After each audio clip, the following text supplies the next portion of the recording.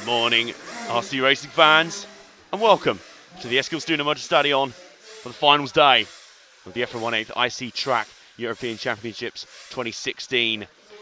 This is the RC Racing TV crew, myself, Adam Johnson, to my right, James Parry, and a little bit further to my right on the camera, Jean Ergen, and we are ready for a day of racing. We've managed to just about stay on schedule, despite the weather not cooperating yesterday. There's a little bit more potentially in the area, but keep your fingers crossed we'll have an uninterrupted day of finals action. We've got plenty of it for you. And some of the finest nitro RC racers in the world, certainly the finest in Europe, do battle.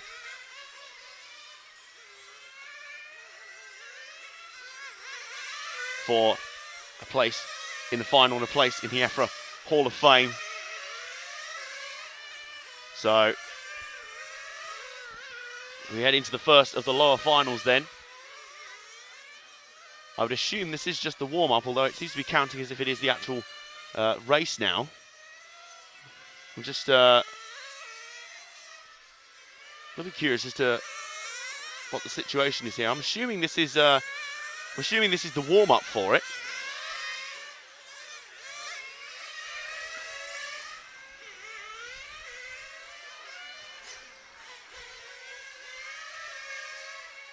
Here we go. It's been reset. There we go. I did think it was. I did think that was a bit odd.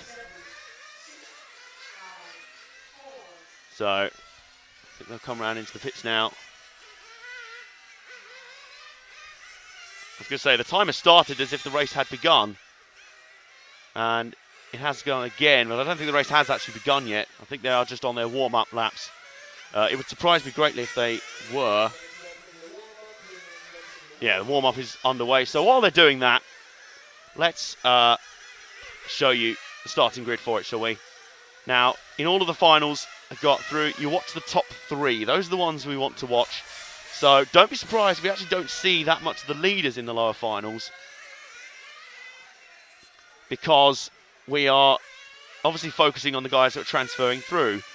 So in this case, we'll concentrate on third spot quite a lot in the afternoon in today's proceedings. That'll be the buzzword for today.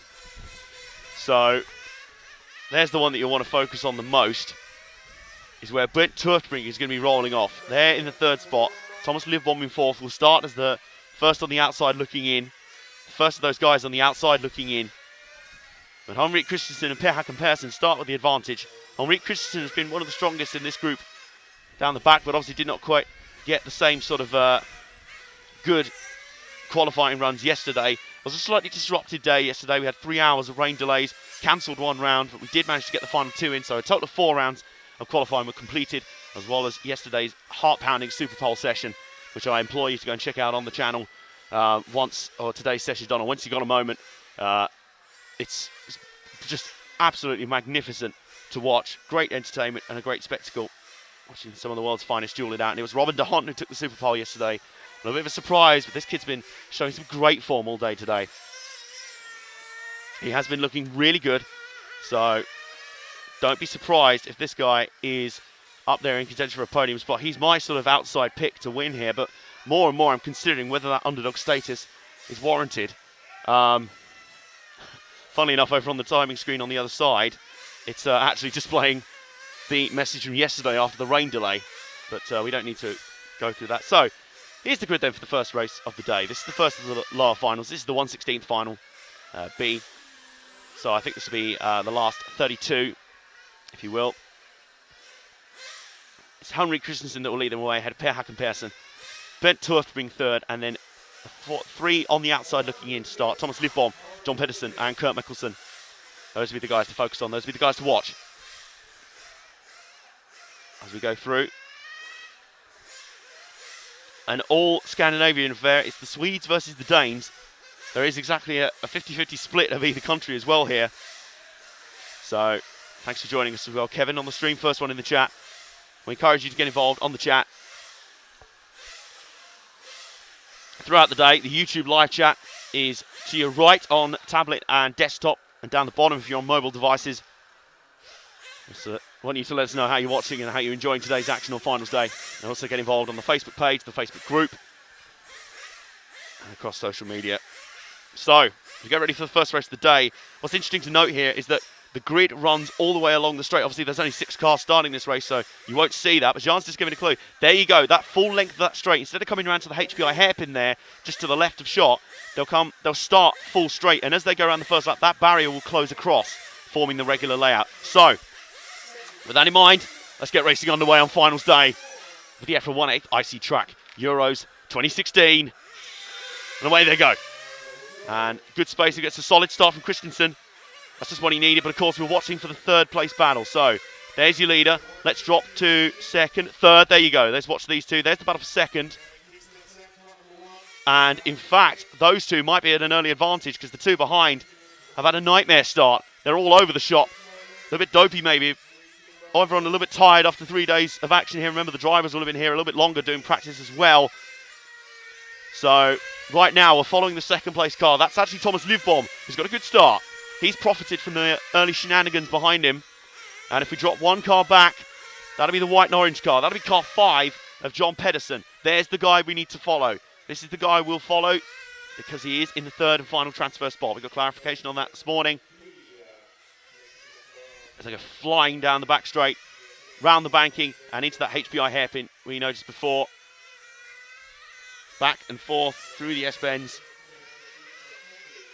And round again. Pedersen, one of the many Danish drivers out here. This was a fairly decent Danish contingent out here this weekend. And he is running a Shepherd with a Pico engine. Team Shepherd.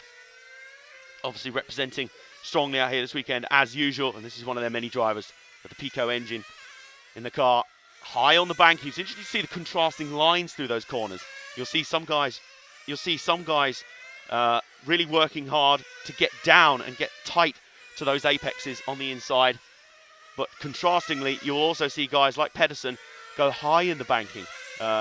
It's a little bit inconclusive as to whether each one is better than the other, but certainly most of the guys in the Super Bowl, most of the fastest guys in the Super Bowl were running tight to the apex. You see how Pedersen runs it again.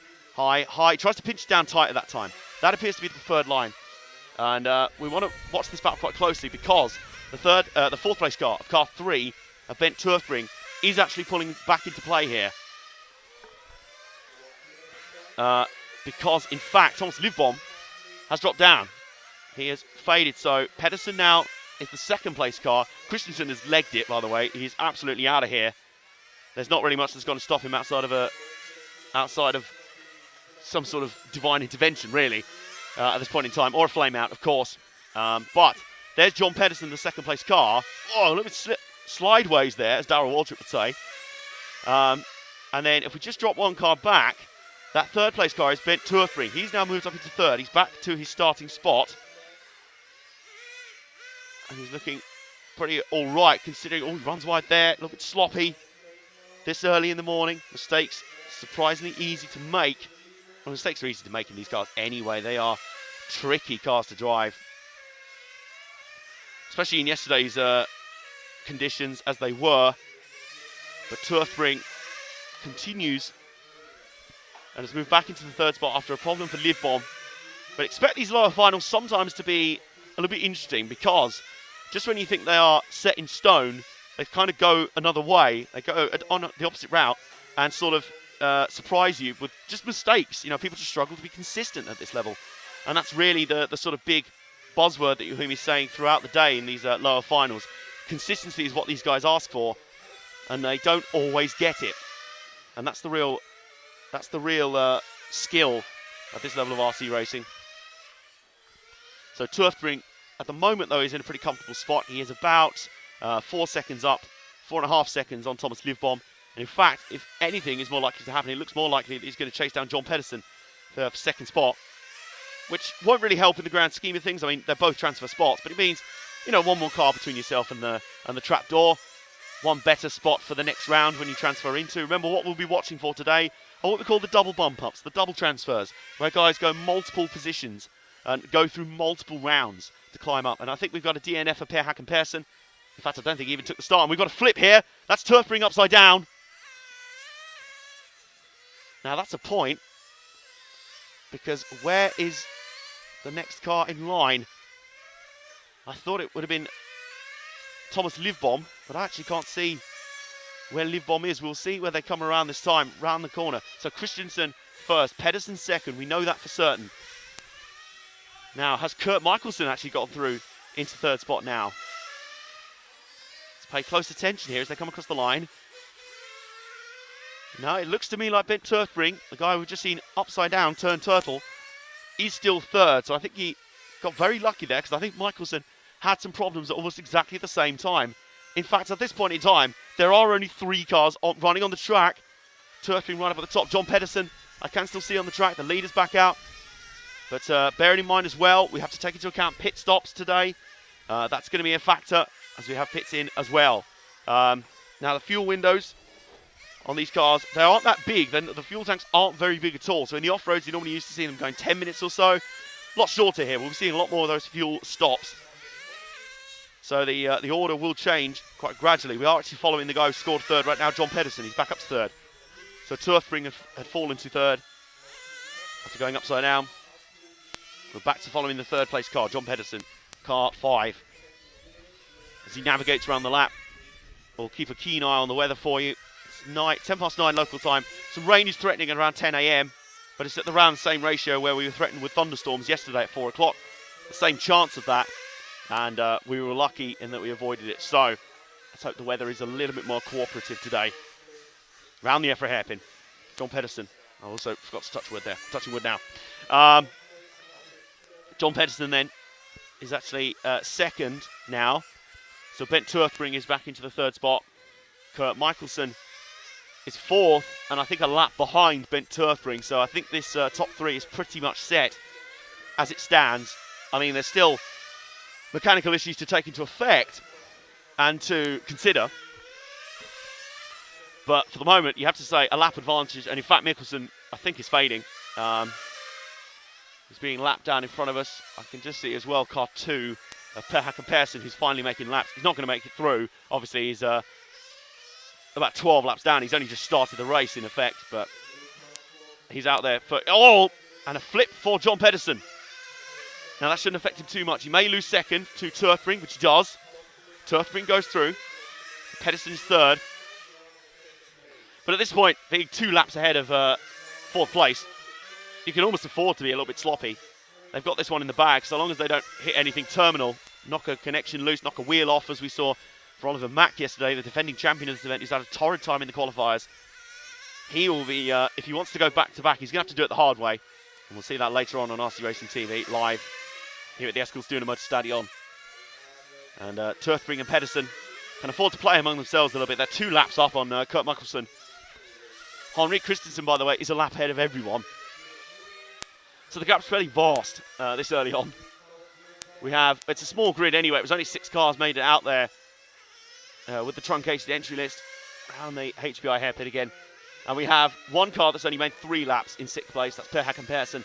1 car that's only made 7 laps. That was Thomas Livbom, who was in third early on, but obviously had a mechanical issue. Kurt Michelson, who's 2 laps down on 3rd place. And Henrik Christensen, who's a lap ahead of his closest competitor in the lead. So this is one of those races where it looks like everything is just about set. We still have about 11.5 minutes to go. So this is one of those, the way it's unfolded, it appears to have played exactly into the favour of those in the top 3. Henrik Christensen laying the beat down on the field. That doesn't matter in a way because, hey, you know what? The other 2 are through anyway. All they need to do is nail their pit stops, avoid the dreaded flame out, and they'll be okay. Because it is worth pointing out, for as long as Kurt Michelson is only 2 laps down, you may think, well, what's the point of him still running? He's nowhere near. He's like, what even is the point of him being there? There is every point, because if one of those guys in front has a flame out and has an issue and loses 2 laps, straight away, he's back in contention. He's played himself back into contention. So John Pedersen continues on his way, and Pedersen will be aware of that. So he will have to continue on his way with a 10.5 minutes or so of no mistake or mistake-free driving. So he's done a good job so far, bar a few marginal flips. Oh, he's got a little lap traffic to deal with here. In fact, is that Michelson that he was just going past? I think it was. That was Michelson he was going by. So I think he's actually now he was 3 laps ahead. He will still be 3 laps ahead because now Michelson is in the pit lane. And so now we've picked up going through car number 2. That's Per Hakan Persson, who's well out of it. He's just completed 7 laps. He will at least finish 5th because Thomas Lubbomb's day is done. So he will keep going. It's a bit like those guys who you see going out later on with damaged cars in races, in full-scale races sometimes. It doesn't matter that they're well off the pace. As long as they finish ahead of other guys who can't continue, still go. You see that a lot at Le Mans quite often. So Per Hakan Persson's doing that at the moment. It's sheer pride. He's maximising his track time because he knows it won't last too much longer out here. His EFRA 1/8 Euros won't be lasting much longer, but he's going to enjoy it while he can. So it is Christensen, Turfring and Pedersen that are still your top 3. So where's John Pedersen rejoined after all that? He's going to be coming through the EFRA hairpin any second now. Right about now, the white and orange car coming onto the back straight. There he is, going down the back. Here's John Pedersen. He's still scored 3rd after his pit stop. And it looks to be about a 5.5 to 6 minute fuel window, or 5 to 5.5 minute fuel window. Right, pretty small fuel tanks aboard these things. We saw that in qualifying, just 5-minute sessions. And sometimes they would flame out before the end of those if they ran at a fuel mixture that burned too much fuel. Through the hairpins. And onto the EFRA hairpin again.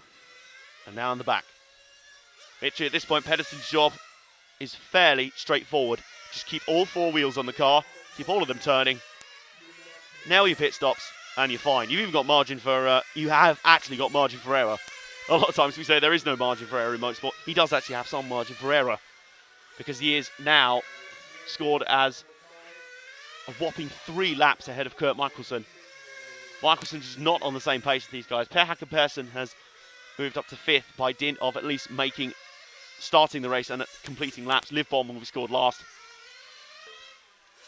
So we have 8.5 minutes to go, and the first final of the day, the first lower final of the day, looks pretty set in stone at this point. Christensen is a lap ahead of those nearest him. Nearest makes no odds. But Turfring is in a comfortable 2nd. John Pedersen is 3rd. The lap times are well off what we will be expecting later on. You'd expect this probably from the lower end of the field and from the first runs of the morning. These guys are a bit bleary-eyed. I'll explain some of the mistakes early in the race, as you have 8 minutes to go. John Pedersen continues on. He's not far behind Turfring, so maybe if he feels like he can catch him up, we may have a battle for 2nd on here.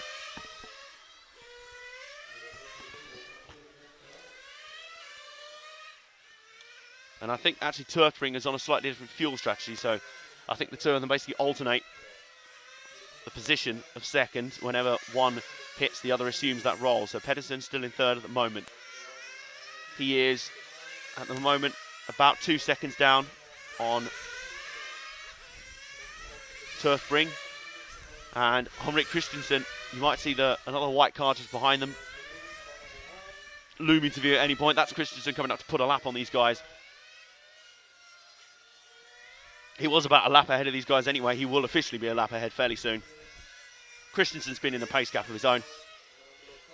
And we saw that down in the lower groups of qualifying. The Christensens, both of them on such strong form today. Henrik, I think, had a few more mechanical issues, and that's why he finds himself down in this lowly position. But there's absolutely no way he's going to be denied. And here's EFRA 1/8 Euros looks set to continue into the next round, into the 1/8 finals, which will be, I guess, your last 16. And remember the rules for the transfer today. Top 3 advance from every final. So, as I say, that's why we're paying attention to 3rd and not the leader so much. We will probably follow him near the end of this one because, as I say, it looks pretty locked up. Something drastic would have to happen now to alter the outcome of this event. So we watch the top 3 because they're the ones that are going to advance. And that was Pedersen putting another lap on Kurt Michelson, which was his nearest rival. A little half spin there. Doesn't matter, it's fine. He's got upwards of 4 laps now on Kurt Michelson. So it's got to the point now where John Pedersen could pretty much have a full flame out, be recovered by the marshals, run back to the pit, have the problem fixed, and return to the track and still be a good 2 or 3 laps ahead of Kurt Michelson. That's how huge the gap is. It's a yawning chasm between 3rd and 4th right now as Pedersen returns to the track. That's the number 1 car of Henrik Christensen we're following right now. That's our leader. Let's stick with him for a little bit. As I say, we don't normally follow the leaders too much in these lower finals, because that's not where the action is. But right now, the transfer positions are pretty much set in stone. Nothing is ever certain in motorsport, but I think this is about as certain as it gets. There's Kurt Michelson, who gets out of the way and plays very well with Henrik Christensen. Lets Christensen get on his way. Christensen just made his probably his last fuel stop with about 5.5 minutes to go. I can't imagine he'll be in again after that. All these cars are running at about 5 to 5.5 minutes. Some may be pushing 6. And that'll be an interesting thing to note later on in the final. As well as, of course, the factor of, do they take tyres at any point? Probably in the final they may do. That's always something to watch as well, how these foam tyres wear across the final. 45 minutes, remember the final, or the lower finals at 20 minutes. Oh, just as I say that, Christensen is back in the lane. So Pedersen goes through. And Turfring goes through. Now, is that an issue for Christensen? No, Christensen's back out. To be honest with you, he's that far ahead, he could afford to have a slight issue and it not matter. So the only thing that's happened there is that John Pedersen's got his lap back from Henrik Christensen. But this is John Pedersen. We're back to the third place car, who is now, as near as makes no odds, 4 laps up on Kurt Michelson. So as ways to guarantee your passage to the next round go, this is about as certain as they're ever going to get. This is about as definitive as ever. Coming to the final 4 minutes then of this race. So Henrik Christensen out front by a lap over John Pedersen, who's now scored second. But Turfbrink is third. So the man we're following right now is the second place car. The car immediately behind will be the third place car. So let's just drop back one here, stay at that corner for a moment. The next car we'll see through is the third place car. There's Bent Turfbring, who had a bit of a shaky start to this one and let Thomas Livbom and Pedersen through the fourth and fifth place cars, but he was able to then progress and move back into that third spot. Through the banking once more and round the HPI hairpin once again. Goes Turfbring.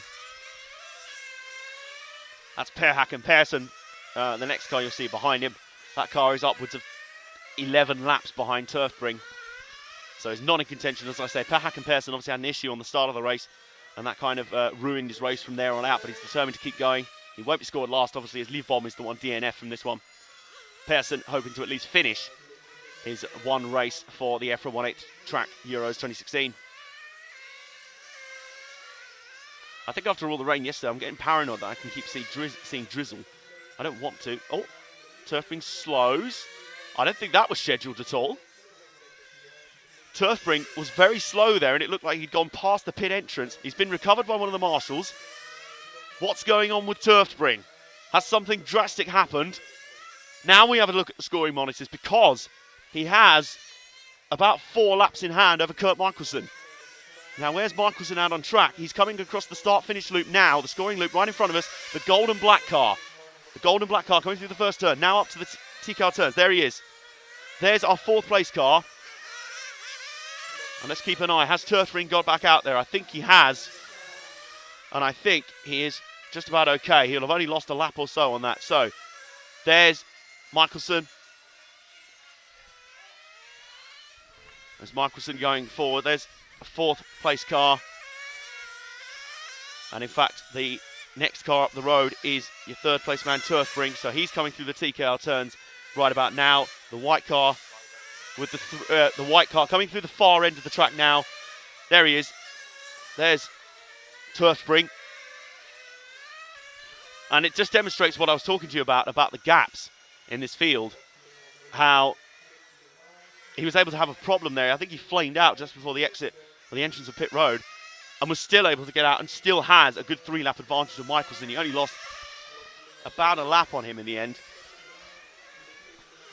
So a really comfortable advantage for Turfbring. John Pedersen is still in there as well. Some late pit stops maybe for these guys, but I don't anticipate many. This car's revving up beneath us, but I think those are warming up for the next race, which will be the 1/16 final A, the second one through. I say this effectively the round of 32, if you will. Now the particular turns again. Goes Turfbring in what has been about as relaxing a race as he possibly could have wanted. Headbutting the rumble strips there, it doesn't matter. He's even had the opportunity for a brief flame out and a couple of mistakes, and it hasn't mattered. These guys' pace has been well above Kurt Michelson. Per Hacken Persson, his race never got going, and Thomas Livbom DNF'd earlier, so we were kind of denied the opportunity for a real contest here in this race. Not that Christensen, Pedersen and Turfbring are going to be complaining one bit, because it means they're going to progress through into the 1/8 finals coming up very shortly on RC Racing TV. Our coverage this morning and for the rest of the day on finals day is presented by our friends at HPI Racing and by EFRA, the governing body and the organisers here for this event. The guys who did such a good job getting back on schedule after yesterday, and the people of which we are the official media partners of. So here's the final result then, of the first race of the day. Henrik Christensen with a good run in the end, a lap ahead of his nearest competitor, 39 laps in the 20 minutes. He comfortably moves through into the next round, as does John Pedersen and Bent Turfbring. They were really unopposed, to be honest with you. Michelson just had no answer for them. Per Hacken Persson in the end finished 10 laps or 11 laps down, and then Thomas Livbom's race again just didn't really get going. So that will conclude our first race of the day, and let's head over to the second of our 1/16 finals in just a second.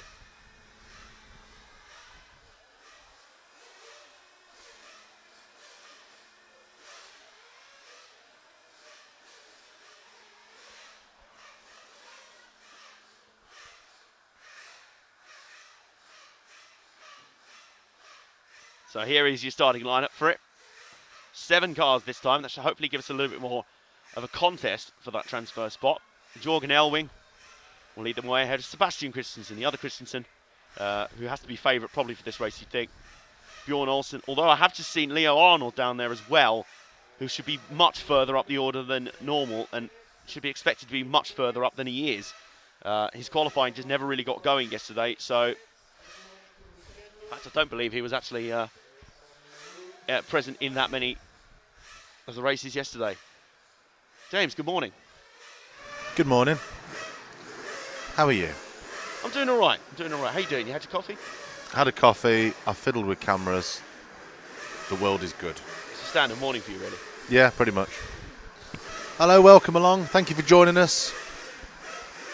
We'll be a little bit less interactive today, with it being finals day and all, but we will try and chat with you and hopefully service your requests where possible. If you're watching this on YouTube, don't forget, depending on your device, you can chat with us and other viewers down either the right hand side, or if you're on a smartphone, it's usually across the bottom. Good morning, Kevin. Magnus, good morning. Paolo Rodriguez, how's the weather? Good morning, Paolo. Weather is overcast but dry, which is good. I think if we get through the next 60 minutes with no rain, then we should be clear for the rest of the day. It's all good. In pit lane, great circuit. Don't have anything like that here in Australia. No, it is a great circuit. It's a great venue. It's, from our point of view, it's nice and close to the airport, the hotel, and the internet speed is phenomenal, which just makes our life easier. Rudolph, good morning. Good morning, Rudolph, from Thailand. What are they in front? So it's kind of early afternoon there. Good morning. Any ideas on top speeds? Top speeds are approximately 70 miles an hour. Oh, Rudolph's answered that 110. Is that about right then? Yeah, that's about right. Julius, Euro RC Racing, great. Great to watch it prime time live. Oh, I'm glad you're enjoying it. We enjoy bringing it to you so you can watch it live. Rudolph, for me, it's afternoon. Well, by the end of today, we will have crowned a new EFRA 1/8 IC Track Euro champion. At the moment, the schedule, if we stick to schedule, then let me tell you, if I play with my mouse and pick up the right tab, we are looking at the moment at a 3:25 local time final. So that's 2:25 UK time. And I'm not going to sit here and go all through the time zones. You should be able to work it out from that. There will be an hour-long break at approximately 12:30, and then at 1:30 we'll be back for the. I can never remember which way round it is. One half. That's a semi. Semi-finals, yeah. It goes quarters, semis, and then main final. I always get the quarter and semi the wrong way around. So we're back at half one with a semi-final B into a semi-final A. Another hour-long break. Gosh, full of breaks today. Could they not just make those 15-minute breaks and we go an hour and a half early? I mean, I wouldn't complain about that. No, we were supposed to go early yesterday, but the rain stopped that. We lost about 3 hours yesterday, unfortunately. But these things happen. We don't care.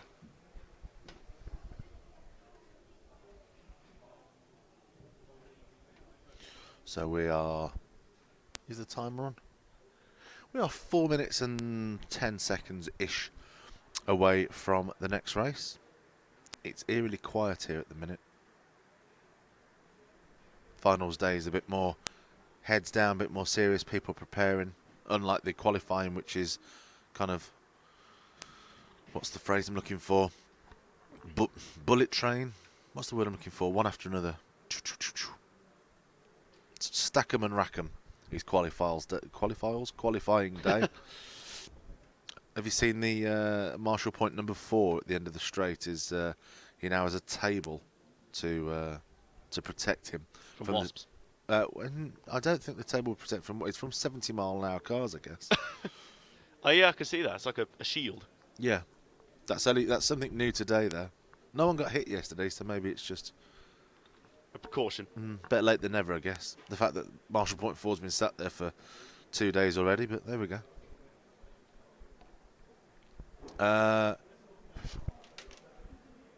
Sorry, nearly got attacked by a wasp in the face again. Nanoverse, Team Molino not racing. Greetings. No, he is here. I was going to say, he is here. Unless you know something we don't know, then he is here. He will be racing in... If you bear with me, I can tell you whilst we warm up. Was he running in Group 5, Timu? Yes.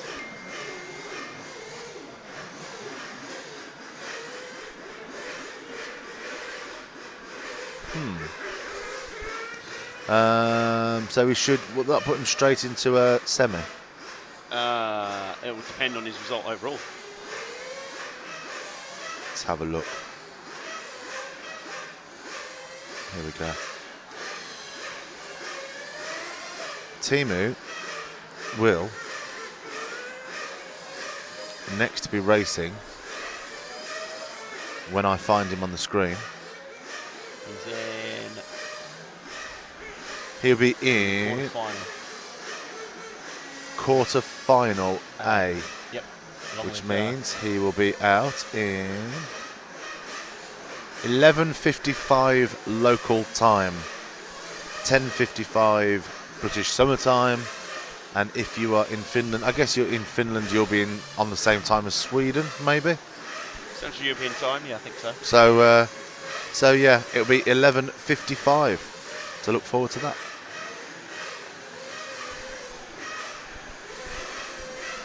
I just need to investigate something. I've been told by our chief overlord and commander, Mr. Damon, that we're having clicks every 5 seconds. So I need to try and diagnose that. Okay. So I leave you to fiddle with stuff? Yes. Okay. And while you do that, and while you use that IT person gift of just glaring at stuff and then they work, let's have a look at the grid. For the 1/16 final A. Jorgen Elwing will lead off Sebastian Christensen and Bjorn Olsen. And then Leo Arnold, who certainly will be hoping to be higher up than this, but he's got a lot of work to do to climb the mountain today. It's not impossible, just ask Merlin Depter about moving through multiple rounds into the final and getting a good result. But even so, from way down in the 1/16 finals, I think this will be unprecedented if he even makes the semi-finals. Friedrich de Beer, Valery Sharnowski and Albi Pispen, and then Samuelson complete the lineup as they get ready for their warm-up.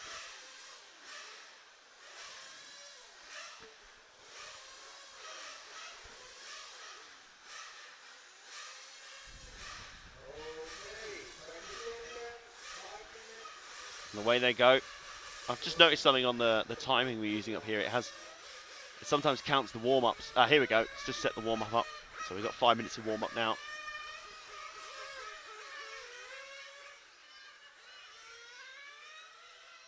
As the cars are out on the track now for their warm-up.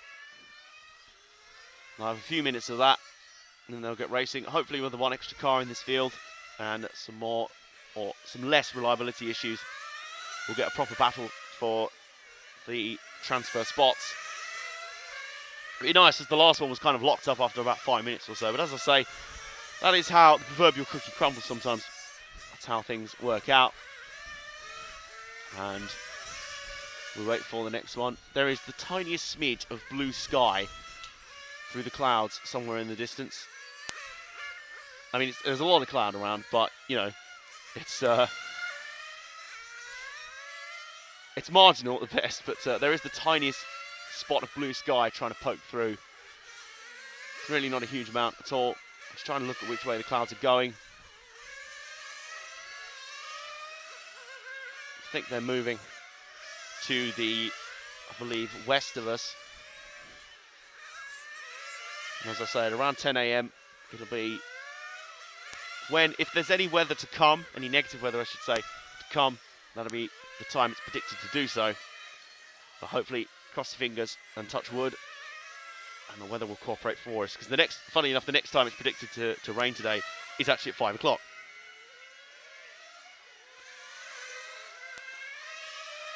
It's actually at 5 o'clock later today, but that's, if we stick to schedule, we should have been done about 15 minutes before then. So, but of course, we know about sticking to schedule based on yesterday.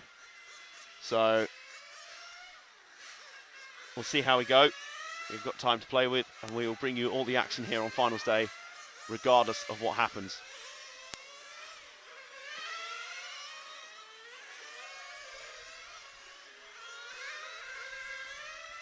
So we've got 2.5 minutes to go of warm-up. That just gives me time to remind you, as I think the sun is desperately trying to poke through the clouds at the moment. Desperately, desperately trying to poke through.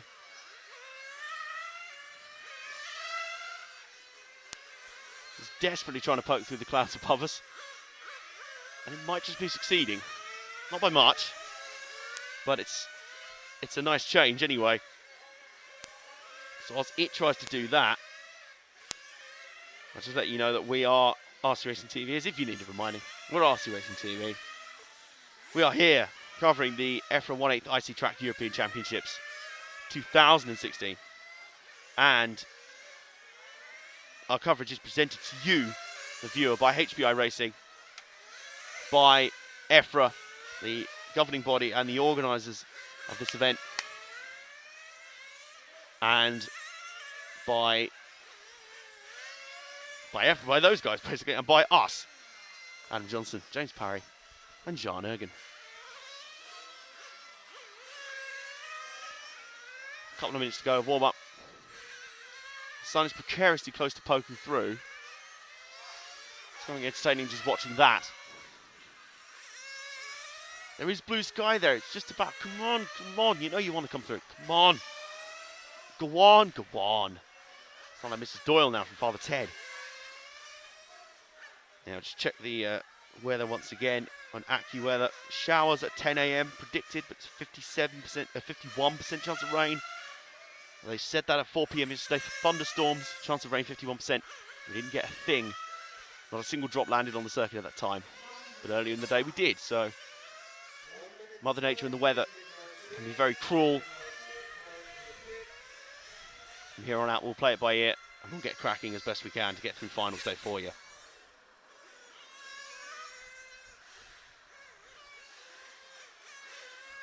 So about 45 seconds before we get underway for the second 1/16 final. Effectively, as I say, the round of 32. There or thereabouts.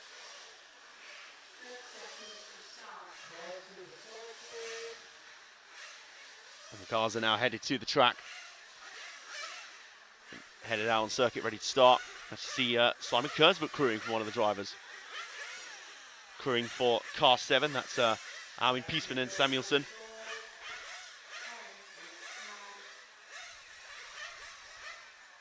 And Just seeing, yes, he is a Team Shepherd driver with a Pico engine.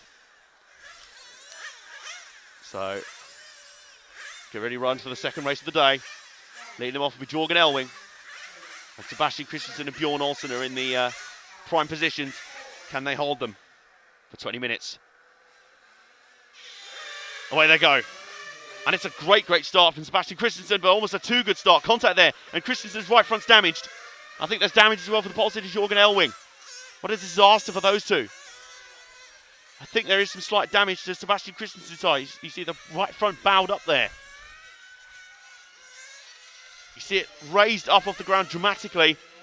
Car 4 of Leo Arnold is the one who's profited quite marvellously. And coming up now behind Christensen is the rest of the field. There's Bjorn Olsen. Now this is the battle for second, but of course we'll pay attention to it because there's your third place car in there. Christensen's come to the pit lane. He's come to the pit lane. He's now going to have work to do. So in that respect, John, let's drop back one car. Just the one car. There's our third place car now. That'll be Friedrich de Beer, car 5. And meanwhile, down in the pit lane, Sebastian Christensen rejoins. Out on track though, here's the battle for third, and it is hotly contested. In fact, my mistake. Oh, big dive bomb there. My mistake, that is car 3. That's Bjorn Olsen, who's moved up and is now in third spot. Leo Arnold scored leading. Friedrich de Beer second. Third, Bjorn Olsen. Albin Samuelsen Piesman. Oh, mistake there for Olsen. Oh, Olsen moves through, sorry, on de Beer. And another half spin for de Beer. So now it's Bjorn Olsen that's moved through. That should put him second now. And let's have a quick replay, VRC Pro replay of the start. And it was a good start, but a half spin for the pole sitter, and that clipped Sebastian Christensen. Christensen really had nowhere to go. No one's fault there, really. And then in recovery, he takes out, damages another car. So a disastrous start for Jorgen Elwing.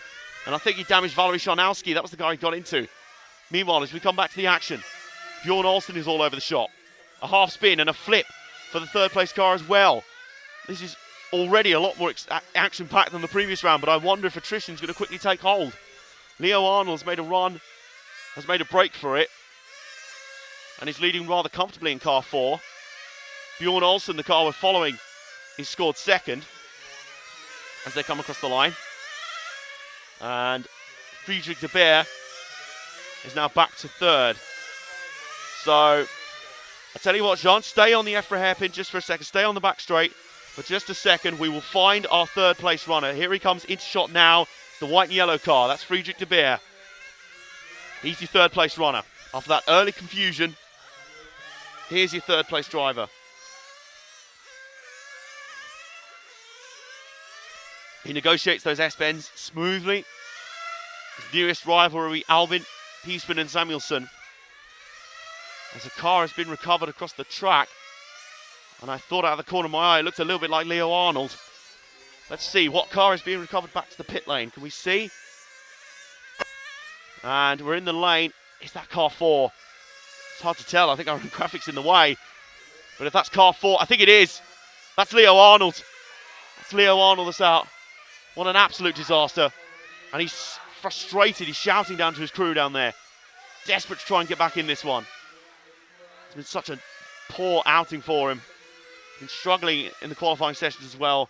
Reliability's not gone his way. But now that means that the car we're following out on track is Friedrich de Beer is now second. Albin Piesman and Samuelsen is third. So it's followed de Beer a little bit longer. So Arnold's just plummeting through the position. Arnold desperately trying to get back out on track. Desperately trying to get back out there. De Beer, meanwhile, just needs to keep clicking on. Sebastian Christensen has actually played himself back into contention here. Back in the field. So let's have a look and see if we can find the battle for third spot. In fact, if we drop back one car, Jan, stay there in the banking. Your battle for third is right there, but in the pits. Pink car has just returned to the track. I think that's Sebastian Christensen. We also have to fuel it now. One car's in the lane as well. Now, who's that coming in? It's just come in the lane. There's a lot going on at the moment. I think that's Sebastian Christensen who was out on the track. Now, he had made time. So Sebastian Christensen is back on the track and he's running well. He's now up towards the third spot. Remember, he got that damage on the first lap. but he has recovered well. I think they fixed the bodywork well on that car. He's now closing up behind car 5, which is Friedrich de Beer. As early pit stops happening, remember also car 1, Jorgen Elwing is back out there. But Elwing is laps down. He's actually on the same lap as Leo Arnold. So those two are going to have work to do. I think Arnold's car is back out. Arnold's car has returned to the track.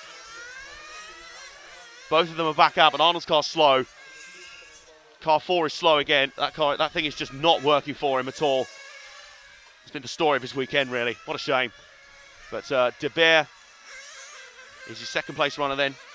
As we watch Arnold's car being recovered into the lane again. More cars pitting in. I think that was De Beer that was just arrived in the lane. So meanwhile, out on track, Sebastian Christensen, car 2, just comes out just in front of De Beer. So Christensen has actually done a great comeback. He's actually made a really nice comeback. We'll see a little picture-in-picture there as well. So you'll see all the action from the pit lane as well as what's going on out on track. That's De Beer's car. So if I've got the calculations correct, should be scored 3rd as they come around this time. And the 4th place car is not that far behind him either. Just that orange flash just behind is Piesman and Samuelson. So here's your battle for 3rd. Oh, we've got a bit of a breeze picking up here now. The wind really picking up here as well. That's a factor. That'll be something to note as we go through today. And Piesman De Beer and Piesman and Samuelson. This is your battle for 3rd. Sebastian Christensen's worked his way up. Here's your battle for 3rd. Lovely clean pass from Piesman and Samuelson. Really, really nice pass. De Beer now down to 4th. So that orange car that's just made the pass. One car in front. Oh, and has flipped across back over onto the track.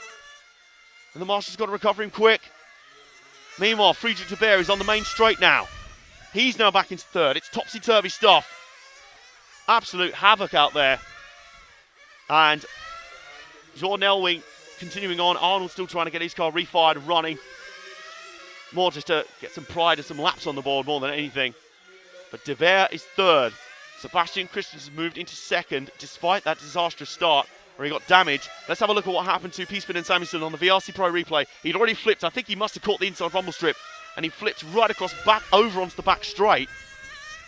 So that was a real disaster for him. That's cost him a lot of time. I'm also having a look here.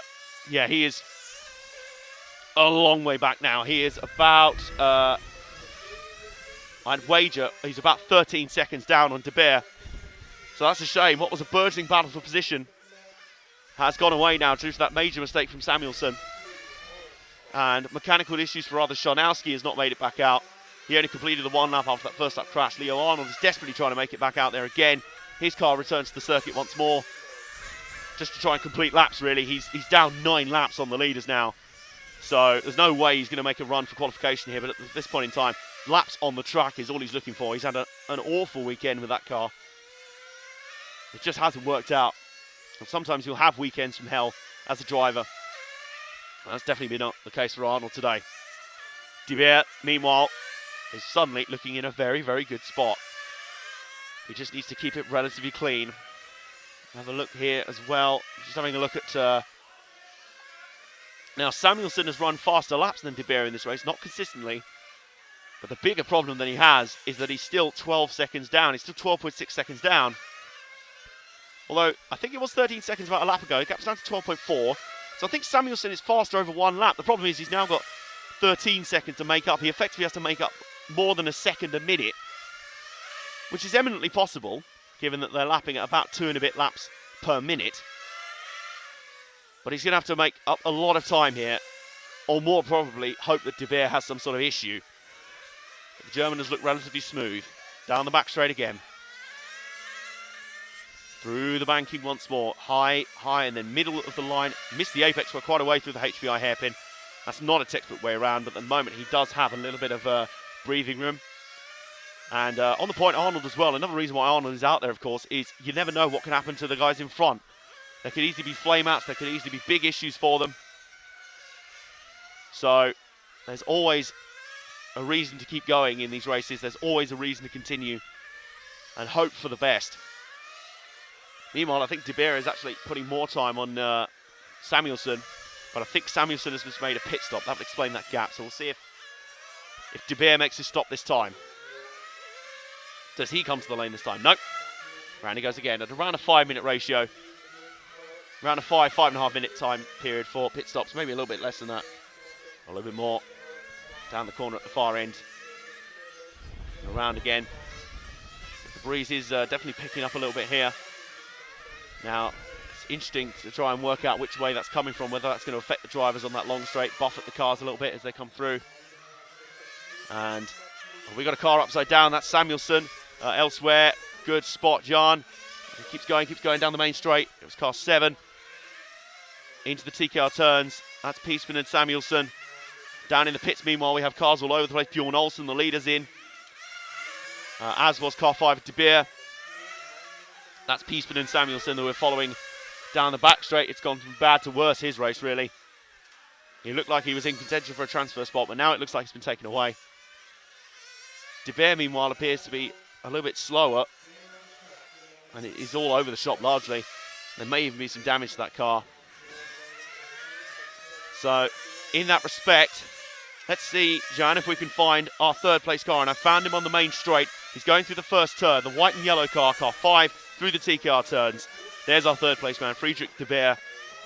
He has been our third place man for quite a while now, and has looked very comfortable in that spot.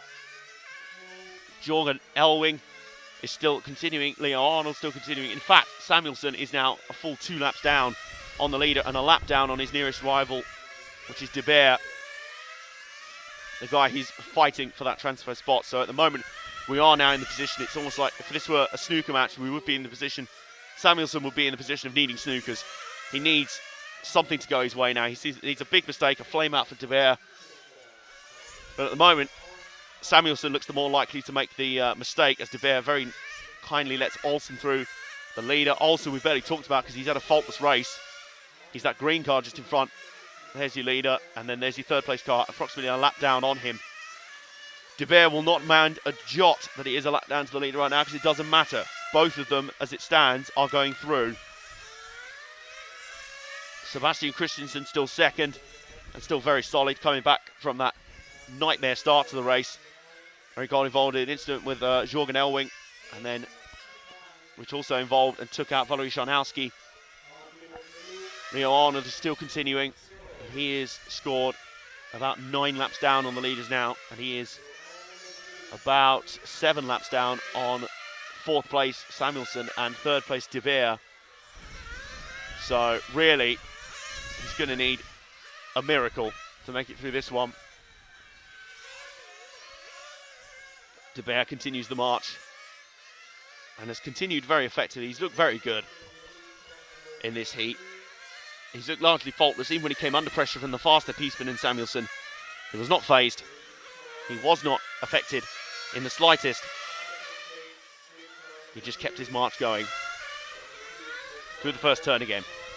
Round the TKR turns once more. Remember, in the first of the 2 lower finals this morning, we had 39 laps be the benchmark. Now that's going to come into play a little bit. Oh, a spin for De Beer. And that's a mistake from De Beer. It happens. And on his way he goes, though. Looks like it hasn't done anything to harm his advantage. He keeps going. He's only lost a marginal bit of time. Peaceman and Samuelson, by the way, still a long way back. He's not even scored on the same lap at the moment. As Arnold's gone, meanwhile, I can tell you, is tail sliding all over. Oh, another half spin, though, for De Beer. Now, careful. I know you've got a good advantage, but this is... You can't afford too many of these, especially if one of them lands you in the wall. That's not ever something you want out of this. As Martin Hoody has come up here to observe as well. It's interesting to see the drivers, the officials, the crew members, team managers watch the races from up here. It is a great viewpoint, a great vantage point, and very spacious as well. So you're not in the way of any of the drivers. We're at the far end. The driver's stand is down to the far left. Another mistake for De Beer. And he's slow getting back on the track. Surely not the tension getting to him. A few mistakes creeping in now. He does still have a very healthy advantage over Samuelson. So he's all right in that regard. But as I say, you can't really afford many more of these. Around the TKR turns. Again, very wide on the apexes. This to me has the mark of a guy who's simultaneously knows he's got a huge gap and knows he's about to go through. But at the same time, he's also getting nervous about this fact. There's some twitching coming into those controls. Not as stable and not as consistent as they once were. Having said all of that, of course, he is still a good 27 seconds up on Samuelsson. So that is almost a full lap on him. In fact, the next car up the road from him will be Samuelsson. So De Beer still has the advantage firmly in his grasp. Olsen and Christensen are still your leaders, by the way. So Olsen should ensure at least one Swede through from this group. And that's, actually that's Leo Arnold coming up behind De Beer. I think De Beer will be quite sensible. In fact, he's pitting him. De Beer is rather sensibly pitting him. So just wait at the end of pit lane, Jean, and that's, I think that's Merlin Depter pitting for De Beer. And out comes De Beer. Straight back out. Smooth pit stop. That should be his final stop of the race now. I'd be surprised if he has to pit again. If he does, it'll presumably be a precaution because he has time to do so. With Samuelsson still be a long way back. We'll see what the gap is when they come out. He comes out the pits this time. And Samuelsson does across the scoring loop. That's how far back he is. There we go. He is 34 seconds down now. And in fact, it is actually Jorgen Elwing who scored fourth, which means Piesman and Samuelsson's had an issue. And that pretty much sets the top three. Just as we did in the first race, attrition pretty much setting the top three. Because De Beer is a lap down on the leaders, but Jorgen Elwing's now fourth. And consider this, he's 3 laps down from De Beer, and he's 5 down from the leader. So all of the top three are on different laps at the moment. It really has become spread out. It's quite a shame that we did not have the race that we were treated to earlier. So, well, in that respect, I think Arnold will get one more position. So that's some consolation for him. He'll be hoping for one more flame out. He'll just be like, come on, one more mechanical issue and I'm through. Despite that, those bad issues in my car earlier. Arnold is currently scored 7 laps down on De Beer. So we'll follow De Beer through to the close of the race because he is in third now by a country mile. In fact, Arnold's just run off the track just in front of De Beer. Round the first turn, through the TKR turns again. And De Beer, his car getting a little bit twitchy. Arnold is right there. Oh, a little bit of contact there, but it's okay. Arnold's car continues on. As I say, Arnold will think he's all his Christmas to come at once if he has if something else happens, although he still hasn't passed Piesman and Samuelsson, technically, in terms of score. So, Jorgen Elwing is still scored fourth. So, in fact, by my maths, it'll be Arnold will need 2 more mechanical failures, and very quickly as well to make up the laps. So De Beer is going to get to the point where some of these top guys are going to be able to have a flame out in the last few laps, and the other guys are not going to physically have the time left in the race to make the laps up. So just like the first round, in the end, attrition really kind of denying us a great race in the end and a great battle for the third spot. We saw some battles briefly.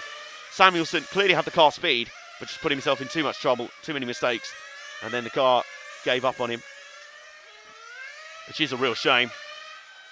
But De Beer will be the one moving on in all certainty. Jorgen Elwing is the closest threat to him, 3 laps behind and 5 behind the leader Bjorn Olsen. So the chances of this top 3 changing are slim to impossible. If there was a flame out now, I guess Elwing could maybe make up some of the laps, but even then he'd be pushing it. And the fastest laps in this race all largely in the 29s, except for Leo Arnold, showing where he perhaps should have been this weekend with a 27.3. He's been lapping down in the 26s. And that's, oh, he's run wide. De Beer's run off the track there. Run off the grass. I thought he flamed out and slowed for a second. He did not. De Beer continues on. Car's just run wide there. Which car is that? I think that's Sebastian Christensen that just ran wide. I'll keep an eye on him for you. We'll keep following our third place car. Christensen's car appears to be handling a little bit wayward now. Maybe a symptom. A hangover from that incident at the start of the race. But it doesn't matter. Christensen's a lap ahead of the car we're watching right now. De Beer, near as makes no odds, a lap ahead. So he's in a good spot, and even if he does fall to third, he still has that buffer over Jorgen Elwing as we come into the final 30 seconds. Our round of 32, if you will, the 1/16 finals about to be decided. We've had our first transfers, and we will soon have the other 3 drivers moving on. And it looks with all certainty like they will be Bjorn Olsen, Sebastian Christensen, and Friedrich de Beer. In fact, Christensen's right there. That one mistake with his car, and he's so much quicker than de Beer. He just got his nose cut off a little bit there by de Beer. Again, it's all inconsequential. And the race is concluding, and it will conclude with Olsen taking the victory in 39 laps. And de Beer, there you go, a little bit polite there. He just lets the faster car through. Christensen in second. They'll come across the line in position order. Christensen comes across the line second. De Beer third. There are your qualifiers. In what was a race marred with a lot of attrition and frustration for a lot of the runners. Let's take a look at the final order.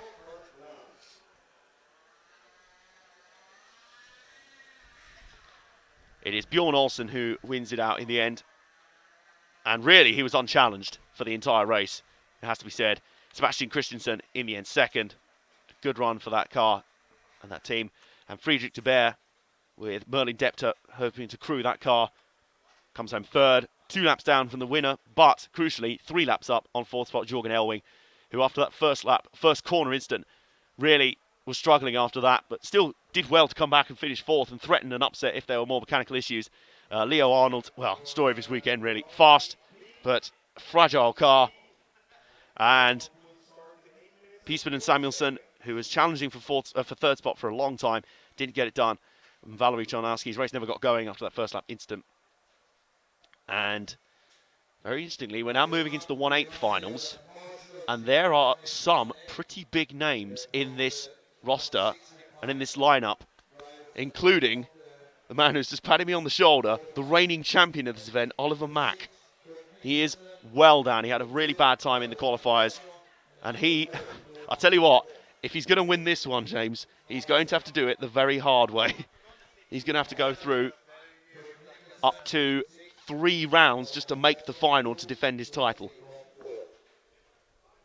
It has been done. We've seen it before. So,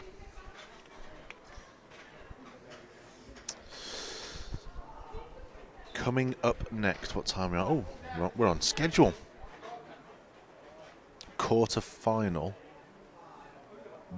B. Is that right? I think this will be last 16, technically. 1/8 final. Oh, sorry, I've missed one out. Yep, sorry, I've missed a round out. Oh, last day syndrome. Anyway, thank you for tuning in. We are RC Racing TV. We are here live in Sweden, bringing you the EFRA 1/8 IC Track European Championships. All the action as it happens. Thank you, of course, to HPI Racing, sponsors of the event, and thank you to EFRA for inviting us along, for whom we are the media partners of. We cover these events for them throughout the summer months even, across Europe. Our next event is Bologna, Italy, I believe. I know because I had to do the graphic for it yesterday. Next weekend. Yes. Don't forget, if you're listening and you haven't already done so, we are on the Facebook. And we are on the YouTube, obviously. Otherwise, you wouldn't be listening to us right now. We're basically on the internets in general. Yeah, the internets. If you haven't already, do head over to Facebook, search for RC Racing TV. We have a page and we have a group. You have a page and a group, I hear you ask? Yes, and I'll tell you why. We have a group for you to chat and socialise with like-minded people. There you can post, I don't know, pictures of your car. You can ask questions. You can chat amongst yourselves. But these days we use the Facebook page to keep you informed of all the news and all the schedules, the information, when we're going live, where we're going to be. We kind of use the Facebook page for that purpose. So you can join the group, and once we've confirmed you are a real person and not a seller of fake sunglasses, unwanted financial pyramid schemes, or a seller of fake handbags, we will welcome you live on air collectively into the group. And don't forget to head over and find our page. Go ahead and give our page a like, and you will not miss any of the action. because it will be in your timeline. It's that simple.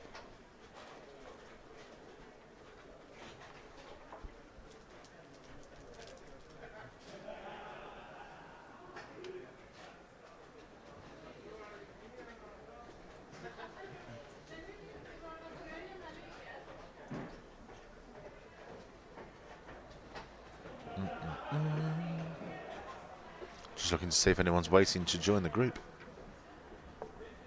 I like this bit when you vet the new additions.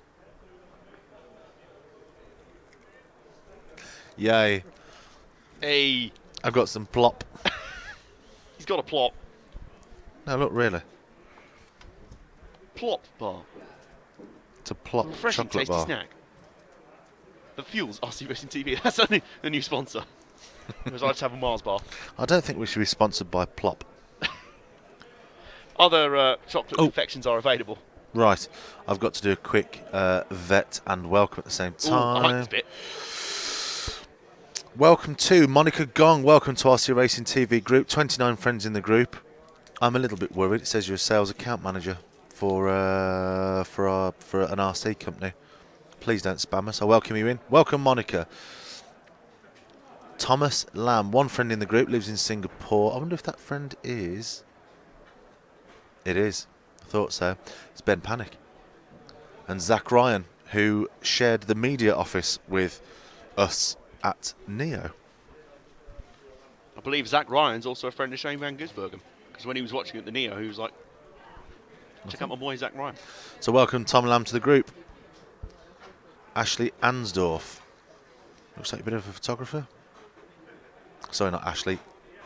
Azzy. Ansdorf. Hello, welcome to RC Racing TV. Dun, dun, dun.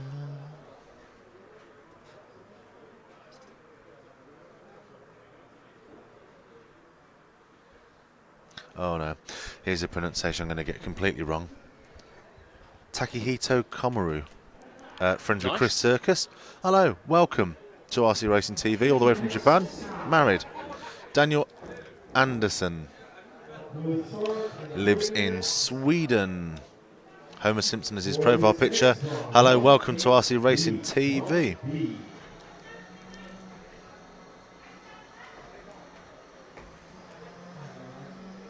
Tobias Kurth, one friend in the group. It always worries me when it says people joined Facebook a month ago. You've got a friend in the group. Where have you been? Yeah, you got a friend in the group. I'm going to try you. Tobias. Hello, welcome to RC Racing TV. Victor Green was a sergeant in the US Army, lives in Orlando, Florida, from Mississippi. Hello, welcome to RC Racing TV. Cody Abram, joined a year ago. Member of 36 groups. Hello, welcome to RC Racing TV. And finally, Samuel Fletcher. 232 friends in this group. What? I just wonder why he's not in there already. 3 mutual friends with me. Mark Stiles, Ollie Meggett, and Nick Damon. Yeah, why aren't you a member already? Well, anyway, Samuel, welcome to RC Racing TV.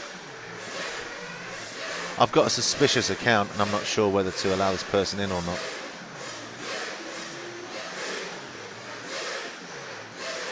SDE Sonia. I don't believe you're a real person. That there is a fake account. I'm going to block it. Sorry, Sonia. Don't believe you. You were blatantly going to try and sell us handbags, weren't you? Weren't you? So you hear the engines revving up for the next round. What's going on in the chats? Hello, Ricardo.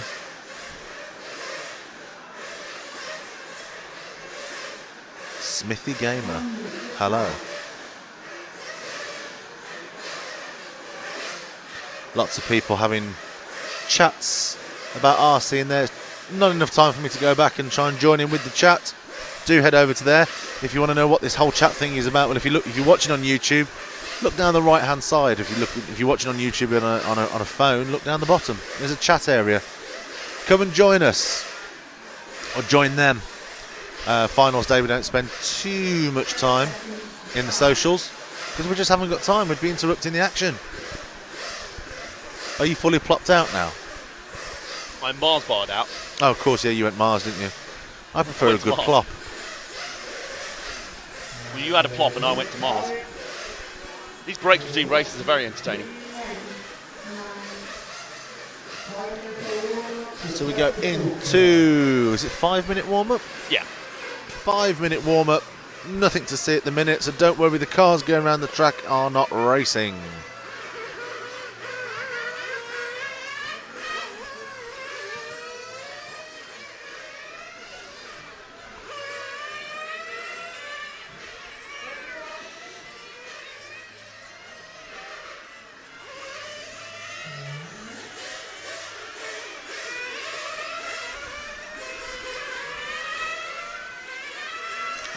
I like that camera shot.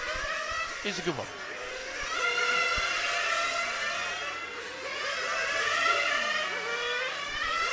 I like that one as well. Yeah. I don't know whether it needs to just be a tad higher. Yeah, we see enough of the pit. Yesterday we just saw a lot of the sides of people's heads. Yeah. We've moved the camera today. Tom Krugewski in the near shot. Duck out further. I wonder who he's crewing for. Is he just spectating for someone else? He's obviously down here probably supporting Martin Hoody in this race. We'll have a full run of the grid for you in a minute. Should we run through the starting grid? I think we should. Yep. Go for it. Do the grid and then I'm going to go for a natural break, but I'll wait for you to finish the grid first. Right, okay. Well, here's the starting grid then. It's Oliver Mack, and we talked about before, the reigning champion of this event, starting in the 8th finals. That means he has a minimum of 3 rounds to get through just to make the final to defend his title. Qualifying really couldn't have gone any worse for him. And pretty much the moment in the first completed round of qualifying we got yesterday, when he went out there and after half a lap crashed into a tyre wall and lost the left front wheel, even he was brightly smiling. It was as if to say, this just really isn't my weekend, is it? Nope. But he's out there and he starts on the pole and he has a chance to at least transfer up and move into the quarterfinals along with Martin Hoody, another man who probably is a lot lower down than he would have liked. But the climb up the order begins here for him. Magnus Bengtsson will roll a 3rd. 4th is Kenji Tyra. And then it's Stefan Andersen rolling off 5th. Ahead of Bo Nielsen. Then Carl Uninius, who had a much faster car than his qualifying group showed, and his qualifying result showed. He was stricken with a lot of unreliability. And then below them, we have our 3 transfers from the 1/16 final B. Henrik Christensen, John Pedersen, and Bernd Turfbring. Oh, sorry, I thought we had a car broken down already. Oh, it's pulling to the right a little bit. No, he's all right, car number 6. Car number 6 out on track at the moment, that's Bo Nielsen. I might be wrong, but I think Martin Hoody, this isn't his primary class. No, probably not. I tend to see him with touring cars more, I think. Much like Andy Moore, he's adding 1/8 Nitro to his repertoire. Well, it's obviously, I was going to say, it's obviously in best interest to have X-Ray presence at these events, but there's plenty of X-Ray drivers, so maybe he is doing this for pleasure and not business. Why not? Part of the Hoody dynasty. And I've got to say as well, the breeze means we're blowing through the clouds. There's slight gaps in the clouds, and there's actually sunshine poking through. Now, considering this was the hour where we were predicted showers, not too bad so far, but still, we touch wood. We keep it we keep all fingers crossed, basically. We get through. All things crossed. All things crossed. All of the things, as we have about 80 seconds to go before we go racing. Let's put the live timing on so people know that we're not mid-race. Oh, that was a big hit down in front of us, by the way. That was car 5 that's went into the barriers. That was Stefan Andersen. A solid whack. He looks okay. I think the bodywork's just fouling the front end a little bit. Just coming in the pits now. Is he all right? Quick check over. Look under the fuel up. Under the chassis. The lady receiving the car now is Martin Hoody's wife. Oh, there you go. In the middle of the shot. Husband and wife duo. In the car. I think she always pits for him. I don't think I could work with my wife. As much as I love her very much, you can spend too much time with someone. Also, I think the guy crewing for Ben Turfbring is the guy who famously punched himself in the face trying to beat a wasp up the other day. Which guy? The guy crewing is in the blue. Oh shirt. yeah, with the yellow earphones. Yes. In. Yeah. That I is. kind of wanted to go up to him all weekend to be like, sir, I appreciate your way of dealing with wasps. But he That wouldn't man there, the understand. blue top, stopwatch as well. Right then. Let's get down to serious matters. The business at hand, which is racing. It's about time we got going. Right, I'm going to leave you with the capable hands of Adam and John, because I need a natural break. BRB. But for us, we're ready. Another 20 minutes of racing. Our first 1/8 final today. This is the last 16, if you will. Oliver Mack and Martin Hoody rolling on first and second. They are favourites to transfer, but anything can happen in these races, and away they go. It's a good start from Oliver Mack. Very, very nice. Neat and tidy through the first few corners. Not really challenged by Hoody, who is having to pull a bit of a rear guard action on Magnus Bengtsson. And it's still under a bit of pressure from Bengtsson. As we follow that battle for second now. Hoody now pulling out a little bit of a gap over Bengtsson. And that's Bengtsson down the straight at the moment. And that's Kenji Tyra in fourth spot. They're pretty much rolling off the line of stern. It's a lot different to the off-road races where qualifying can easily be thrown in the bin after about 2 corners with everyone colliding with each other. But it's Bengtsson who comes across the line on the first lap in third spot. We've had some issues back in the field, but we'll stick with this third place battle for now. One car upside down, it's car 9. Car 5 also having some issues as well. That's Stefan Anderson. Car 9, John Pedersen. But the car we're following right now is car 3, Bengtsson. They've gone as qualifying order for the top 5 so far. And I can tell you, Oliver Mack is making a break for it. He's absolutely determined to start his climb up the order and at least go down with some valour and some pride in his battle to defend his title out here. As I say, qualifying really couldn't have gone any worse for the defending champ of this event. But so far, this has been a good start. Hoody has also got a solid start as well. But remember, the big issue for Mack was little mistakes and reliability issues. So he's still got a good 18.5 minutes to go through this race. Bengtsson then is in third, but Kenji Tyra is not that far away. Are we going to actually have a battle for the transfer spot now? So far, we've been denied them through mechanical issues and attrition and bad luck and misfortune. So Bengtsson holds that spot right now. And he's lapping fairly decently. I've got to say, Oliver Mack's the only car in the 27-second bracket right now. Hoody is low 28s, and then Bengtsson, the third place car, is up in the 29s. So that shows you the speed that Mack and Hoody can operate at under race pressure. But Tyra is closing in now, Bengtsson. It looks like we are going to have a battle for this third spot, at least for the early part of this race. Tyra immediately looking up on the inside. Keeps it neat and tidy in the corners. Bengtsson a little bit wider. That gives Tyra a little bit of a chance of feeling like he can move up the inside. But every so often, Tyra will make a little mistake. Open the gap out a little bit again. The intensity just starting to crank up here at the Eskilstuna Motorstadion. Tyra looking for that final transfer spot. Looking up the inside into the HPI hairpin. That's been a very important overtaking zone. He went for the dive bomb in the S's. Doesn't quite make it. Bengtsson will feel the pressure right now. He's feeling all sorts of pressure. Tyra applying the blowtorch to the back end of that all-white prototype bodied car of Bengtsson. The top 2 have run away for the moment. Oliver Mack and Martin Hoody in a world of their own in terms of pace right now. They are comfortably gone of these guys. Bengtsson and Tyra are your 2 on screen right now. Bengtsson is the man holding the third spot in the white car. The white, red and blue car of Tyra is on the outside looking in. He tried to do a sort of Swedish shuffle there through the S's. Very appropriate given where we are. Rickard Rydell was watching who would improve. He went outside into the first S chicane and then back to the inside again. Trouble is it didn't work. It's actually put him a little bit further back. So as he followed Bengtsson now, the Swedish driver, there was no way he was going to get done by a Swedish shuffle on his own home turf. So Tyra, representing Germany this weekend, is still on the charge, trying to get that time back as we follow Bengtsson again. This is the first time this morning that we've had a real and true battle for third for at least the first few minutes of this race. Can it continue all the way to the end? Can Tyra continue to apply the blowtorch? He's dropped a little bit of pace now, but remember we have pit stops to come. That'll be also crucial. Can the crews get those cars turned around quick enough to keep them in their respective positions, or in Tyra's case, promote him up a position into that highly valuable transfer spot? Also worth noting that the best of the transfer guys is Bent Turfspring, the number 10 car, in 6th.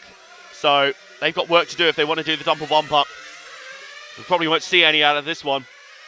But in terms of the pace he's setting, I think Oliver Mack is definitely hoping to be one of those double bump up guys, double or triple bump up to make the final and defend his title.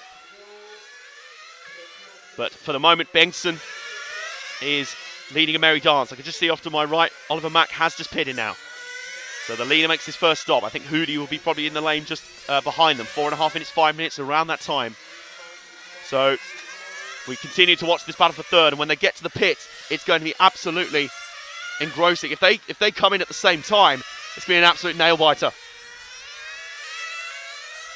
So we watch them. Tyra's falling back a little bit. It just feels like Tyra gets within a certain distance behind Bengtson and then makes a little mistake. Looks a tiny bit, not even that much of a mistake, just a tiny error, and that opens the gap out a little bit again. So Bengtson just keeping Tyra at arm's length. It is literally nothing at the moment. When these two pit, we'll have a look for you. Right, Bengston's in the lane. Bengston's in the lane. We'll continue to follow Tyra out on the track. And it's a decent stop for Bengtson. He's back out. And so now it's over to you, Tyra. The ball's in your court. What can Tyra do on his in-lap? You assume that he'll be in this lap as well. Bengston is back out on the circuit. Bengston is stopped, didn't look that fast, but as long as it's faster than Tyra, it'll be fast enough. That's all he cares about at the moment. Tyra into the lane now. So Tyra, keep an eye, Jean, for Bengston out on the track. He's coming round now. He's coming down the main straight now. And Tyra is not even out yet. He's not even out yet. So Bengston has sprung a little bit of a gap there. We've re-picked up our third place man, Bengston. So Magnus Bengston has actually profited rather nicely from that pit stop cycle. He got a better stop than Tyra. And I wonder if his outlap was just that smidge quicker as well. Let's have a look on the screens. I think it's hard to tell, really. Magnus Bengston, I think Tyra's lap, including the pit stop, will show up this time around. Magnus Bengston's lap with a pit stop was a 35.582.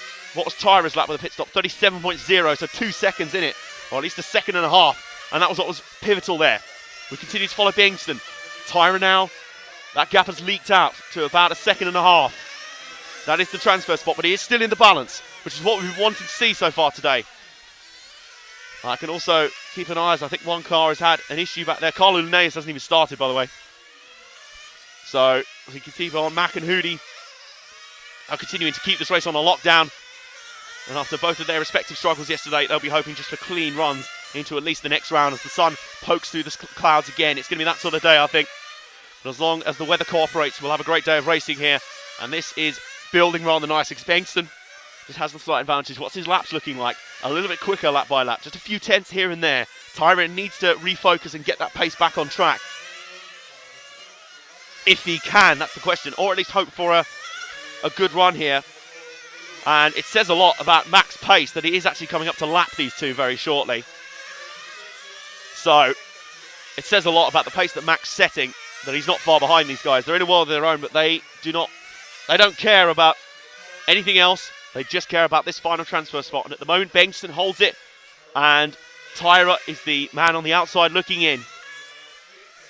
Tyra is desperate to try and get back on terms. He was actually faster than Bengston on the last lap. The problem is it was by a mere 1/100th of a second. That lap he was 4 tenths quicker, so he's going in the right direction.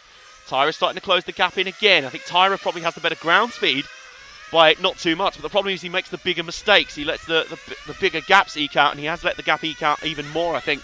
But I think part of that was due to letting Oliver Mack through there. So Mack is through, lapped up to 4th place, and he will soon be lapping Bengston, you imagine, because Mack's laps are down in the low 27-second bracket.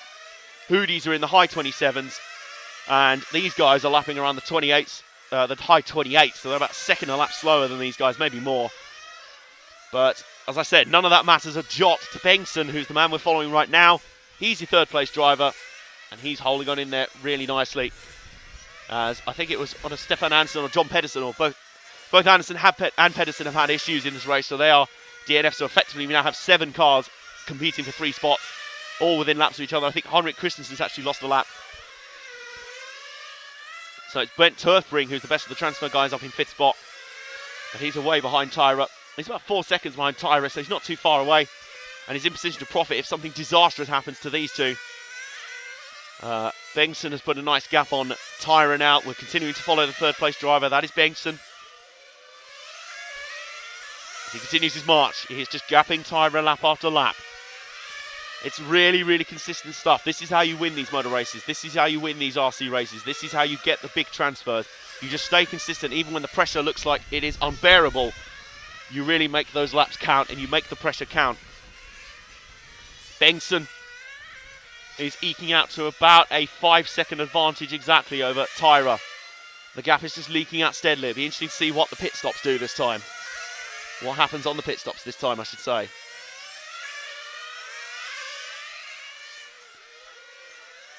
Round the top end. Round the top end of the track. And down the back straight again. There are some darker clouds above, but they're moving pretty quickly through. So we have 10 minutes and change to go in this race. And your top three at the moment by quite some distance. And there's Bengtson in for his second stop. So let's wait for Tyra to come through, see where he is. Tyra through now. There's Tyra, the white, pink and blue car. And that's a big statement. Bengtson has actually come out immediately behind Tyra. Tyra's yet to make his second stop. So effectively, Bengtson has got a pit stop in hand over Tyra. He's got a pit stop's worth of an advantage over Tyra. This is where Tyra has to make the gap back and make a lightning stop, if that's even possible. It'll be difficult. And here comes Tyra. Will he pit this time? He does. So we wait to see where Bengtson's the next one coming through. He goes down the straight in the first turn now. So the white car Bengtson retakes third, and that's about as comfortable a gap as you can want to have in this race. Around the far end of the track, coming up towards the EFRA hairpin. And a couple more pit stops going on beneath us. Just keep my eyes open across the whole track. Keeping my eyes open for everything that's happening. Bengtson is running well. There's only one car I'm not seeing at the moment. Is Oliver Mack. No, I see him. No, let's not panic. Don't panic. He's still out there. He's in a world of his own at the moment, it has to be said. There's Bengtson. We are continuing to focus on Bengtson around the middle sector. Oh, the last sector of the lap, I should say. What's his gap now over Tyra? It's got to be pretty sizable. So it continues to be Oliver Mack leading. He's out a good 14 seconds over Martin Hoody in second. Those two had tough qualifying sessions and are looking to atone for that in some way. Magnus Bengtson, though, continues third. And he's up about 5.5 seconds over fourth spot Kenji Tyra. The sky is darkening worryingly above us here. But there is a breeze also getting up as well. So hopefully anything should blow through pretty quickly. It's the one time I quite like windy weather. I'm not normally a fan of it. If it means it keeps bad weather away from us, then so be it. Bengtson continues on this solid run that he's got going. He's got a very solid run going. This has been good for him. As I say, he repelled the early pressure from Kenji Tyra superbly. And after that, he's been just building that gap steadily. He's been building the gap consistently. And has really not been heeded ever since. Tyra is actually leaking out. It's about 5.1 seconds down now as the breeze is getting up a little bit. That's going to make things difficult on the back straight for the drivers. The breeze is really picking up a little bit, actually. That's going to make things rather difficult for the drivers. You might hear it on a microphone.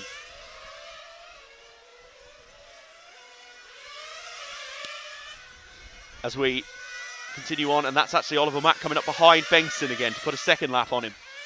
That's just how fast Mack has been out here. Mack and Hoody are about a... that sounds like a variety of mac and cheese, doesn't it? Mack and Hoody. So Bengtson down the back straight. He should let Mack through here as they come into the HBI hairpin. There you go. He just twitches to the left, lets the leader through. Nice job. This is full-scale racing. Mack will probably put an arm out the window and say, thanks, mate. Racing etiquette observed. Asked for and observed. Excuse me. So, Bengtson is now still up about 5 seconds over Tyra. The problem is Tyra just doesn't quite have the ground speed to get back to him. They are almost identical on lap times. The problem is that gap has leaked out further and further in other areas. Little mistakes every so often from Tyra. Crucially, the pit stops. I feel like Bengtson's crew have done a much better job on the pit stops and have really pulled the advantage on him there.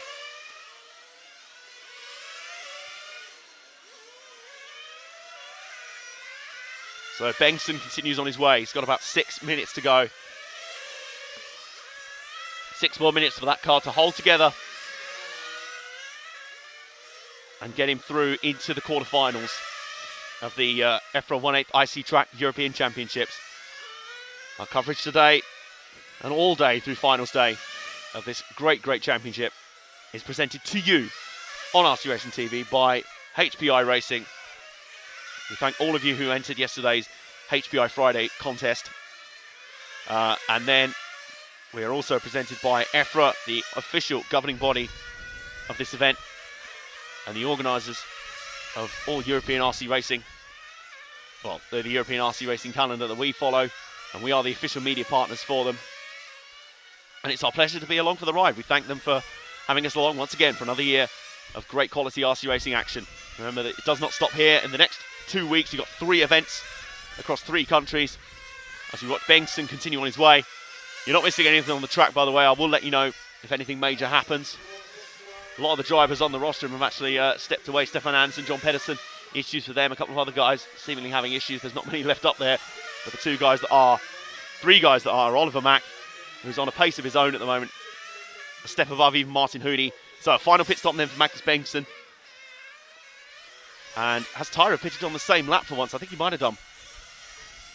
Bengtson's back out, continues to follow him through the TKR turns. And yes, Tyra did try and pit around the same time. I don't think it worked. As I say, I think the big difference in terms of speed has been between those two in the pits. The crews not quite getting it done quite as quickly for Tyra. But Bengtson's crew really doing a solid job. And that's been the difference. So as I was saying, we have a multitude more EFRA events coming up for you for the rest of the year. 3 in the next 2 weeks, because we just love to spoil you like that. The 1/5 large-scale touring cars in Bologna next weekend. And then, on the final weekend of July, a super Saturday of action, a super weekend, a double-header, 2 off-road events, 2 countries, the large-scale off-roads in France, and the 1/10 electric buggy off-road in Spain. And then in September, we'll have our last event of the year. And that'll all come after the conclusion of this event, the EFRA 1/8 IC Track European Championships. We watch Bengtson continue on his way. And his gap now has moved out to about 6.5 seconds over Kenji Taira. As I say, it's just been in the pits, I think. They've been very, very similar on ground speed. I think Taira has just made a few more mistakes on track. And in the pits, Bengtson's crew have been stars. They've been really working hard. So they've really done a good job for them, for Bengtson, and has meant he can build this advantage and be solid with it. So down the back straight he goes again. We'll continue following because, of course, you never know what could happen here for this 3rd place battle. It is still more in contention than most of the 3rd place battles we've seen this morning, which until now were measured in laps rather than mere seconds. Granted, Kenji Taira is a distance back. I think he's up about 7 seconds now behind Bengtson, but this is still the closest battle we've had. We've had a close battle before, and Bengtson really has had to kind of be consistently strong and gradually stretch his advantage out across the race, and really has made very, very few mistakes. He's been very, very clean and composed and calm. He's looked very, very good, it has to be said. And the march continues for Bengtson. Meanwhile, Oliver Mack, the wheels keep turning on car 1 for the reigning champ. His Shepherd Pico-powered car is doing the job. As I say, if he's to defend his title, he's going to have to do it the hardest way possible. But this will be a solid start. He's lapping very competitively, it has to be said. He's putting in competitive lap times, so that's not really the issue at all. Martin Hoody as well has given a good account of himself here. He's been strong on lap pace, so those two should be safely through, you think. And we watch Bengtson now, who is now about 9.3 seconds up on Kenji Taira. That gap is just eking out more and more. This has been a good drive from Bengtson under maximum pressure from Taira, who's never been that far behind. As I say, it's never been a matter of laps behind. He has always been within 10 seconds. For most of the race, he was within 5. So he was very, very close indeed. But ultimately, it's been Bengtson who's been doing the job. And it's he that looks like he will be able to come home and clinch the 3rd and final transfer spot in the first of the 1/8 finals. He'll have a matter of laps to go. I think he'll have about 2 laps to go here. And it says a lot. We saw the pace in the first two 116 finals. We're at 39 laps. Mack is on 40 laps and still with laps to go, as is Hootie. So that shows you the relative pace increasing as the day goes on. Doesn't look like we'll have any double bump ups. John Pedersen only made 11 laps. Henrik Christensen is down in 7th, a lap behind the 3rd place car. And Bent Turfbring is in the same spot but in 5th place. He's 1 lap behind 3rd as well. So there will be no double transfer here. But what there will be a great trio of performances from Oliver Mack, Martin Hootie and Magnus Bengtsson. As the flagman is ready to wave these guys home. We'll come across the line to finish. Hootie's just finished his race. Mack has 1 more lap to go. He's done an extra lap. And here comes Bengtsson across the line. He will come across to take the checkered flag. And he takes a prized transfer up into the next round, into the quarterfinals. His tournament continues, as does Oliver Max and Martin Hootie's. Just waiting for Max to come home. Oh, a little bit of a blow over there right at the end of the race. That was car 6, I think, Bo Nielsen. But it's a safe run home for Oliver Mack. His climb back to try and defend his title starts here. There's a lot of hard work still to go, but this is a good way to start it off. Oliver Mack with the win then. A clear 2-lap advantage over his nearest rival, Martin Hootie, in 2nd place. 3rd, Magnus Bengtsson, fending off the advances of Kenji Tyra there. And then Bent Turfbring, Bo Nielsen, Henrik Christensen, Stefan Andersen, John Pedersen, and the did not starter Carl Linnaeus round out the field for the first of the 1/8 finals. Did Carl... Excuse me, turn my microphone if that helps. Did Carl not start at all? No. Why not, do you know? I do not know, but he seemed to have some sort of reliability issues in qualifying yesterday, which is a bit annoying for him. Yeah, just a bit. So that concludes that race. It does. Next race up in 10 minutes. 1/8 final A at 10:45 local. I think we might actually be running a little bit ahead of schedule because this is a longer gap between the finals. So maybe they're just like, hey, you know what, have a bit more of a rest. Yeah, why not? We are RC Racing TV. Thank you for joining us. Thank you for tuning in. Welcome along. We love having you here. Come on, come along, chill out, relax, watch a bit of racing. We're here in Sweden, bringing you the EFRA 1/8 IC Track European Championships. Thank you to HPI Racing, our sponsors for the event, and thank you to EFRA, the organising body, who invited us along as their media partners to cover these events. We have 3 events left this year. Do be sure to go and like us on our Facebook page so that you can keep up to date with all the information and find and see then at the same time, hence why I went down the microphone. So you can see and be notified about the events as they happen.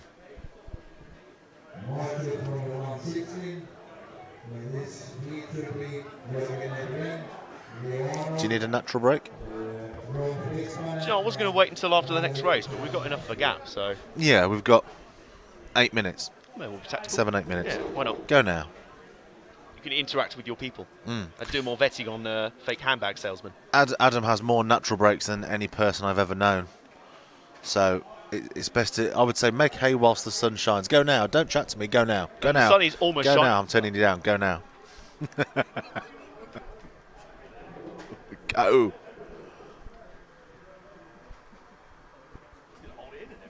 Go. I'm just going to stay here. Okay. Do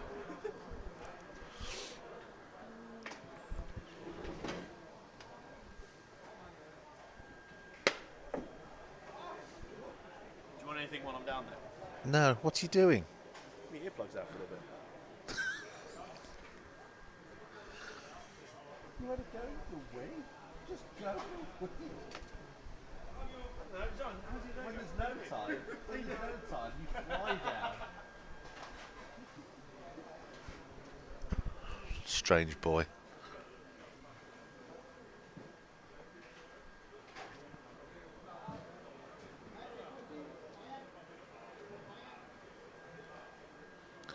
Ah, yes.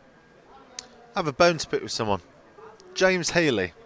Now, James, I can see your request to join the RC TV Facebook group.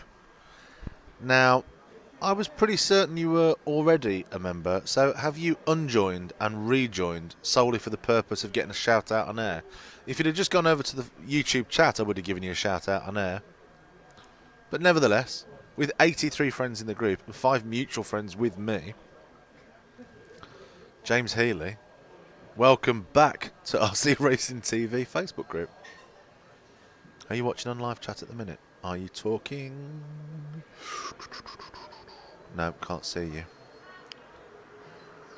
I think James Healy does watch every one of our races.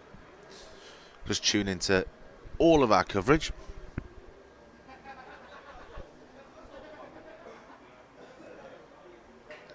Some very technical talking opinions going on in the chat right now. I'm not even going to get involved.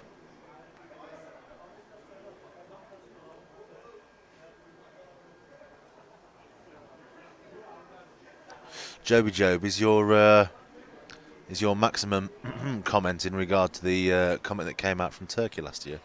Or was that the year before? I wonder. Paolo Rodriguez, give a shout out to support Hugo Exposto racing now. Is he?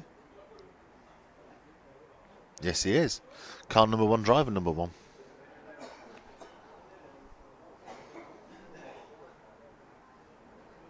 We'll be sure to follow. Well, in fact, if he's going in position 1, we will be following him out. So, stay tuned.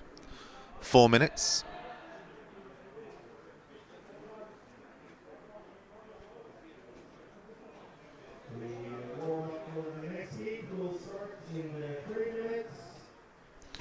What do they have in common? Salvan, Mac, and Peach. 3 minutes to start. 3 minutes to go, guys.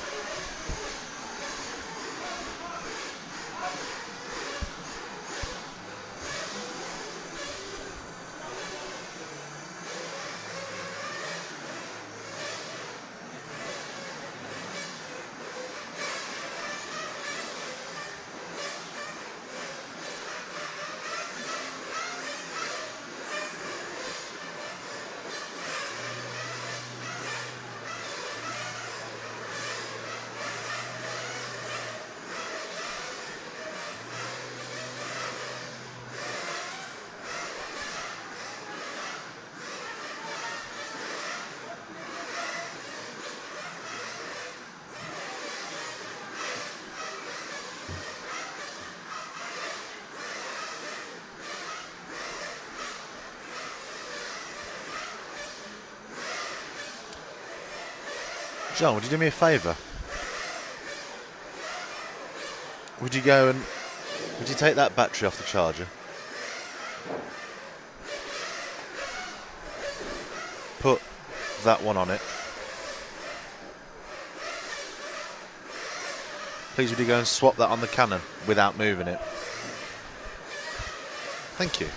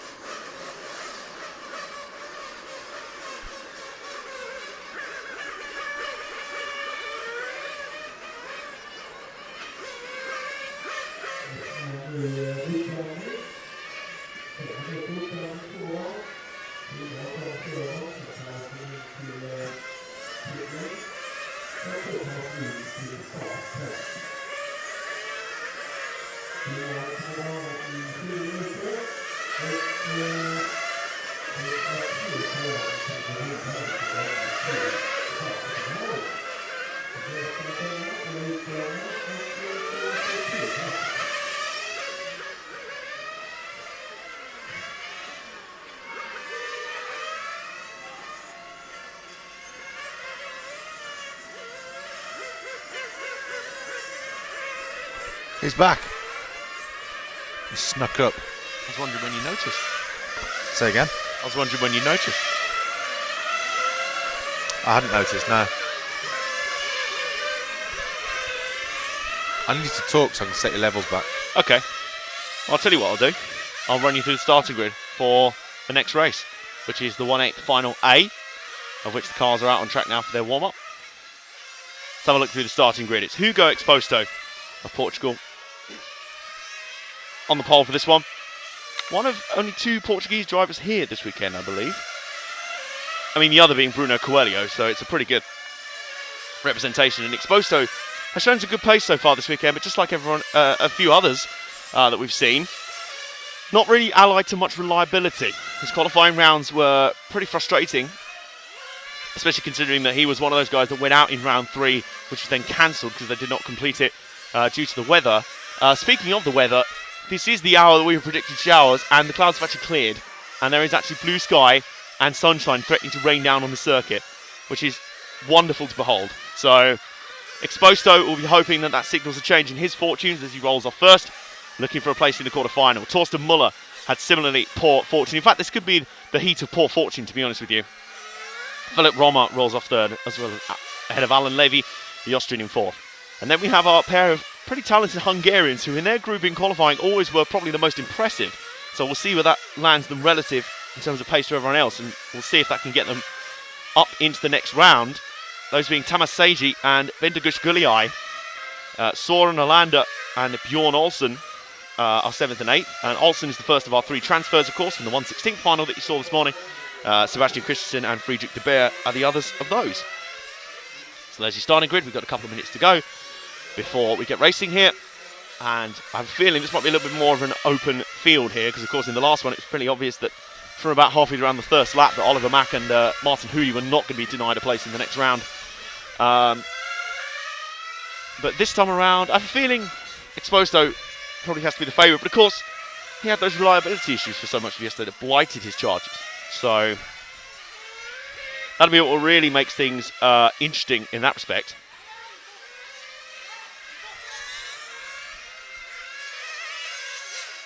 So they continue their warm-up, about 90 seconds to go. A nice breeze, I think, is helping move any kind of cloud cover away rather quickly. And this is about as light a cloud cover as we've had for the last few days. But, of course, we all know how quickly things can change. It's very British weather over here, which we're pretty used to. So, you know, it could be raining cats and dogs one minute and then bright sunshiny weather the next. You don't know whether to pack sun cream or a brolly. So you kind of pack everything, really. But today, hoping for pretty decent weather, and we're hoping for a full run through to our conclusion of racing. I have to give a shout out to the officials yesterday and all the guys who helped us get back on schedule after we had that mammoth 3-hour rain delay. Part of it, of course, was resolving some issues in the technical regs that, of course, hadn't been encountered yet under this new system that they've used for qualifying for the past year or so. So I'm sure even as we speak they'll be taken into account and there'll be modifications made. But the officials did a great job in the circumstances and got us back on schedule, completed Super Pole by the end of yesterday, meaning that today's schedule returned to normal or was not disrupted in any way. Meanwhile, the cars are ready to go down on track for the 1/8 final A. These guys competing for the final 3 spots in the quarterfinals. So from the front right to the back, Friedrich de Beer right at the back of the grid. Looks to be our first double transfer of the morning. No one's done the double bump up yet. Can anyone do it in this one? Oh, slight jump start there from Philip Romain, but he stopped in time, so let's keep a close eye on car 3, who is in third spot, the green car. There's your top 3. So we keep an eye on those guys. They all are pretty closely matched as they go down the back straight. Exposto's jumped out to an early lead, but in fact, Romo is threatening his countryman Muller. Now, there is a stop, go. Oh, a little bit of contact there, though. Roma ran off the track a little bit there, but I think that was by Alan Levy, and now a big crash behind them. Flipping cars all over the place. On the back straight, cars upside down. And it's being retrieved by the marshals. Now, who is that over there? It's hard to tell. I have a feeling that might be Levy. But for now, let's follow our third place car, which Jean has expertly caught with, or kept up with in all the chaos. That is car 5, I think it is. Tamás Seiji, one of those fast Hungarians that I was telling you about. And he's moved his way up to third. And in this case, it wasn't really speed that got him there. It was fortune. But it favoured the brave in this case. He kept winding it on when there was cars crashing in front of him. And he's now profited and moved up into the third spot. And he's got a half-decent advantage over those behind him. There's also, there's been cars being recovered at the moment. There's cars upside down. Fairly lackadaisical recovery from one of the marshals over there. I think that might have been Levy. But at the moment, we continue to follow Seiji. And Seiji's got a half-decent advantage over the guys battling for fourth. And they are battling for fourth at the moment. And I think it's 2 of our transfer guys, Christensen and car number 8, which is Bjorn Olsen. So those 2 having a battle among themselves. Really, what they want to be doing is following or catching up with this guy, Tamás Seiji, who after 2 minutes holds a 5-second advantage over Olsen in fourth. Although I think Christensen's made the pass for position now.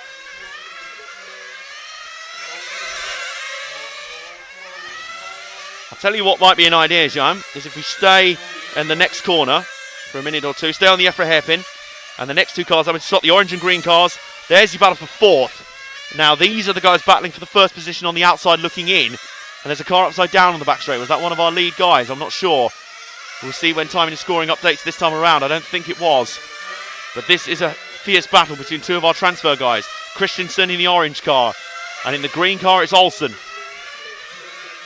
Now, this is all happening a fair distance behind Tamás Seiji. But this is still an important one to master. And that could have cost Olsen drastically there. As Christensen, but a big flip for Christensen. He catches the inside rumble strip, goes flying through the air, hits the banking hard up on the EFRA hairpin. That car already had damage from the first race, remember, but fought through it. It looks like he'll be okay for now, but that's definitely hurt him in the battle for fourth spot, let alone the battle for third. The transfer spot already getting into an intense battle. In fact, now in fourth is Philip Roma, who had fallen out of that top 3 in the first corner mess. To be honest with you. Right, so let's find our third place guy. John, if you come down to the start-finish straight right about now, look for the white and orange car 5. That's our third place car, Tamás Seiji. Round the TKR turn then, and he is, I don't know if that's lap traffic or if that is actually Torsten Muller he's battling with. Whoever it is, he's got past him. I think it is actually the lap car of Friedrich de Beer, so no problem. Seiji continues on. Sorry, I thought I had thrown the timing up for you. It is there now, so you can see what we're seeing up here as well. So Exposto out in the lead. Exposto setting a good pace at the moment. He's up 3 seconds over Torsten Muller. Those 2 are the pace of the field. They've obviously worked to iron out those mechanical glitches that were hindering them in qualifying. And much like Mack and Hoody in the previous heat, those 2 looking to stretch their advantage and move away and claim those top 2 transfer spots as their own. Seiji is in third, though, and I told you to watch out for this guy on pace. The thing is, the others are giving him a head start in terms of having those first lap calamities. But a little bit of a mistake from Seiji. He's not immune to them as well. And I can tell you that Philip Romain is not that far away. As we're just watching here, if you just see, we'll continue to follow this car of Seiji, but if you just see a green flash, there you go, just at the bottom of your screen briefly, that is Philip Romain. So he's no more than about 3 seconds back although he may have fallen back a little bit more now. Seiji, though. Seiji's continuing on his way, and in fact the car that's come through as Seiji pits in, that car is car number 2. That's Torsten Muller, who's our second place car. So, and I think the car has just flamed out. Is that Exposto who's flamed out? Is Exposto just flamed out and it's been returned to the pits? Let's have a look on pit lane cam. There is a car being returned to the pits. I think that's Hugo Exposto. Could be an absolute disaster for our lead driver. Have those mechanical gremlins struck again? They're trying to work out what to do down there. As more cars are being pitted in. More cars are pitting in and pitting out again. Seiji just being scored 3rd. Car 7 has just returned to the track. That's Soren Olander. So, let's see who we can follow here. We are following Torsten Muller, who is still 2nd at the moment. Still scored 2nd. So I don't think that car had the problems. Was Exposto. Otherwise, it'd have probably registered on the screens by now. No, Exposto's just come down beneath us, so he's still leading. He's still okay. Muller is still 2nd. Let's see if we can re-find our 3rd place car, Thomas Seiji. He's coming around towards the end of the lap, John. Across the scoring loop now, down in front of us, and through the first turn. Through the TKR turns, the white and orange car. There is your 3rd place guy, Thomas Seiji of Hungary, who's doing a lot better than his countryman, Bendigus Guliai, whose race has only lasted 7 laps, so he's out of it. So it is now down to Thomas Seiji to represent the Hungarians in this one. And go on and do well. At least they're not up against any Belgians in this race. But Seiji is doing well. I'm correct. Am I correct in my assumption? Yes, they are the 2 Hungarians in this entire event. So Guliai's charge has faded. It's now up to Thomas Seiji, who continues on in 3rd. Hugo Exposto and Torsten Muller, by the way, are up Exposto is up about 11 seconds on Thomas Seiji. So those 2 on a good pace. It's all about Seiji now. And I can tell you once again, Philip Romer appears to be closing in a little bit. It's not by much, but it is a lot that time. Seiji, he was a second quicker than Seiji that time as Philip Romer. So let's keep watching Thomas Seiji, but just keep an eye out just in the background behind that car. You may see a bright green car, Philip Romer, creeping into view very, very shortly. And he's bringing Alan Levy with him. So this could very quickly evolve into a 3-way battle for the final transfer spot. We've not had that many straight shootouts for the final transfer spot yet today. Attrition has normally taken its course. But this is looking a lot better. This is looking like more of a straight fight on our hands. Not for Thomas Seiji, of course. He'll want it to be as easy as possible. Seiji down the back straight again as the breeze is getting up a little bit here. Blowing the clouds through. It's kind of a light, sunnier day than it was not long ago. I just saw out of the corner of my eye the battle for 4th gone bad between Levy. I think Levy's got damage on that car. So, then there were 2. And in fact, I think Seiji has just passed Torsten Muller for 2nd place. I think Muller's just coming for his for a pit stop. Or is Muller slowing? Muller is slowing drastically, you know. Does not appear to be anywhere near as quick as first thought. So, I'll tell you what, Jan, stay in that corner, drop back 1 car. Wait for the next car to come through. The next car will be Torsten Muller. There's Muller, and he's been rapidly caught by Philip Romer. So unless something appears to be wrong on the Muller car, it's all over the place. Sideways, contact with Romer. He continues going. I thought he'd pit in here. But as we come across the line, Thomas Seiji scored 2nd. Philip Romer was not scored 3rd because Muller came across the scoring loop before him. But Muller has now fallen out. And there's a car in the tyres elsewhere as well. I'm not sure who that is. So Muller suddenly has a very, very bad issue aboard that car. He's plummeted from 2nd to 4th out of the transfer spots. Something is not right on that car. It is losing time hand over fist. I wonder if he's just trying to weather the... he can't take it anymore. He cannot take it anymore. I just can't take this anymore. In he goes. Fuel's going in. And there must be some sort of repair going on that car. No, it's back out again. So I wonder if he thinks they can just fix that thing straight up. So where's Philip Romer's car? It's going down the back straight into the banking. The green car coming into the HBI hairpin now. There's your new 3rd place car. Thomas Seiji, the Hungarian, has been promoted to 2nd in amongst all that, behind Hugo Exposto. He is 13 seconds behind Exposto. So don't expect a battle for the win anytime soon, but it doesn't matter. Both of them are safely in. Here's the other guy who's safely in, Philip Romer, who's profited from his countryman's struggles. Torsten Muller was comfortably out in 2nd place and has suddenly faded with an ill-handling car. And I can tell you, as we follow Romer, I can see Muller's car elsewhere on the track. It is not going in a straight line at all. It is bucking all over the place, slipping around.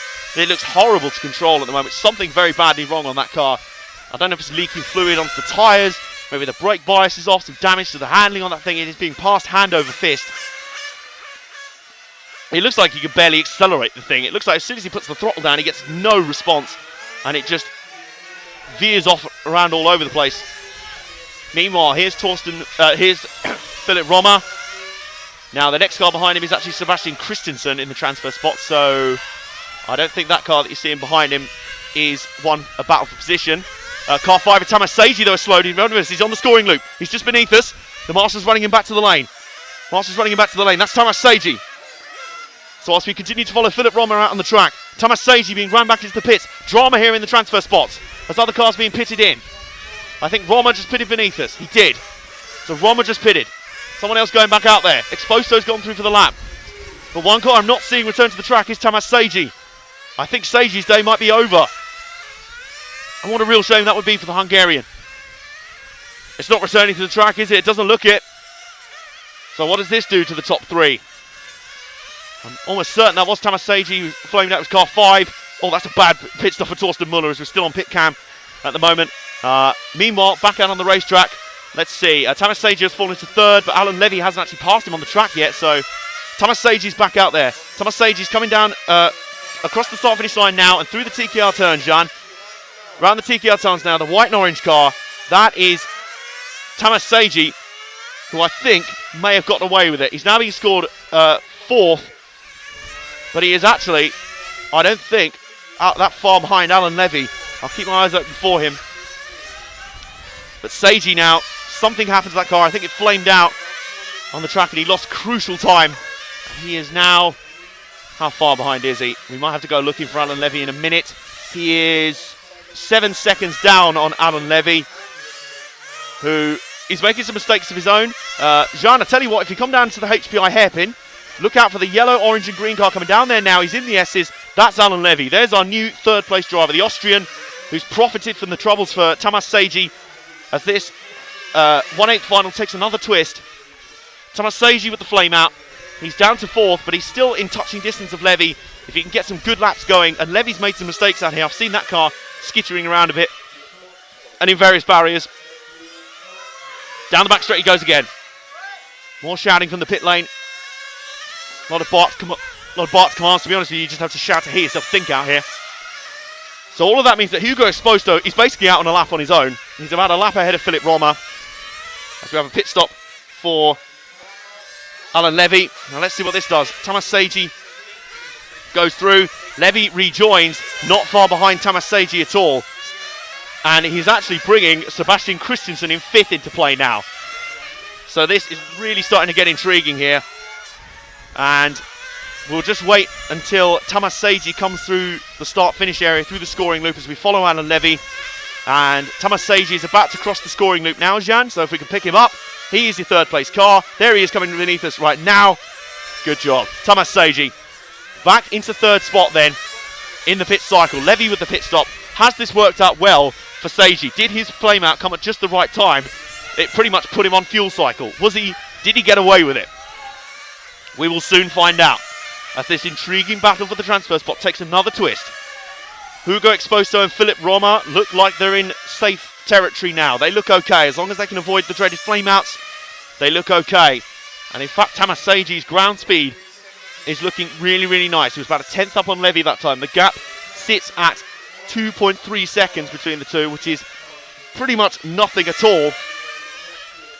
Down the back straight he goes again. Through the bank turns, round into the HPI hairpin. Nice wide line in there. We've seen those two approach. Oh, but he gets that corner wrong a little bit and then has to stall to get back on the throttle. Levy will see that and he'll close in immediately. He's right there or thereabouts. No pit stops for either of them. I think both of them will have to make a final stop. I don't think Levy can go to the end from here. And certainly I don't think Seiji can. So it may well be decided in the pits or out on the track. As I can also tell you elsewhere, I can see Philip Romer's car 3 is now flamed out. So he could be about to have another twist. This could be the battle for second before too long. Is that car drivable? We'll soon find out. Romer had about a lap advantage over these two. So as Seiji continues on, Romer's car is being run back to the pit lane. Let's continue to follow Seiji out on track whilst back in the pits. We'll have a look. It doesn't look like Roma's race is continuing on. It's all over, I think, for Roma. That's a real shame. So what this now does to the top three is it means that the car we're following is now second, Tamas Seiji, and the car that was going to battle him for third spot is now battling for second, but more crucially, is in the transfer spots now. It has all gone topsy-turvy here, so if you drop back one car, Jean, just the one, the yellow and green and orange car of Alan Levy, there's your third place runner now. After that awful end to Philip Roman's race, I just saw him head down, walk down the stairs behind us, dejected as anything, back to the garages. His day is over, and that's a real shame, because on pace he had battled his way right up there, and he was right in deserving company. But it's disaster for him, disaster for his countryman Torsten Muller, who was out of it a little while ago. Bendigo Shkuliai of Hungary also hitting trouble, and what that does mean is with 4.5 minutes to go, it basically means the transfer spots are set. That was Sebastian Christensen being put a lap on by Alan Levy.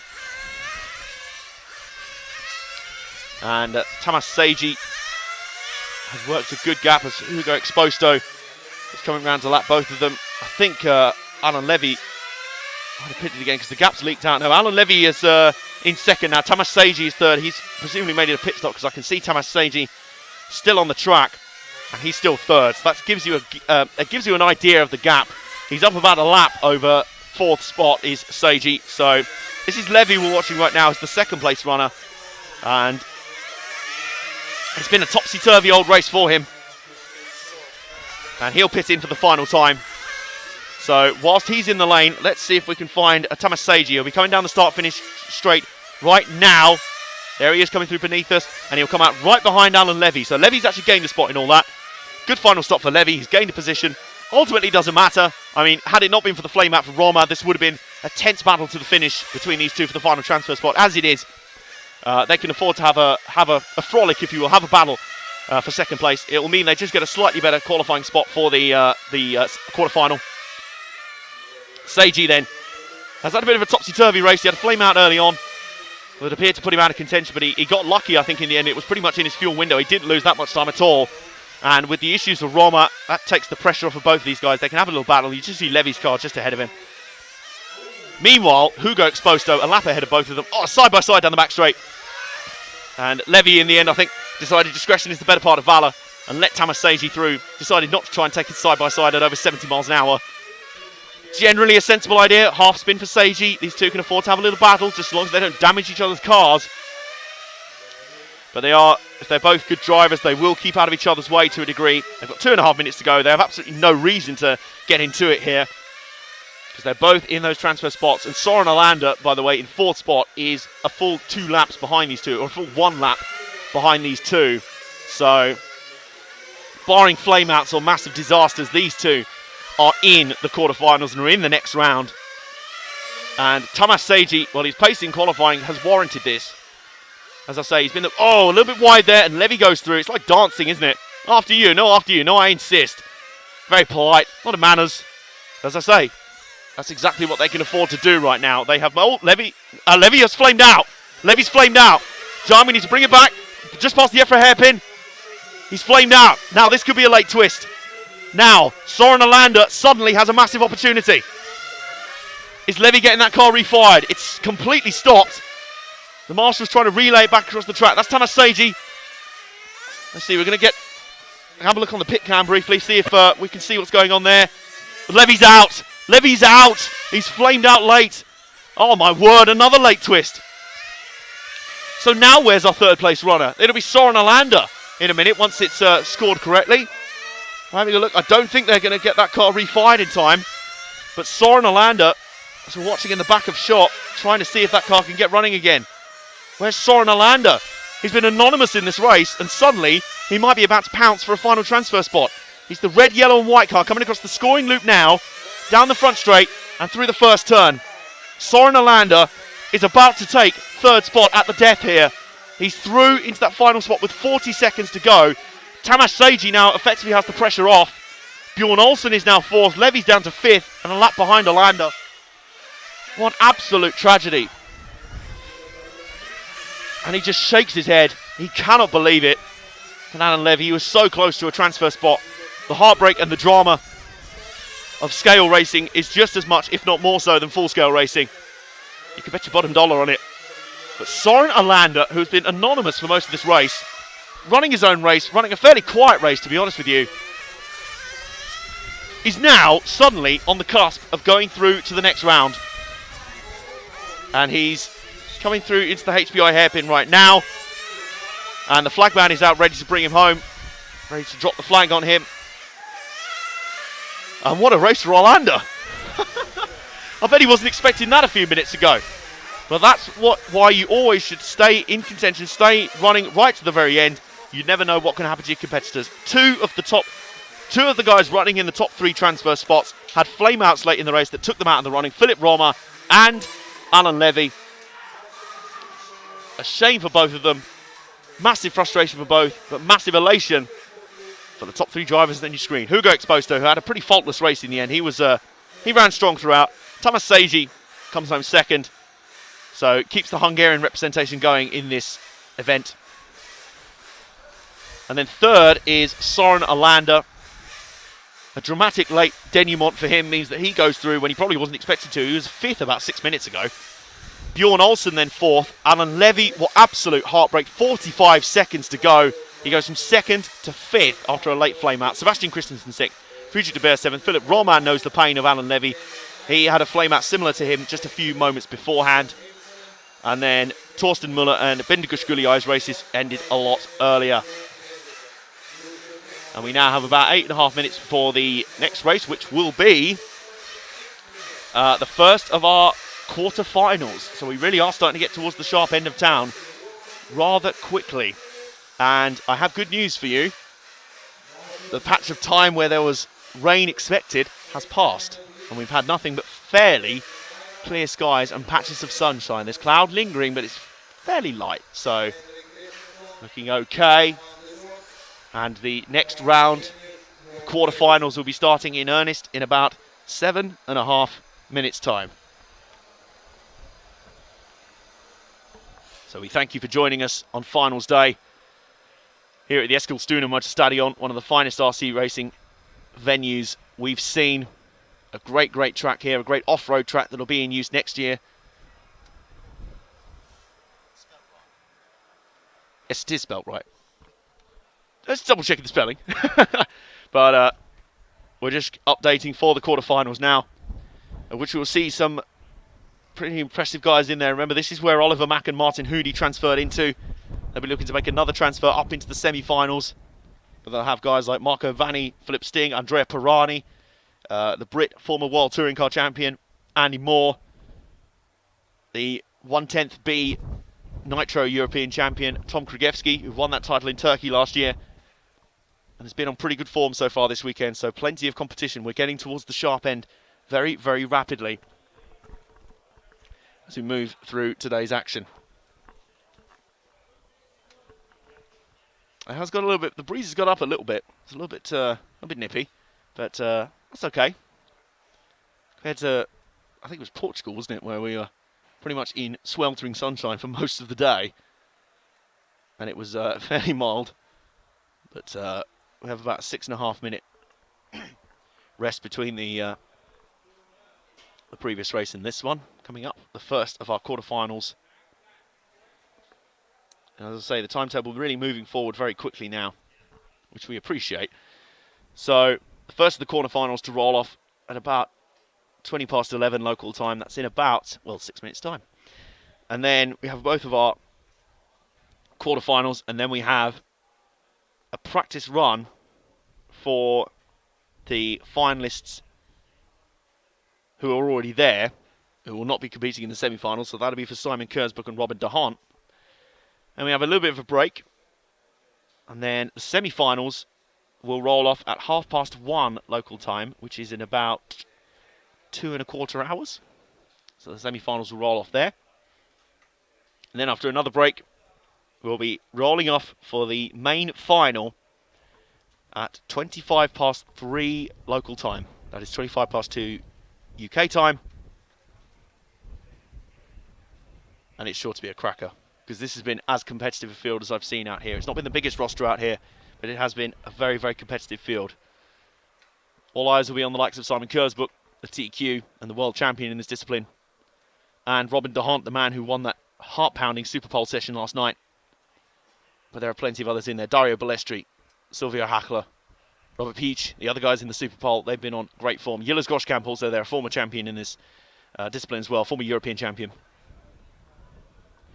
And what of other guys? What of Oliver Mack, who has already had to transfer out of one round, and he's going to have to go through another two if he wants to even make the final to try and defend his title that he won in Ettlingen in Germany last year.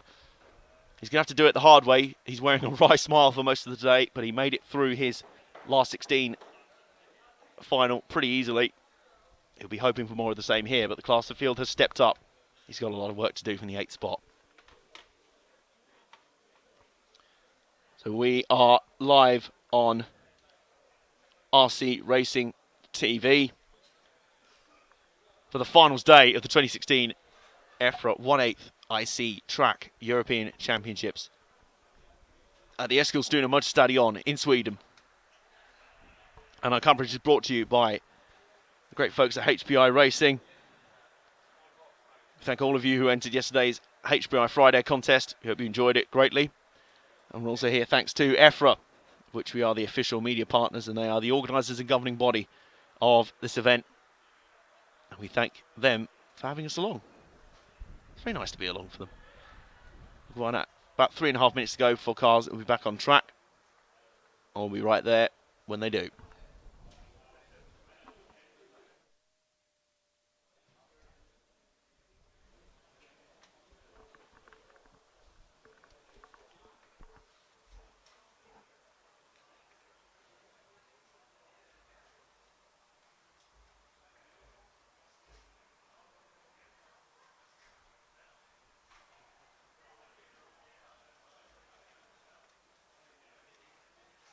Minutes to start.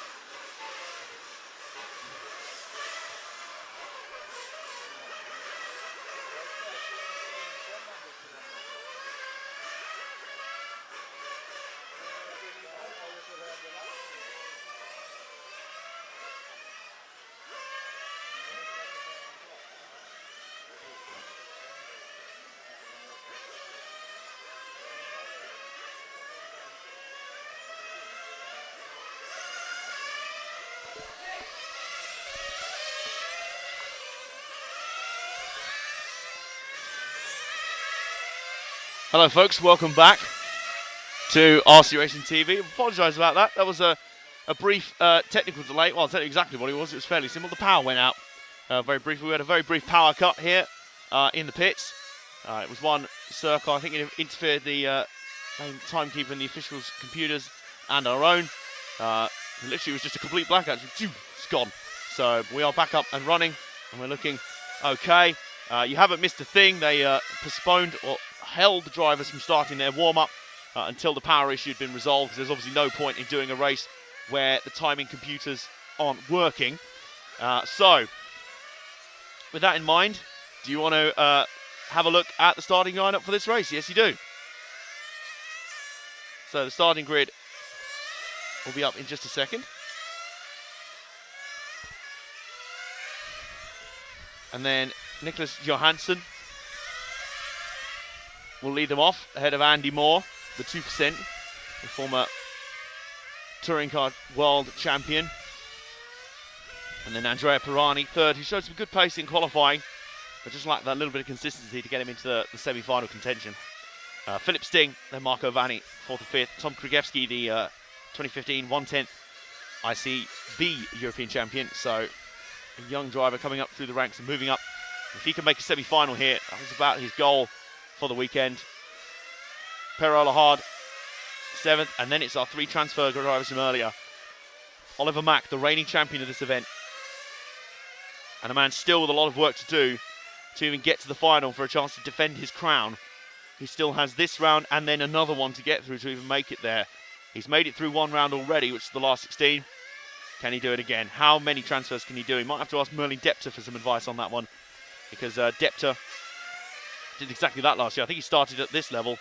He started at this round and then went on from there. And also in that transfer bracket, looking to do a double transfer, are Martin Hoody and Magnus Bengtsson. We haven't seen much of that today. We haven't seen many double transfers. But maybe we'll see our first ones of the day here right now.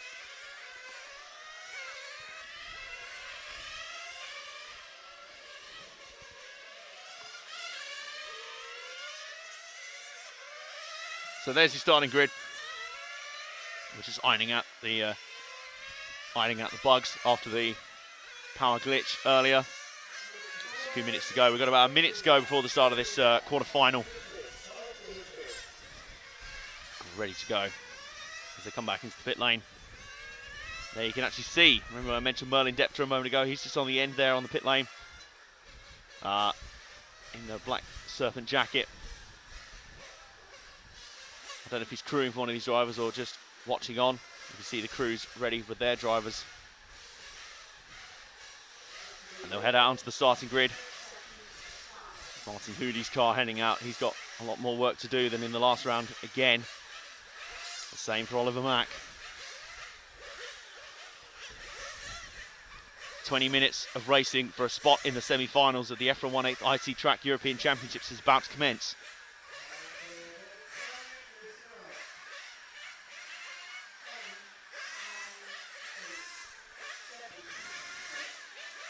We're about to get underway. Here we go. And it's go, go, go. And Nicholas Johansson makes a good start. There was an instant behind for third. A couple of cars scattered all over the place. I think Pirani was involved in that. So as we watch the initial leader, it's Nicholas Johansson with Andy Moore second. And then third place at the moment is anyone's guess. We'll find them at the end of this first lap. Johansson coming round to the end through the HBI hairpin. Andy Moore's right there with him straight away. And a great side-by-side battle for third through the S's. That's between cars 5 and 6. That was Vanni and Krugewski. They come across the line to complete the first lap. This is a great battle for the lead, but let's just drop back one where we've had an even better battle for third occurring. That battle for third right there, 3 cars strong right now. Look at this group battling through there. Is that, now, which of those guys? I think that was Oliver Mack up in there. If that's Mack, he has made the most sensational start I think we've seen out here so far. He may actually be in third already, and already in the transfer spot. It is Oliver Mack, the reigning champion of this event, is determined to not to go down without a fight. Magnificent start. I don't know how he's done that. 8th on the grid to third in about a lap and a half. And he's now chasing down the leaders, trying to make this transfer his own. He's in clinical mood today, isn't he? This is great stuff so far. Immediately behind him is Marco Vanni in the Italian, in the turquoise car. But for now, we watch this third place driver, Oliver Mack, who is actually trying to make this a three-way battle for the lead, because Andy Moore has dropped a little bit from Nicholas Johansson. Not by a huge amount, though. But Mack is certainly gaining ground on Andy Moore more than he's slipping back into the clutches of Marco Vanni. That is a mind-boggling first lap from Mack, showing that yesterday and qualifying glitches were just that. They were glitches, they were blips. He is still someone to be feared here and someone, a force to be reckoned with out here in the 1/8 IC track discipline. Although Marco Vanni, I'm just having a look there, Vanni is not that far off in terms of pace, so none of these guys can trip up for a second. Andy Moore transitioning a little bit more into 1/8 Nitro racing, mostly a touring car star. It's where he won his world championship in that discipline. But as they go flying down the back, Moore's making a good fist of Nitro 1/8 racing, these prototype bodied cars. But he's got Oliver Mack, the reigning champion of this event, coming up behind him. Mack with a lot of work still to do to get into position to defend his crown. If he even makes it there, it'll be a miracle. He's gone through one round already, dominated the last 16 race that he was in. And as they come through the corners and up round the EFRA hairpin, James Healy makes a great point in the chat. He's one of the nicest guys in RC racing, is Oliver Mack, such a kind person. And he's James Healy's favourite driver. And I tell you what, he's always a pleasure to talk to in the pits. I just hope we're in a position to talk to him later on before the semi-finals and maybe before the final. He's now through to second. That'll help his cause. A little mistake from Andy Moore and he's through. Max in clinical form so far, and now he's about to take off after Nicholas Johansson, but this is where we might have to leave him because he's now actually in the second spot. John, if you wouldn't mind dropping back just one car, that car there, the white and black car of Andy Moore, the one British representation at this event, the one British driver here, is now down to third, and he now actually, well, he did have, we had synchronised flips behind him, I can tell you, just off camera. I was just having a look to see where his nearest opponent was. I think it might still be Tom Krugewski, but it may also be Marco Vanni. It's one of those two. I think it's Vanni still for now. But it was a pretty close competition, but both of them had synchronised flips at the S-bends just after the HPI hairpin. Both of them caught the rumble strip on the inside. That one there, and both of them flipped, were turned turtle rather spectacularly. So that'll buy Andy Moore some vital time. I think he has about 4 seconds now on Marco Vanni, who is just ahead of Per-Ola Hard, the Swede who's moved up in there. Martin Hoody has not quite had the same spectacular start.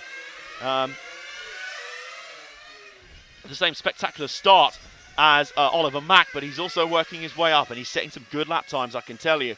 But Moore right now is hanging onto that third spot as they fly through these corners down the main straight again. They'll be coming up on the first round of pit stops, and that's where a huge amount could be decided.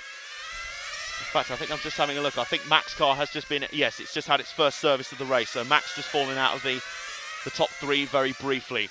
We'll continue to follow Andy Moore for now. And we actually have picture-in-picture. That's very useful. You'll see in the bottom left of your screen, you will see your pit camera there. Every so often, whenever there is a pit stop, you'll hopefully see it without losing any track of what's going on out on the track, as it were. So Moore shown as second. Oliver Mack scored third. Presumably Vanni has, Vanni's actually just ahead of Oliver Mack right now, but I don't think Vanni's pitted yet. So it's going to be something to watch. When Moore makes his stop, we will drop in and see who's running third and who to follow. Nicholas Johansson is having a fairly undisrupted run. Moore's got a little bit of traffic to deal with there. Now he ducks into the lane. Here comes Andy Moore. This is a pivotal stop. Marco Vanni just ahead of Oliver Mack, who's also now under pressure from car 9. That's Martin Hoody as well. Hoody's in. Moore is back out just behind Johansson and Oliver Mack. There's your top three right back together. Marco Vanni, I think, has just stopped. So Mack is right back where he was. He's actually dropped a position back behind Andy Moore again. This top three are just impossible to separate at the moment, but all three of them are setting a good pace. And actually, I'm struggling to see here where Vanni is on the track. I think he may have had an issue. No, he is out, but he is a long distance back. Mack makes the pass again on Andy Moore. He lost it in the pits. Moore's having a great battle with him. This is a good scrap between these two veteran drivers. These two great drivers who are running hard and fast and doing a good job so far, but it's Moore that we need to follow of these two. Mack is now setting out chasing down Nicholas Johansson, who's been enjoying a relatively quiet race. He's been saying, yeah, you know what? You guys behind me, battle to your heart's content and let me go. I'm out of here, but I think Mack's chasing him down for the lead. Johansson won't mind that too much because it'll mean that he'll still be in a transfer spot. This is Moore. This is the guy who's in the most precarious spot of them all. And I'll tell you who's moved up into 4th spot, actually, and may be starting to challenge for the transfer spot. Although he is 7 seconds down on Andy Moore, it's actually Martin Hoody. So we could be about to have not 1 but 2 double transfers in this race. Oliver Mack is actually closing the gap to the leader, Nicholas Johansson. So he's looking good as it stands. But the other guy who could be double transferring is the man who is closing in on Andy Moore. It is one Martin Hoody. So Moore might have the white X-ray machine coming up behind him fairly soon. But for now, he looks pretty secure. He is about 6 seconds up the road. So that gap, I think, is closing in a little bit. Yes, it is. Judging by the lap times, it most definitely is, you know. That gap is closing in. So Moore, I don't know if he's had any memos from the pit wall, anything from the timing screens. But you might want to get a move on here because Hoody feels like he's got the hammer. That's better from Andy Moore. He's got the hammer down that time. A 27.1 plays a 27.3 from Hoody. So I think Moore has the pace in reserve if he wants to. He's just driving a pretty patient race. He knows exactly what he needs to do to get there. And I can tell you that Mack has closed in on Johansson in front of the car we're following. That battle for the lead will be going on pretty quickly. But remember, Mack will be pretty smart about it. He'll know that he doesn't necessarily have to get involved in a war to take that lead. It'll be more counterproductive. All of these guys are in a good spot right now with 12.5 minutes to go in this quarterfinal B. First of the 2 quarterfinals. This will set the order for our semi-finals coming up at around, I think, 1 o'clock local time. So Moore is clocking some good laps again. He's in a good pattern, but Hoody's right there. I mean, the pace is right there. The first of our semi-finals will be at 1:30 local time. And these guys are battling for 3 spots in that semi-final.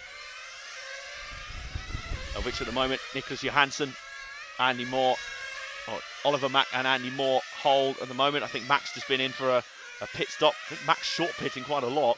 So he's losing a bit of time in that respect. But he's got a shorter pit strategy. I wonder if he's just running very, very extreme fuel mix. Just running as much horsepower as possible from that nitro engine to try and get as much lap speed out of it and get him up through the order.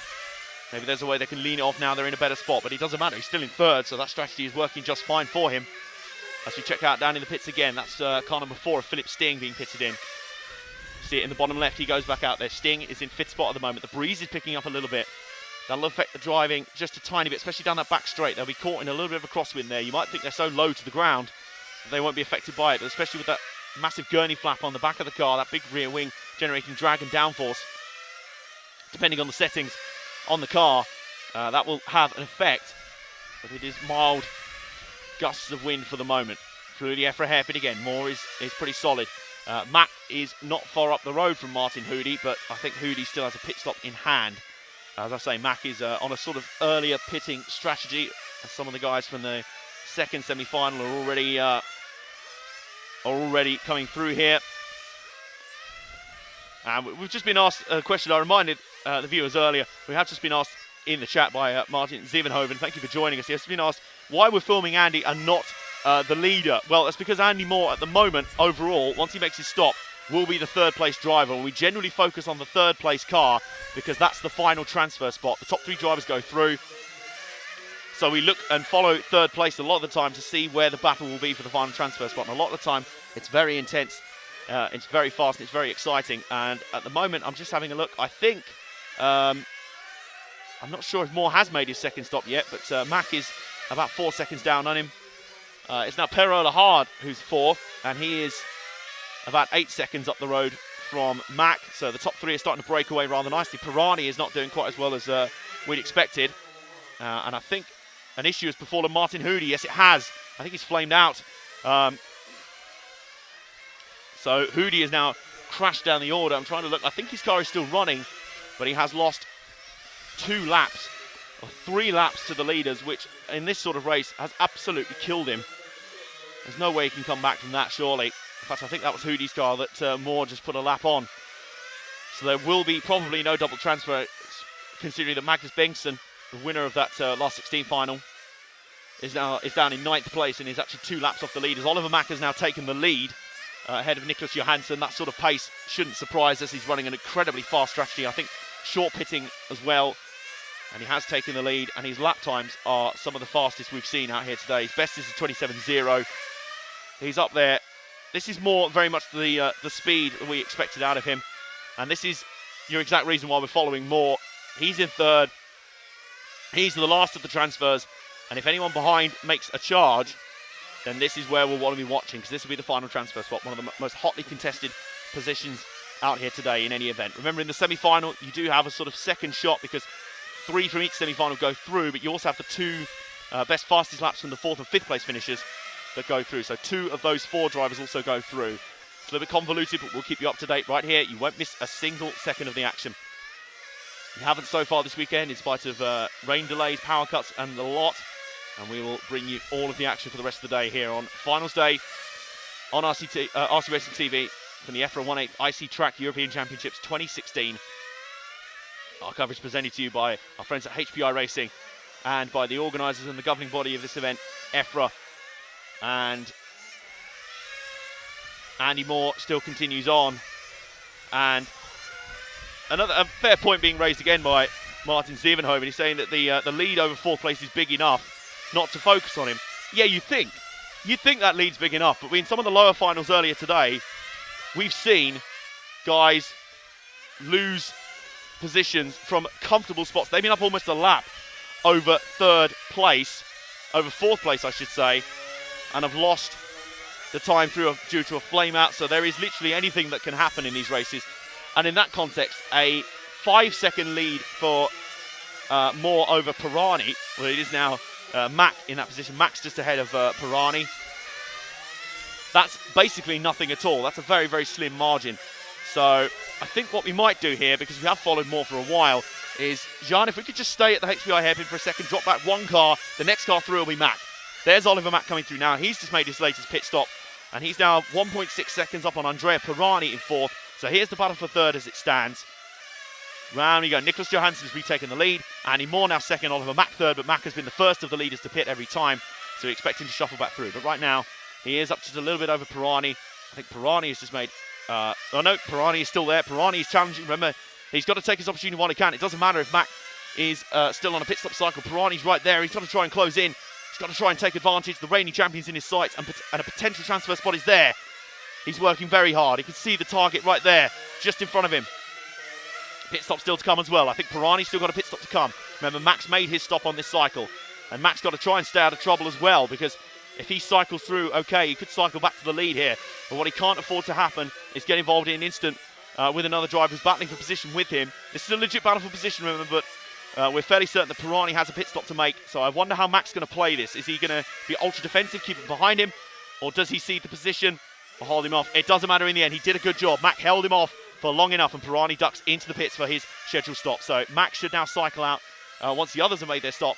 He is still 3rd right now. We've got a car flamed out over on the far side. Now, what car of that? I think that's Martin Hoody again, who's had more issues. So that's a real shame. We continue to follow Mack, who's scored 3rd right now after his pit stop. The 2 in front of him still have pit stops to make in this cycle. I do wonder if Mack's going to have a late splash and dash to make, a late fuel stop, which could put him under a little bit of pressure if it goes wrong. But he has driven this one pretty well. He's obviously cranked everything up to maximum. That engine is set up to 11, even if it means it's running a worse fuel economy than the others around him. But he started 8th. He knew he had a lot of work to do. So I think he probably will need one more stop, but it'll probably be a much shorter stop than he has normally. So through the first turn, around the TKR turn once more. Mack is still scored 3rd. Nick Johansson and Moore presumably waiting for their final stops. They will probably try and go to the end on what they have. And Pirani is 7 seconds behind Mack at this point in time after his pit stop. So with Mack making an extra stop, this could get very tight at the end of this thing. This could get very interesting indeed. Mack needs to put in some really, really fast laps.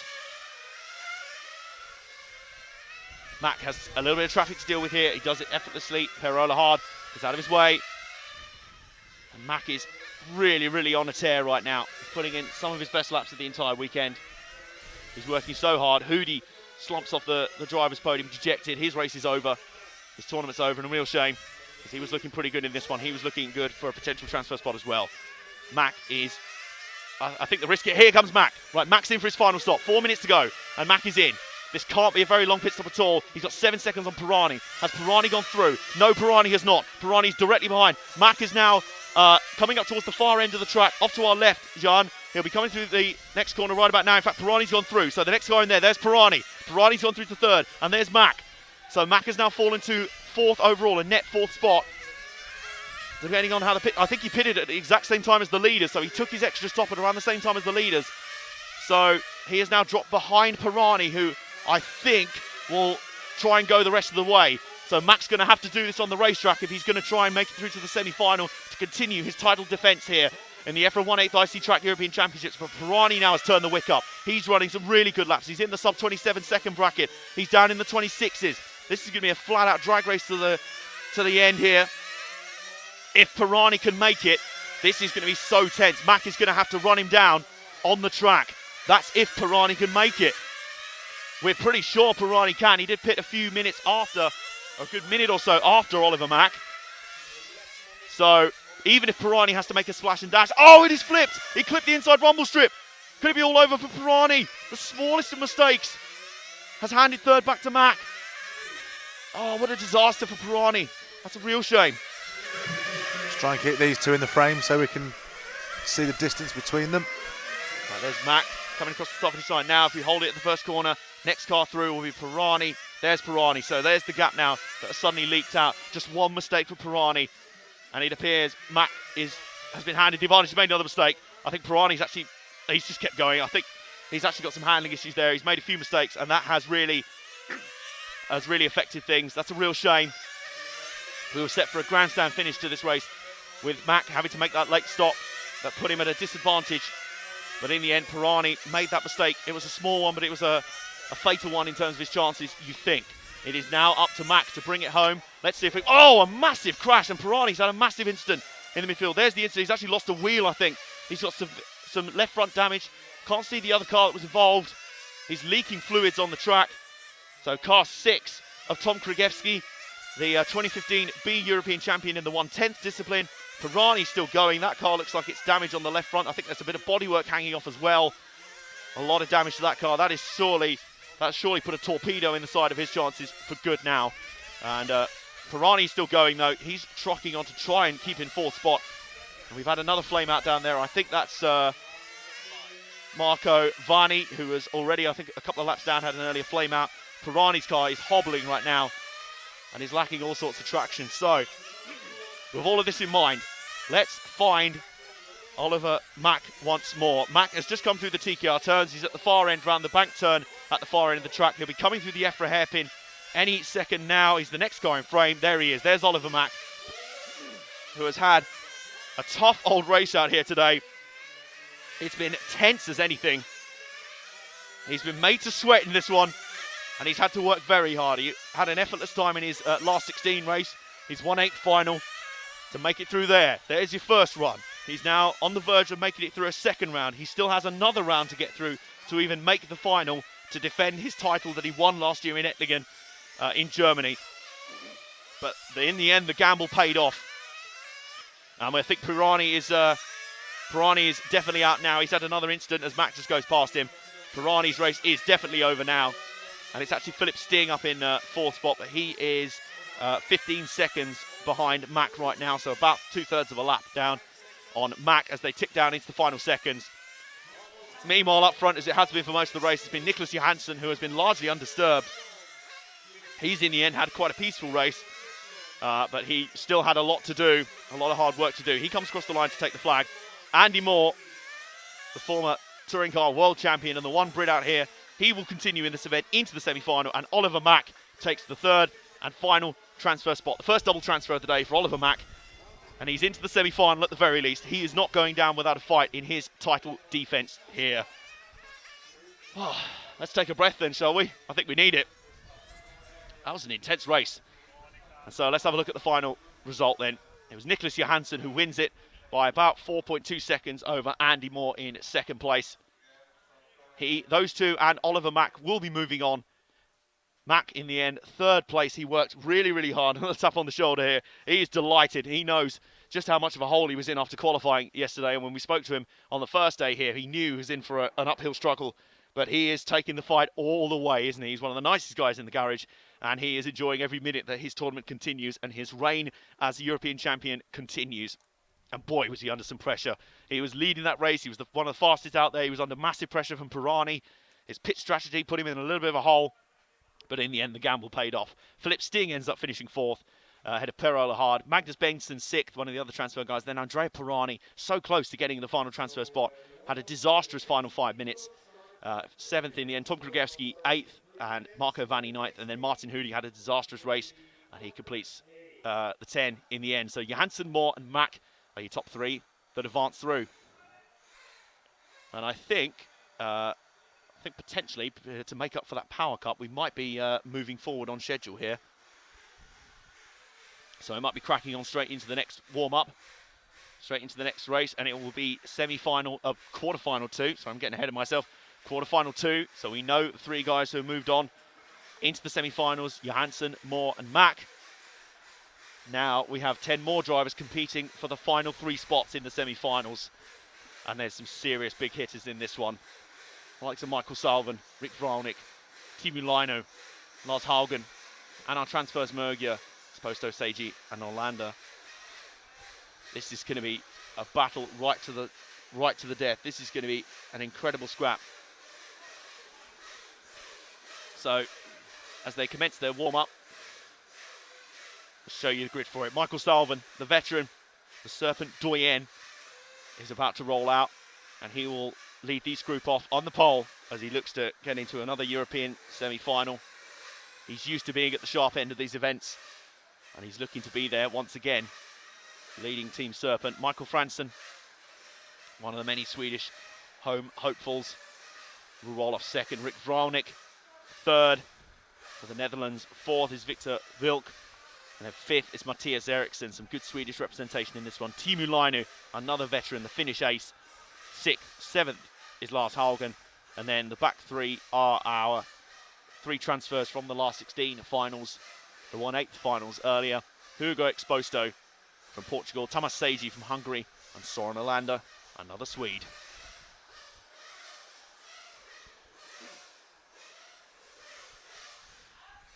Yeah, I think what's ended up happening is that instead of the, we had about like 7 or 8 minutes gaps between the races earlier. I think we've now cut them down to a lot more like 2 minutes or so to at least get back on schedule after our brief power cut earlier. Thank you all for joining us on finals day. We thank you for sticking with us. It's been great to have you along. And so we thank you for joining us on finals day. We are RC Racing TV, and this is our live coverage of finals day of the 2016 EFRA 1/8 IC Track European Championships. In the quarterfinals, warming up for quarterfinal 2. Cars are down, ready to hit the track for their warm-up, which they will do in a few minutes' time.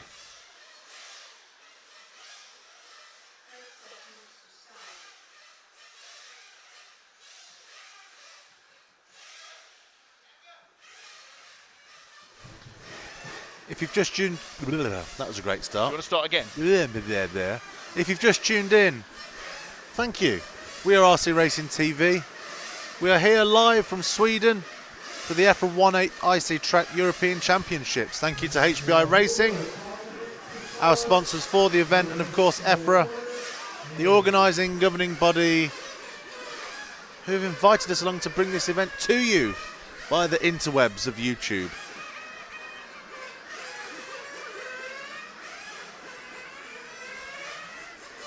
This is, of course, finals day. Final still due to be at 3:25 local time. Just refreshing my page to make sure that is still definitely the case. Yes, good. Yeah, I think the intentionally having less of a gap between the last quarter-final and this one has got us pretty much bang on back on schedule. Despite the delay, this is very nice. Again, good organisation out here. Jimmy dealt with delays very well. Andy UK 911. Thanks to RCTV. Fab. Thanks for the feedback. It's a pleasure. Glad you're enjoying it. We will try and interact with you guys today. but it's obviously a bit more difficult on finals day. If you're wondering who I'm talking to, head over to YouTube, look in the chat.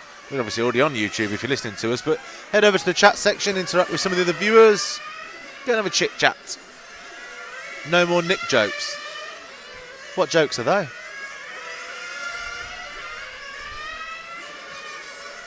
Probably The terrible about ones. broomsticks. Yeah.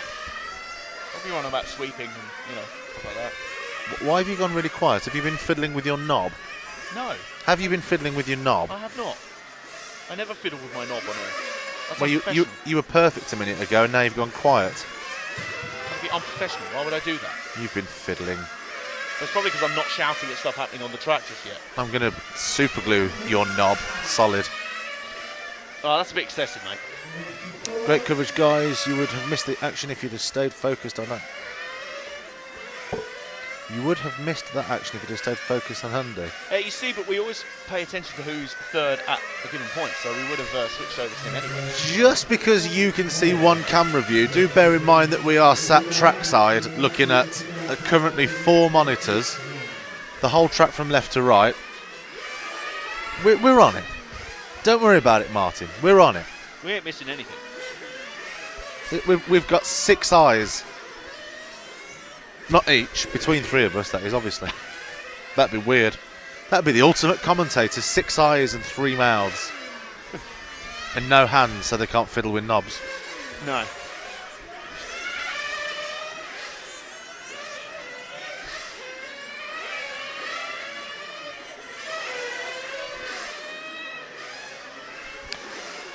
Scores on the doors. 3 minutes to... No, I'm looking that's the time schedule.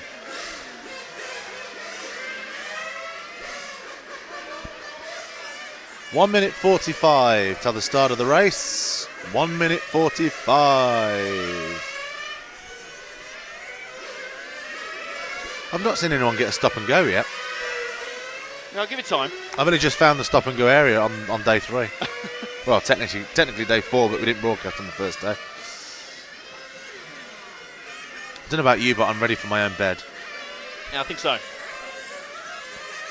I mean, Eskilstuna has looked after us very nicely, I have to say. They have. Yeah.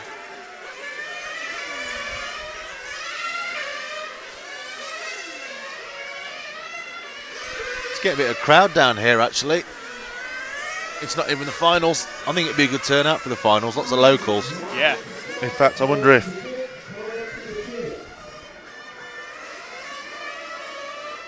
If you're going to get snagged in your headphone cable. It's a bit like that bit in Wallace and Gromit, Grand Day Out.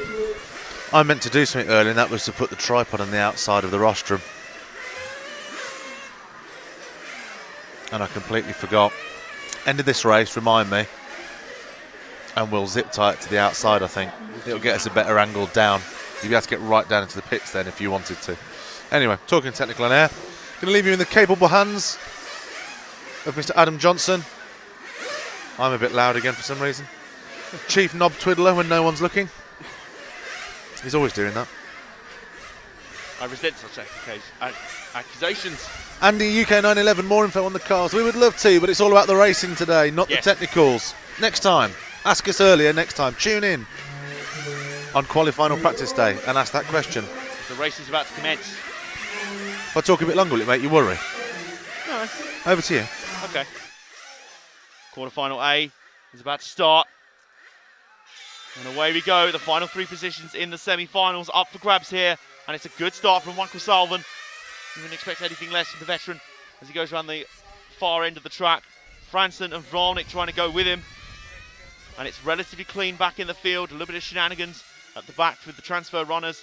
But they're running line astern through the banking on the first lap. Vralnik trying to have a look up the inside of Franson. Oh, but a quick dive bomb there from Victor Vilk. Oh no, actually that's car 6, Timu Lainu. Why am I not surprised to see that name up at the top end of town very quickly? So, as we focus on these cars coming through, let's drop back to the third car in line there. 1, 2, 3, there you go. 3 and 4 right there on your screen. There's the battle for third, picking up straight away. Business is picking up between Vralnik of the Netherlands and Lainu of Finland. Lainu looking up the inside into the HBI hairpin. That'll be a crucial passing zone, you can tell throughout the day. Whoever is brave enough to get in on the brakes a little bit later, coming off the banking, and Lino is already putting the pressure on Vranic. We've had a car come out of the pits early. That's Soren Olander, who has got all sorts of issues. The car's still running slowly. So it looks like their quarterfinal is going to end very early.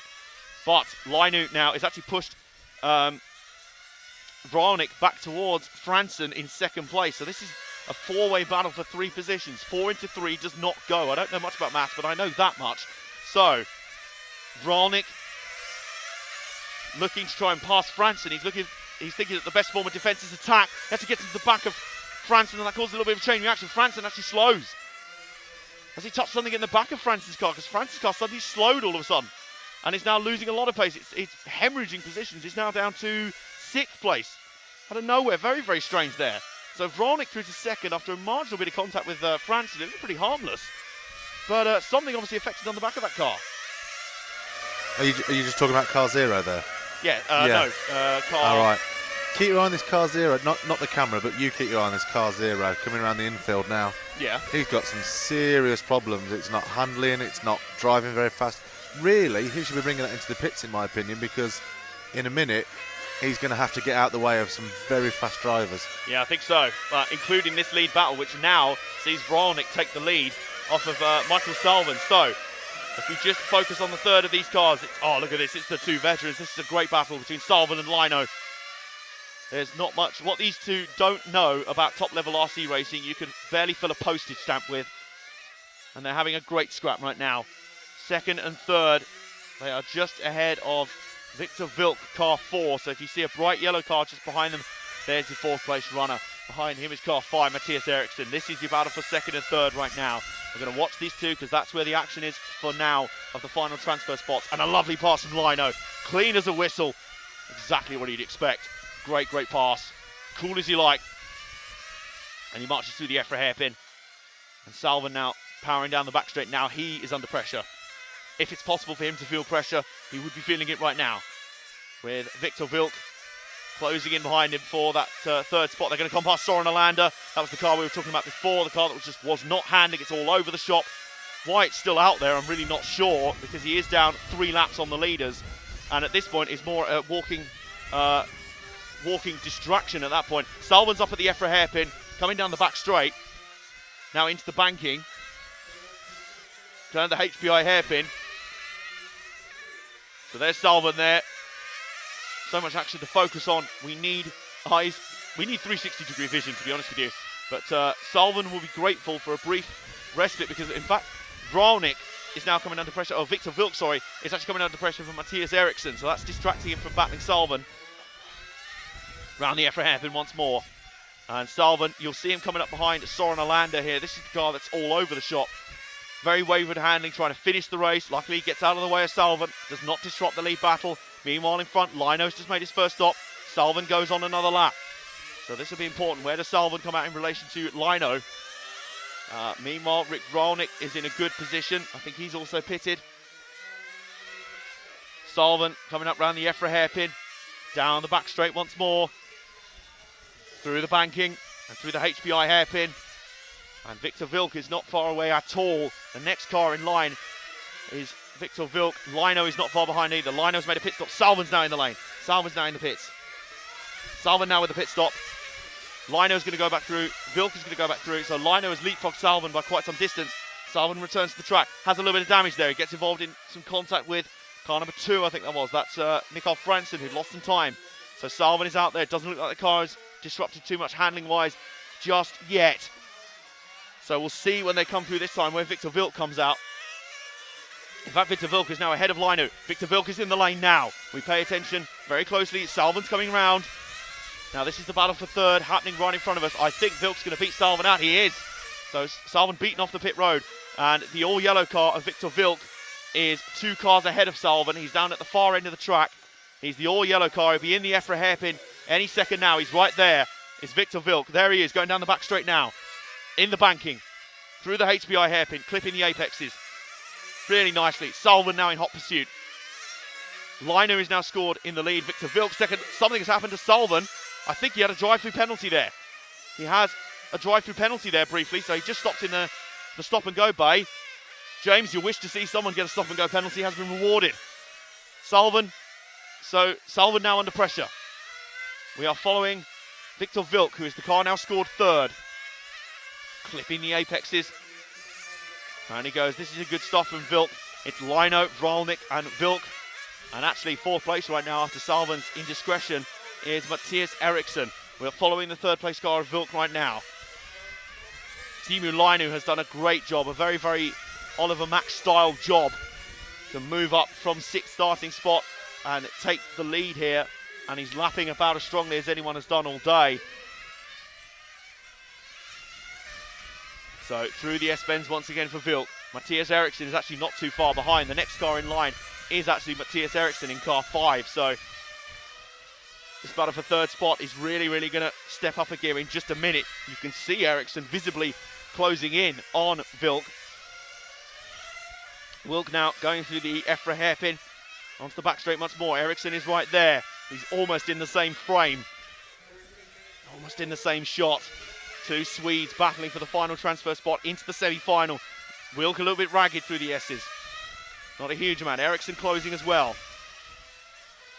Salvan's pace needs to pick up a little bit if he wants to close back in on these guys. He's not too far back, and if anything happens between these two, if this skirmish goes bad, you can bet your bottom dollar that Salvan will be there to profit. But for now, this is the battle for third. It is Vilk versus Eriksson. Two Swedes going at it, hammer and tongs through the S's.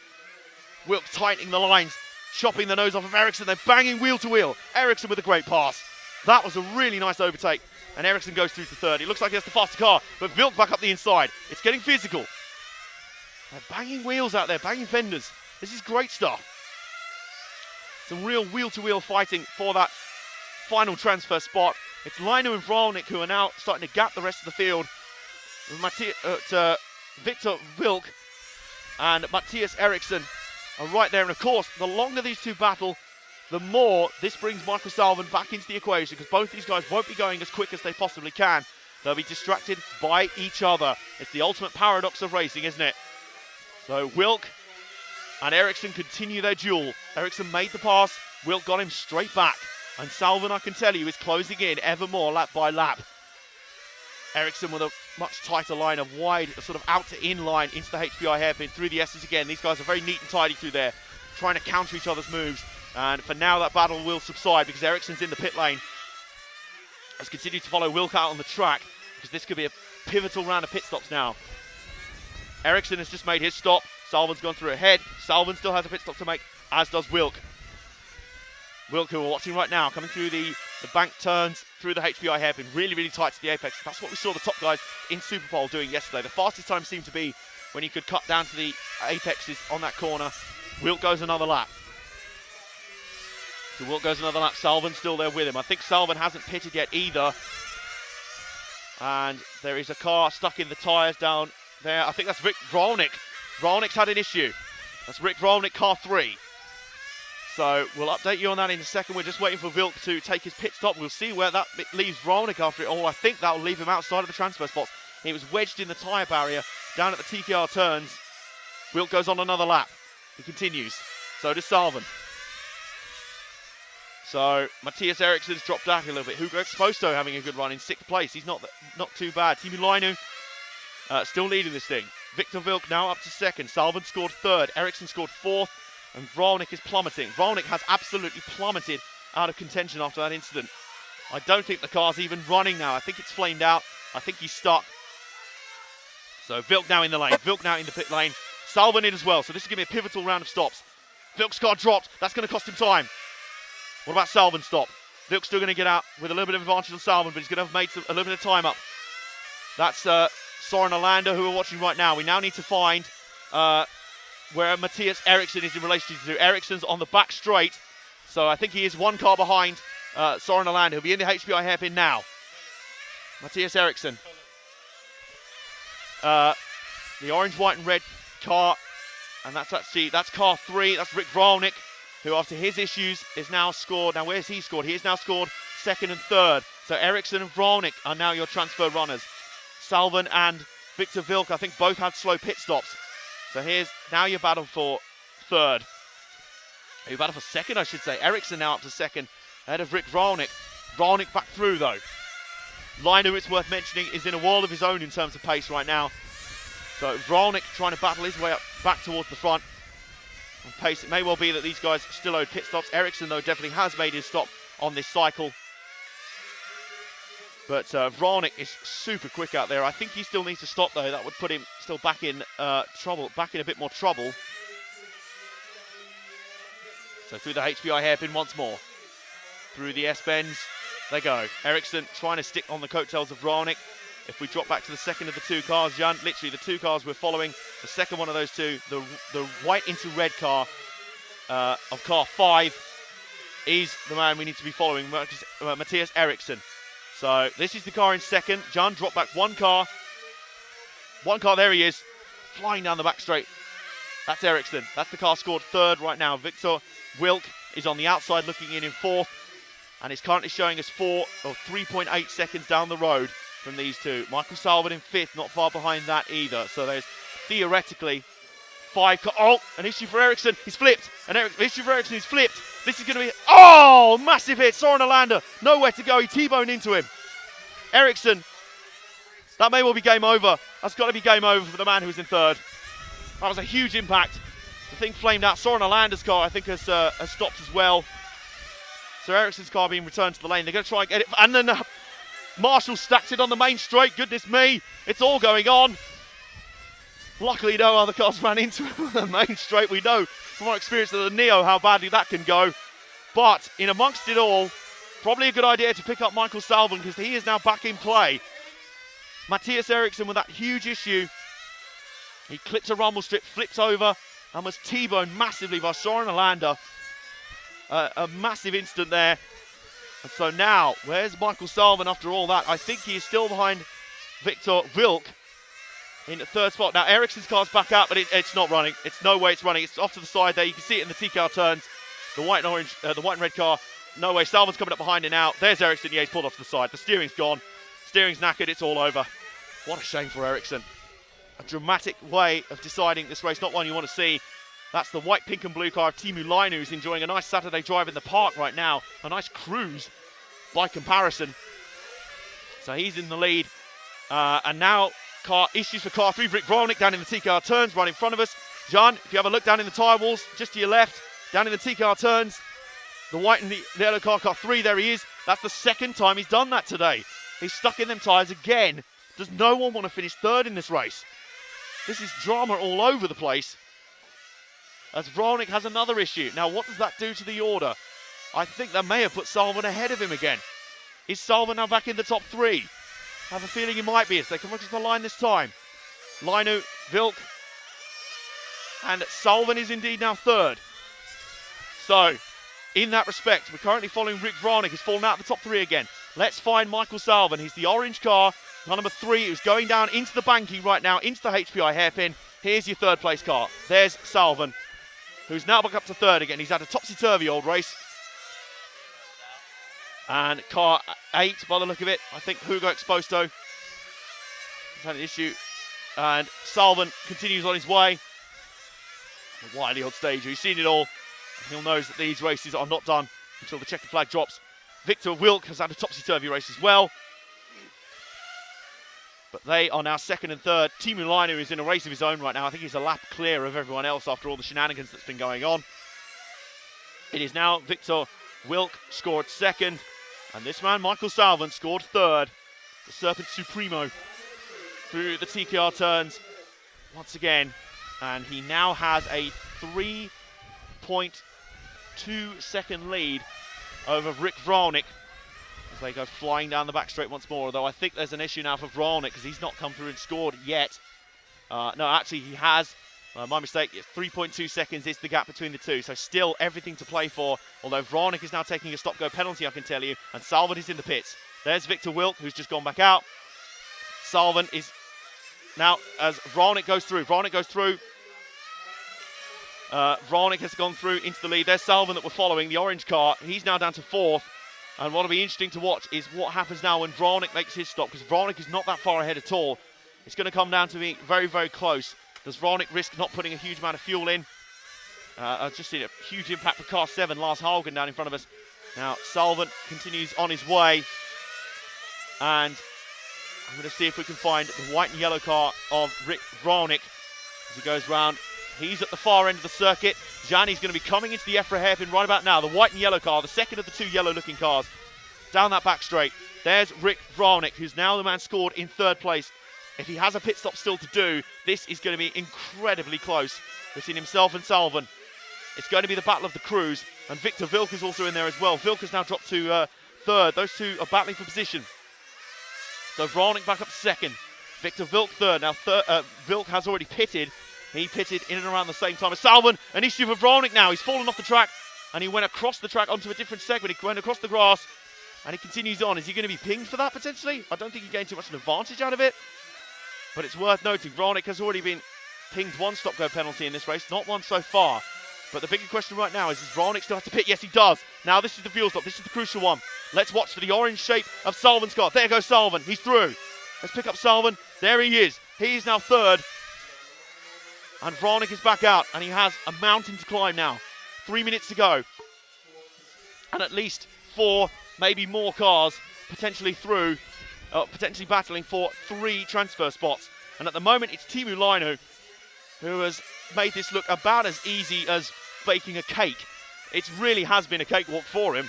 But behind him, it has been absolute high drama all the way through. In fact, it says a lot that we're following Michael Salvan right now. And the next car behind him is Lainu, who's about to put him a lap down.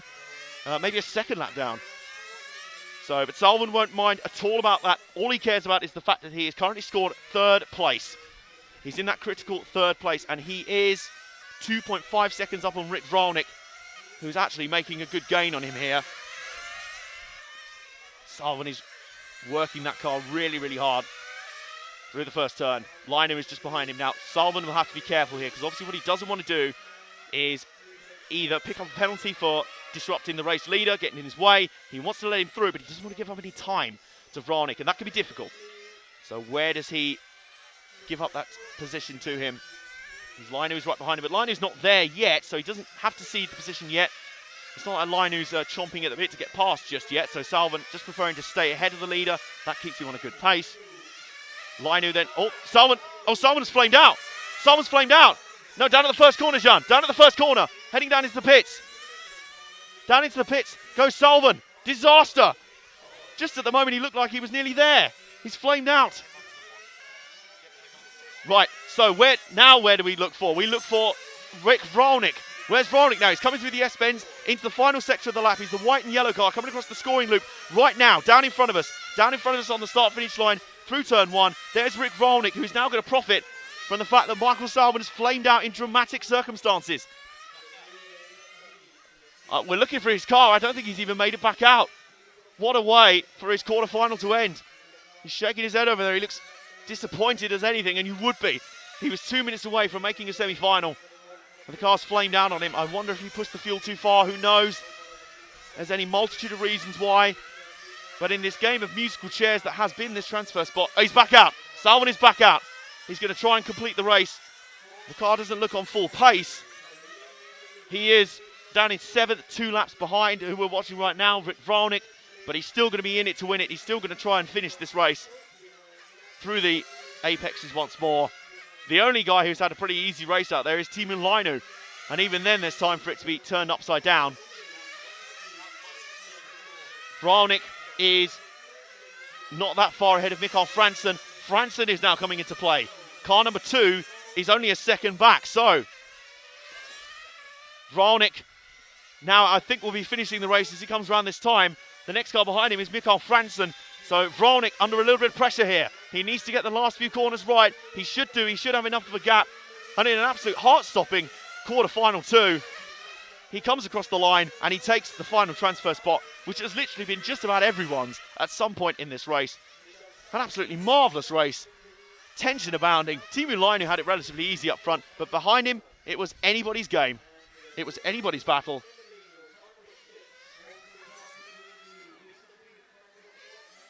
Vralnik's coming round to complete his final lap. He has finished it already, I believe. Well, this is just a victory lap now, I assume. He does take the checkered flag now, and his position in the semi-final is confirmed. Whew. I've got some great replays. I was going to say, I And want before to you see go them. into that, let's see the I wanna first see one. them. This was the first. Let's have a look. This was the first incident. The moment. Oh, this was the That's last it. So spin took a for spin, Matthias Eriksson. hit the rubble strips, flipped the car. And then Soren Olander will have nowhere to go. Whoa! Ouch. That's expensive. And then at that point, problem with the car, which takes us into car gets marshalled. And we nearly had another viral video hit on our hands. And then Stacks it over the post. Oh, marvellous. Well, it could all happen in the heat of battle. They finally did get that car back to the lane. And then the final. I And then can't the remember final what this replay. one was now. Let's see here. I think this is an instant for Oh, that Vranic, was wasn't it. it? Yep. It's where he clipped. Clipped the grass. Flipped spins over the backwards. grass. How close was he to be nailed by one of those cars Really on the other close. side? That was nearly an absolute disaster for him. Well, it was all happening in that race, wasn't it? It was. It was. Incredible. Give us the grid, and we're just going to move the camera. Okay. I was going to show you the final result from that one, but all you need to know is Timu Lainu, Victor Wilk, and Rick Vranic are the ones moving on into the semi-finals. Michael Sarvard in the end misses out. Massive disappointment for a lot of drivers in that one. It was so tense. Nothing was certain until the very last moments. And what we're going to have now is a little bit of practice for the two guys who are already in the final. Later on, they are, of course, your TQ, Simon Kurzbuch, and your Super Pole winner from last night, Robin de Haan.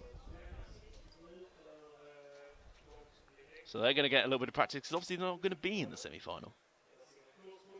So they're going to get a dedicated practice session now, and we'll use that opportunity to take a little bit of a pause. We're going to shuffle some cameras around, we're going to work things out. Hopefully we should have a pit walk for you at some point today. And we'll hopefully get inside the bunkers and see what is going on down there. Get a talk with the top drivers heading into this major European final. Oliver Max made it to the semi-final. If he makes it one step further, he'll be in the final and able to defend his title. I'll tell you what, if he goes back-to-back in this event, it'll be one of the greatest days of RC racing, or greatest single day of RC racing from one driver I think I'll have ever seen. It'll be absolutely marvellous. But he still has a lot of work to do against some very strong guys. Ironically, one guy who will be in a slightly stronger position is Merlin Depter.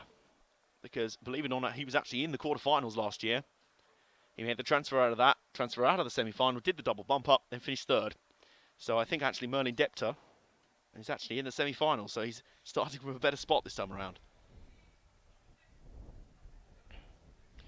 Some guys speculating in the chat. Yes, it was a very good race. Yeah, glad to have you all enjoying the race with us. Roger is speculating that maybe a glow plug went out on Salvin's car and that's why he had that late issue. Either way, it's no way to lose a race, really. Bad luck sometimes comes down. What I can say is that so far we have been rather lucky with the weather. The weather is looking after us so far. It is about as clear and as sunny and breezy as it has been all 3 days we've been on the air here. Which is, of course, nice. We don't want any more rain delays. Thank you very much, RC Car Vids. I was loving the coverage, guys. Thank you. We're enjoying bringing it to you. It's a very entertaining day of racing. So in about 4.5 minutes, the two guys who are already in the final, the TQ Simon Kurzbuch and the Super Pole winner Robin de Haan, will be out there for a dedicated session of practice. I don't know how long that practice session is. I think it's about 10 minutes or so. So look on the schedule. It is, yes, 10-minute practice, and we'll have a little break before the semi-finals. Some of the EFRA officials just behind our position, they're off to have a rest as well. I think they'll need it. And that's interesting, you know, I'm just having a look behind us on the timing screens. You know, it just says the current fastest lap of the weekend, of the current event, is a 26.135 from Simon Kurzbuch. Now, if you imagine But the guys yesterday in Superpole all ran 26.3 second laps. If Kurzbuch has anything like that in the race, then the European Championship trophy is going on the same shelf as that World Championship trophy, because there's not much that's going to really stop him.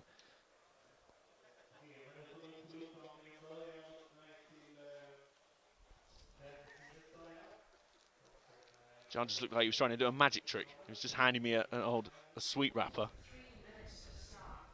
He was just sort of going, oh. It was like he clenched his fist. I couldn't see what it was. He was like, oh. And I'm like, what? What are you doing? Are you trying to indicate that there's a wasp somewhere in the computer? The next semi-final B will be held at 1:30. So 1:30 local time will be when we get the first of our semi-finals underway. So that'll be in about an hour's time. So we've got some time here. We'll have the two guys who are already in the final taking part in a brief practice session as they make their way up to the podium behind us. Robin de Hont through. He still seems just he just seems to be just enjoying the journey that he's on at the moment through this event. Willie White's from EFRA, the EFRA chairman, was enjoying, or he pointed out to me, he said, make a point of speaking to this lad. He deserves the airtime. And I said, you know what? I want to. Now I know his face, I will. Because from the very start here, I've been tipping this guy to be a potential threat for the win here. The fact that he got himself into the Super Bowl, then won it, really indicates to me that he's got every chance. And I think it's fairly certain that Simon Kurzbuch is well aware of that. Not that you guess. Kurzbuch is one of those guys who never looks like anything has phased him. He could be plummeting off a cliff and just be like, nope, I can get out of this. It's fine. No nerves at all. Ice cold. His sunglasses on as well. Just for glamour. But Kurzbuch, easily the fastest in qualifying. Supremely fast over 1 lap. Supremely fast over 5 minutes. The question is he supremely fast over 45 minutes here today to take home a European crown alongside his World Championship crown? Still some speculation or some chatting from still some chat about the previous race, the quarterfinal B, quarterfinal A, I should say, as Engine Spire down there. You'll hear those guys. They're about to take off for their 10 minutes of practice. I won't really be covering it too much because you've seen enough practice. You want to see racing. That's what you want to see. That's what you want to do.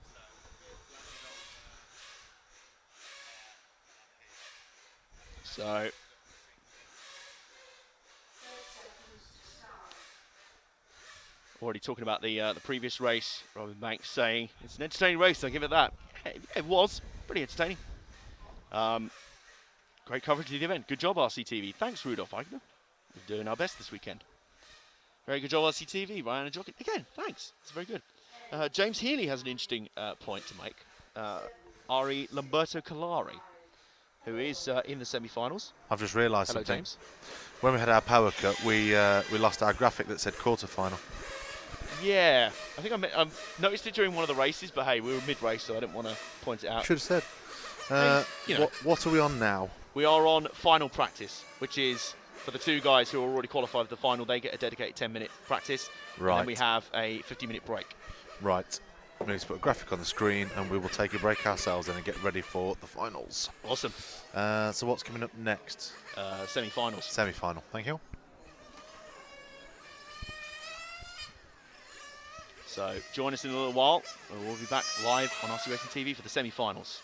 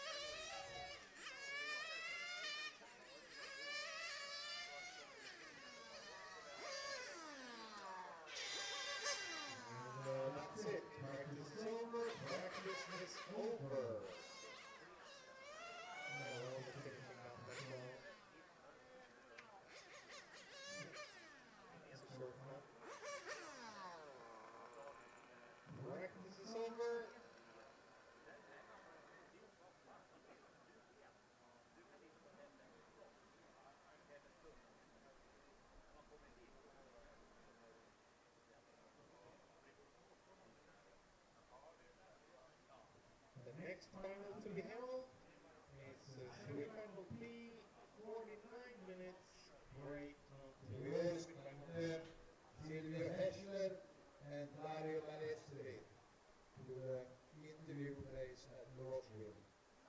Silvio Hässler and Dario Balestri. Please come to Roswell for an interview. We also need the cameraman here for Mars TV.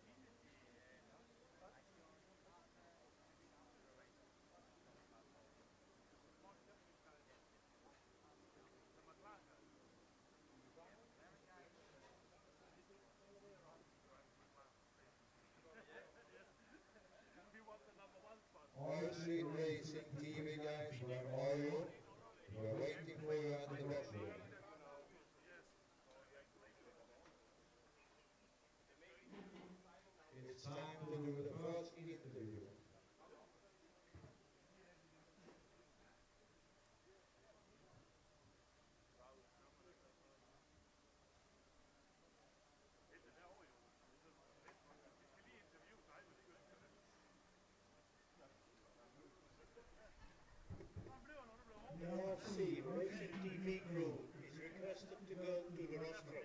The North Sea TV crew to the rostrum. Thank you.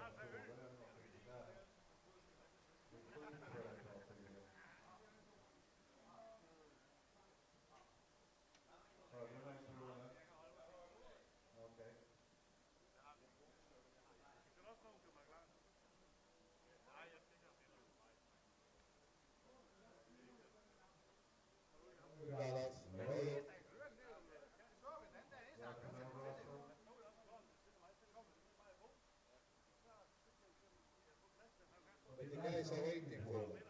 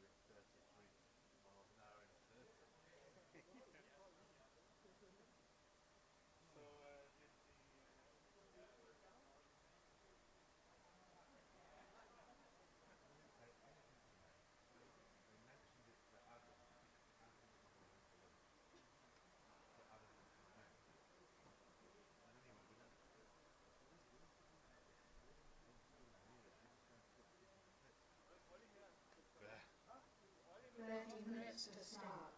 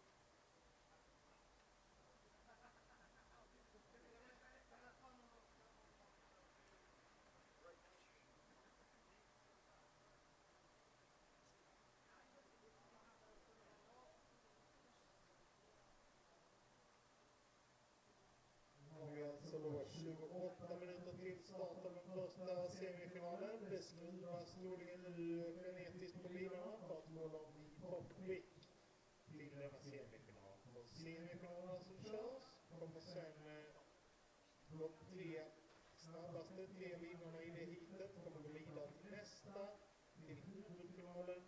Och sen utav de 2 semifinalerna kommer sen de 2 som är snabbast efter den här som vinner att också gå vidare. Så det skulle kunna vara så att det kommer 5 förare från semifinal A och endast 3 förare från semifinal B.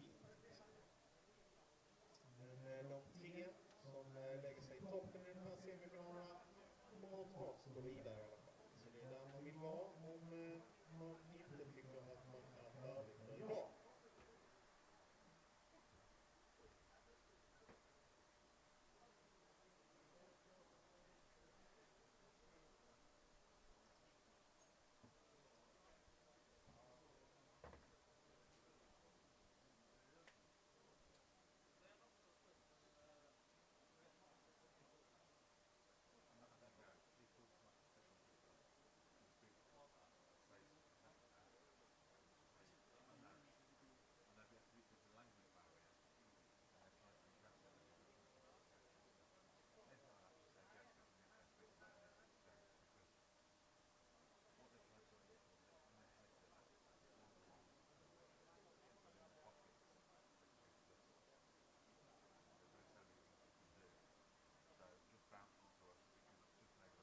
They've gone. Dallas has said to me and Willie, let's go on the interview. I said they've not told me. Dallas has gone to Willie and tell them, and he's gone like, I told you 5 minutes ago. They then come back and go, we told you 5 minutes ago. It's just maybe like okay, twice. So just I'm not having a go. I'm just saying next time because there is a breakdown in communication with because it's not the first language. He's obviously not misunderstood. He's not understood you. And then you tell him to I'm not normally very good at jump shot on me straight away. And that's why I just bounce it. I don't like having stuff done to me. I have to plan. Yeah. I have to know what's going on in my head. So makes quick. Yes, I need to go make sure. I think we've got a. If we've got time, should we play it in full semi-final and just not do it before the final and so forth and then make it?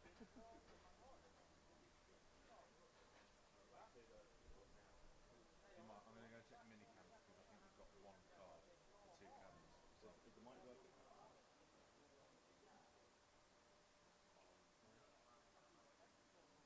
1, 2, 1, 2. I'm going to check it from further away. So obviously we had the problem the other day. Well, I'm going to sound check from here so it's up higher. You know what I mean? I'm not like 25 minutes to start.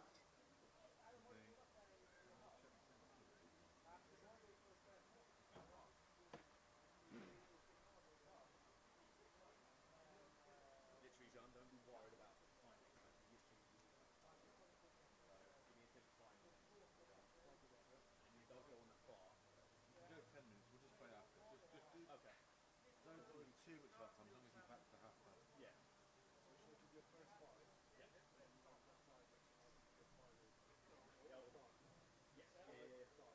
Right. Okay. I'll try and keep it simple. You don't need to.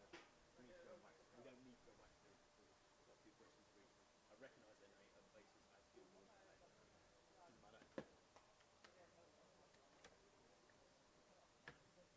I'll get Kirsty to Hoffman priority, 7, and then Valestrian Tapper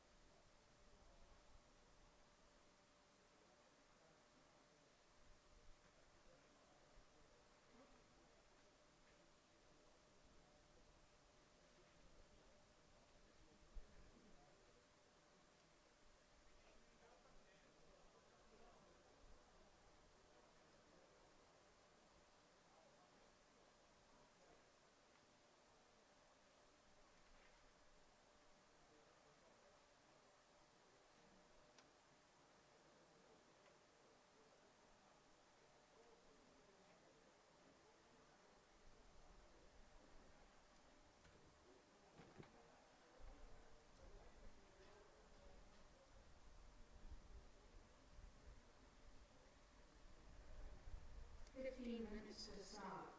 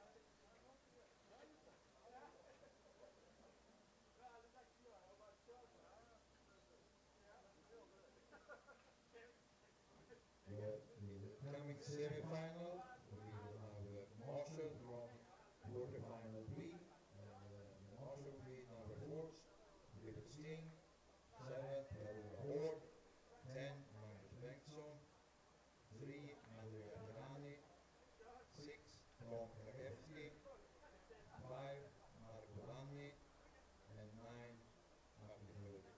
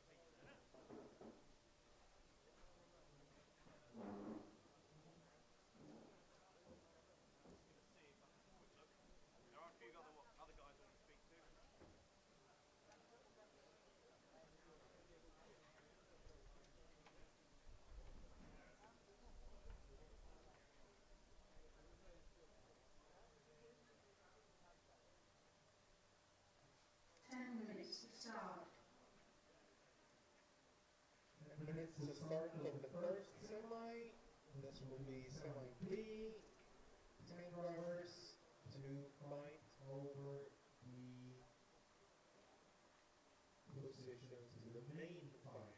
The main final, 3 drivers from this one will jump up, 3 drivers from the next semi-final will jump up, and the 2 quickest times after them will also be moved up. So the 2 quickest ones will come from either semi-B or semi-A, or one from each.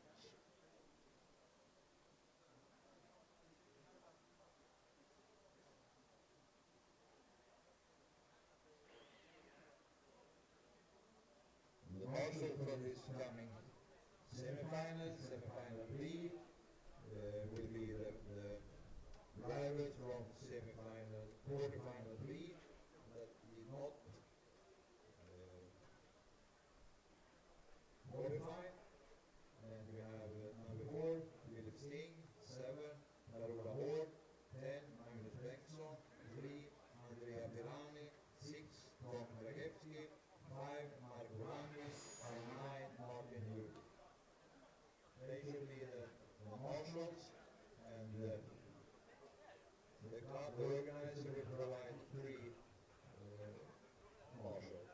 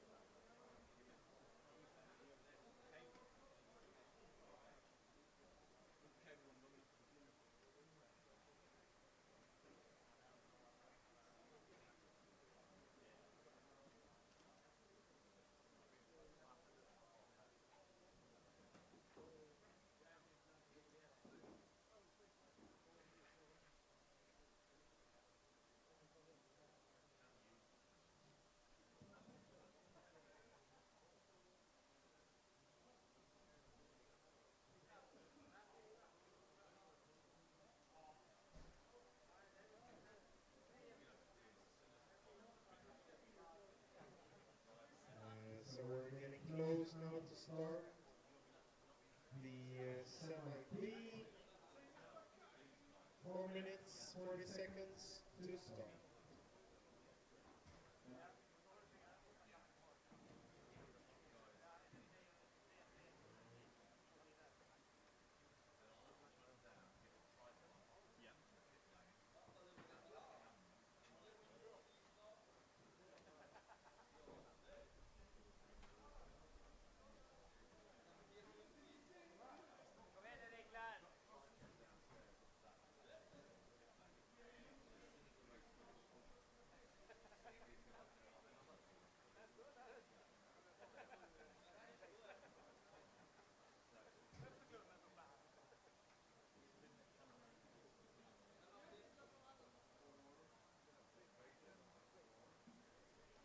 Marshal for this final should be from the quarterfinal three, Philips Per-Ola Hård, Magnus Bengtsson, Andrea Pirani, Tom Granati, Marco Vanni, and Martin Hudi.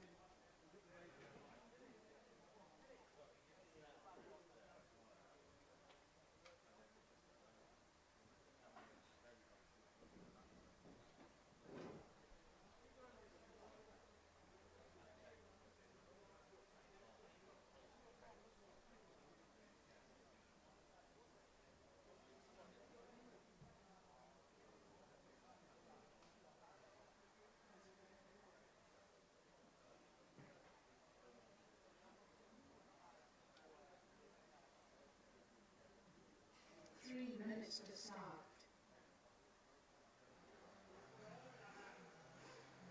Marshal is number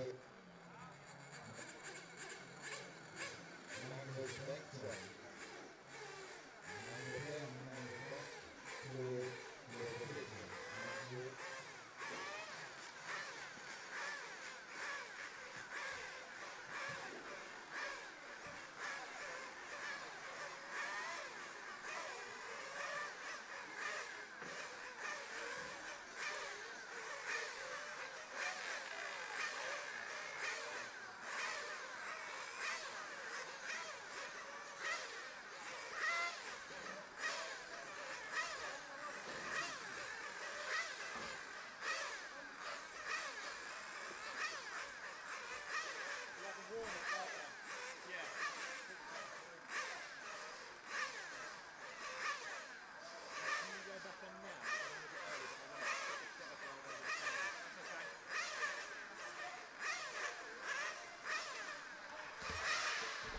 Hello folks, welcome back to RC Racing TV's live coverage of the EFRA 1/8 IC Track European Championships, presented to you in association with our friends at HBI Racing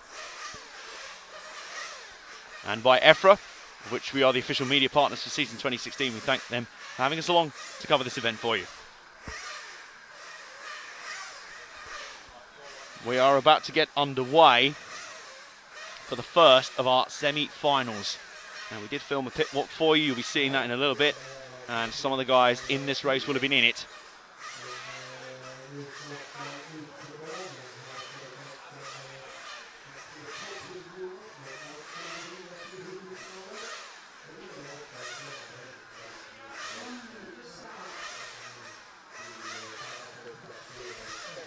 So, we're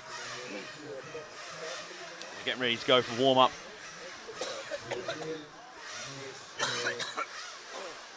Excuse me, and I'm dying, which is a bit of a awkward thing to happen when you're on the air covering RC racing. But you can tell it's finals day, can't you? We're all a little bit broken, a little bit ruined. But we are going to see this through bitter end because the best is yet to come. We've waited long enough for some of these top guys. You've waited long enough for some of these top guys, and they are about to get ready to go. In this first semi-final alone, we have former European champions, we have former world champions, we have guys who are legends of this game. We have the underdogs ready to try and spring a surprise and move up into the final, just like Merlin Depter did last year, moving up from the quarterfinals to eventually finish on the podium. And we have, of course, Oliver Mack, the reigning champion of this event, who qualified only down in the 1/16 finals has a long, or 1/8 final, sorry, and had a long way to go. He's made it through 2 rounds already and has another one still to go, merely for him to try and defend his title. It's going to be very, very difficult, but he's a man who's up for the challenge. There's a wry smile and some great enthusiasm. He's one of the great good guys of the garage area, and you'll see him on our interview with him in a little while. So here's your starting grid then. Let's have a look at the starting lineup.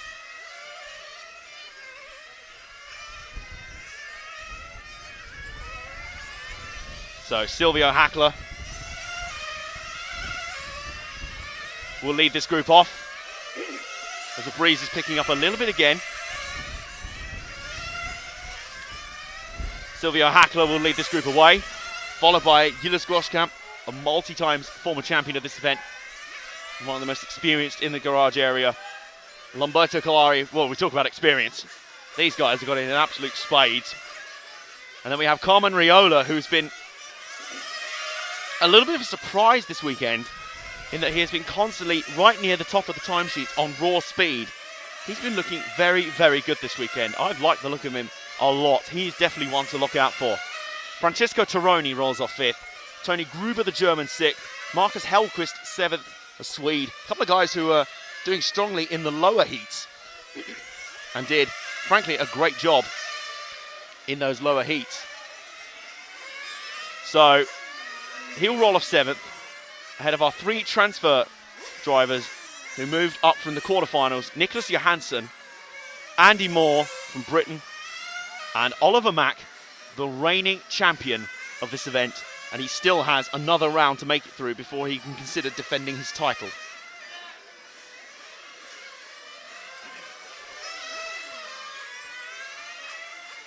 So he's doing it the hard way, but he's doing it with a smile. He's enjoying himself out here. He's one of those guys who truly loves the business and he loves what he does. It's great to see. And it's great to have you guys along for this event as well. So, a lot of fans of Lamberto Colari in here. A lot of the Mac fans.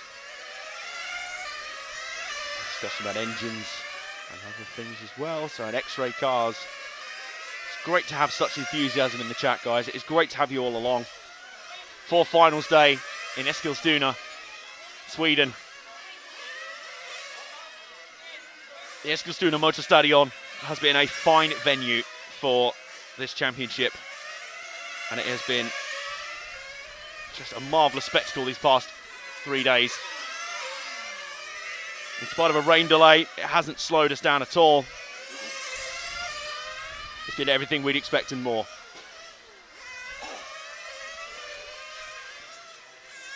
So we get ready to go. We've got 90 seconds to go before the start of semi-final 1 in Eskilstuna. We know the identity of 2 drivers in the final. That would be our top qualifier Simon Kersbrook and our Super Pole winner, the young Belgian Robert de Hont, who's been something of a sensation this time around.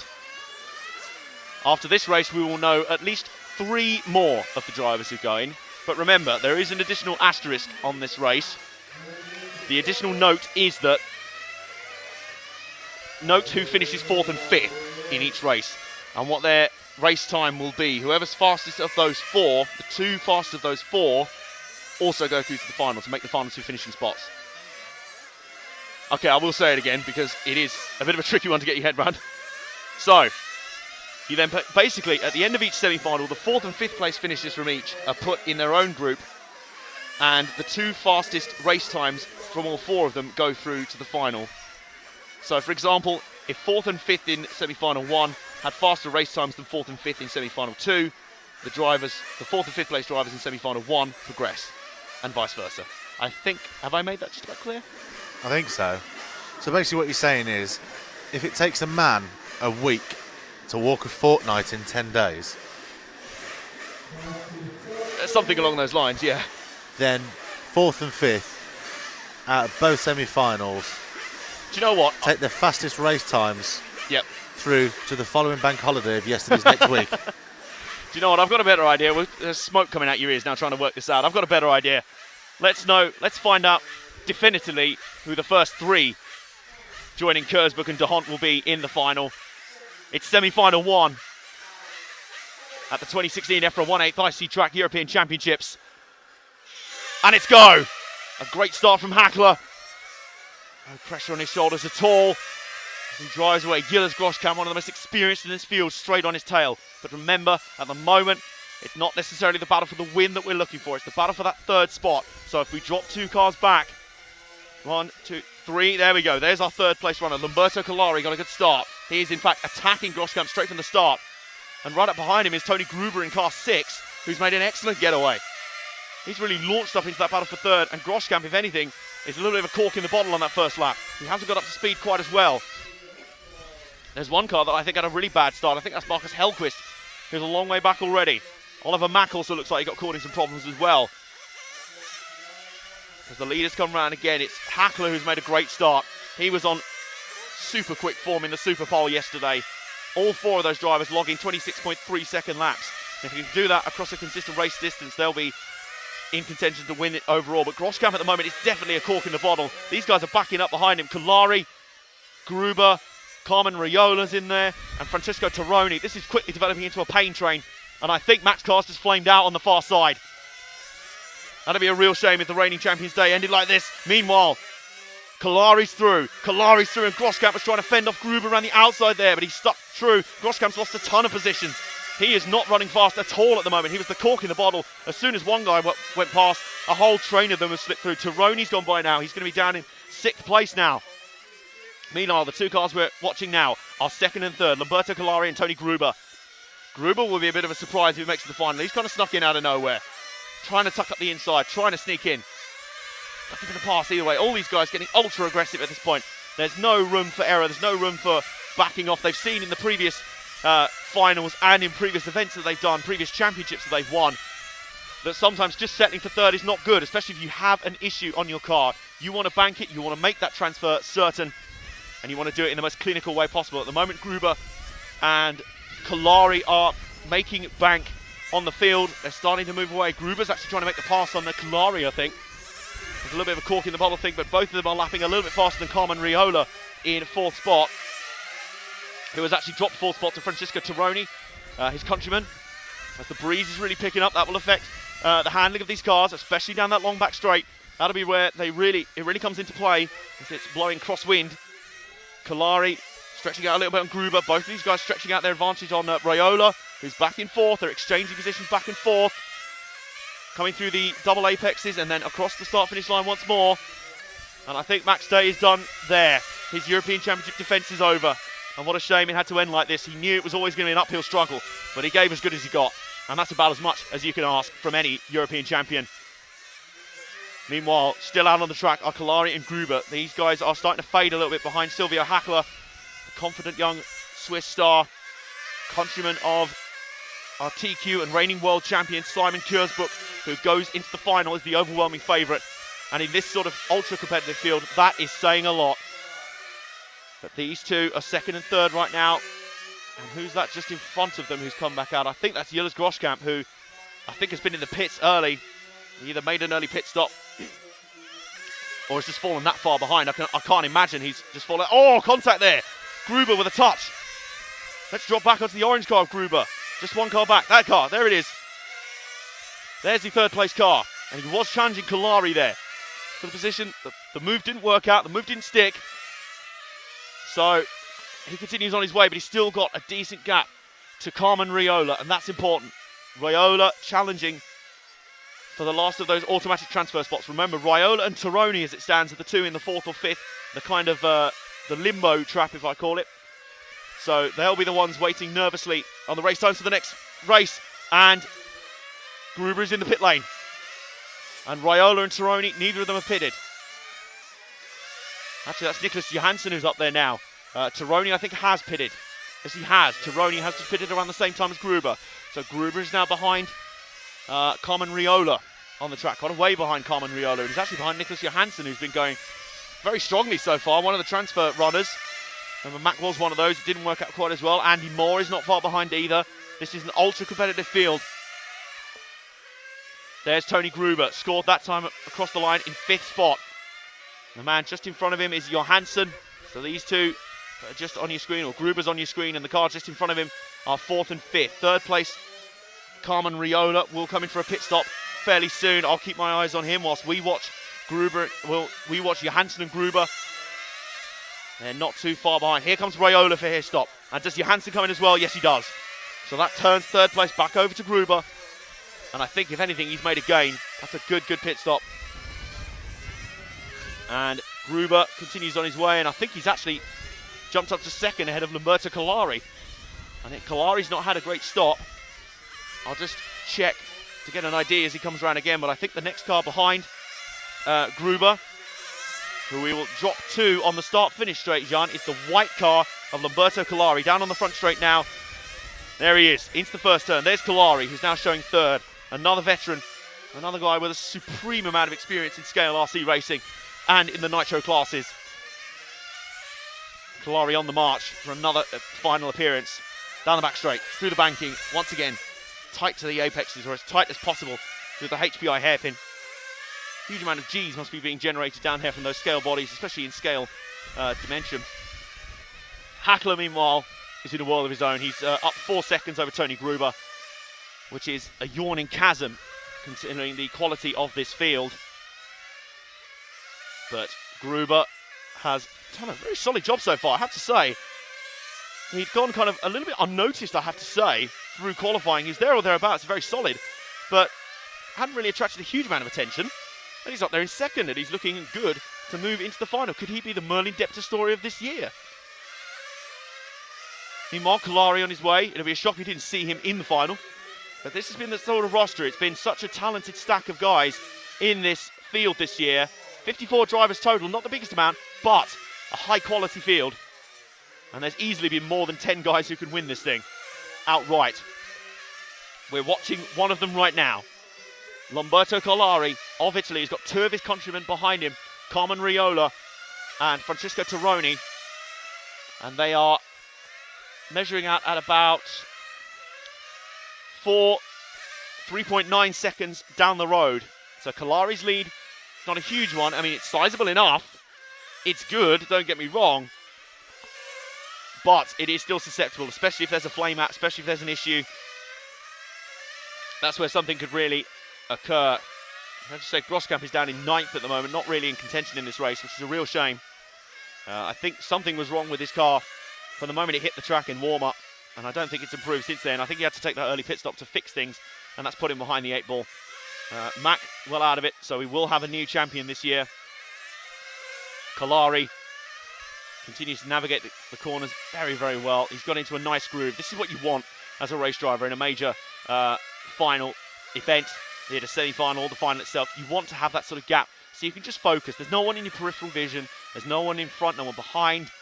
Obviously, if there's no one in front, you're generally leading the thing. But in this case, Gruber is just far enough up the road that he's not being distracted by thoughts of chasing him down too much.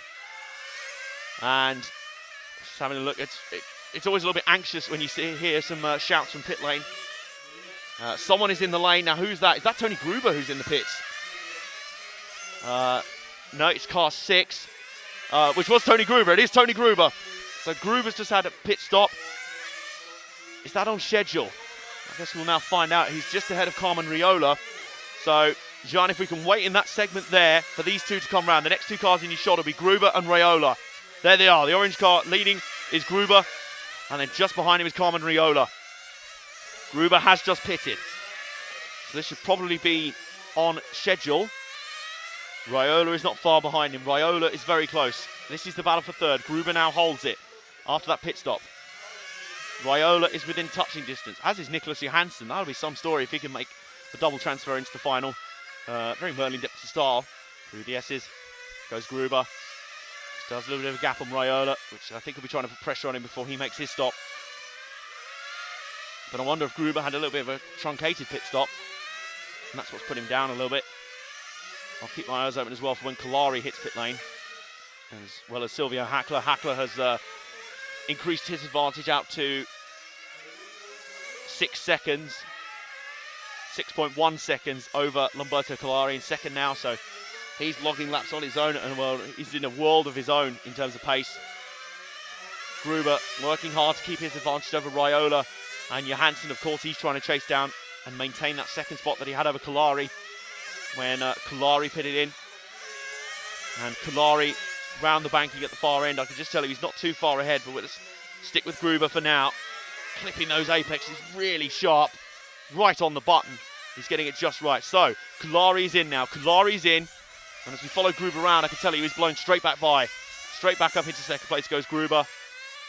And Lamberto Kalari is back out. So, when we come up to the EFRA hairpin, John, if we wait there, not the first car through after Gruber, the second car, the all-white car, will be our third place runner, Kalari. There he is.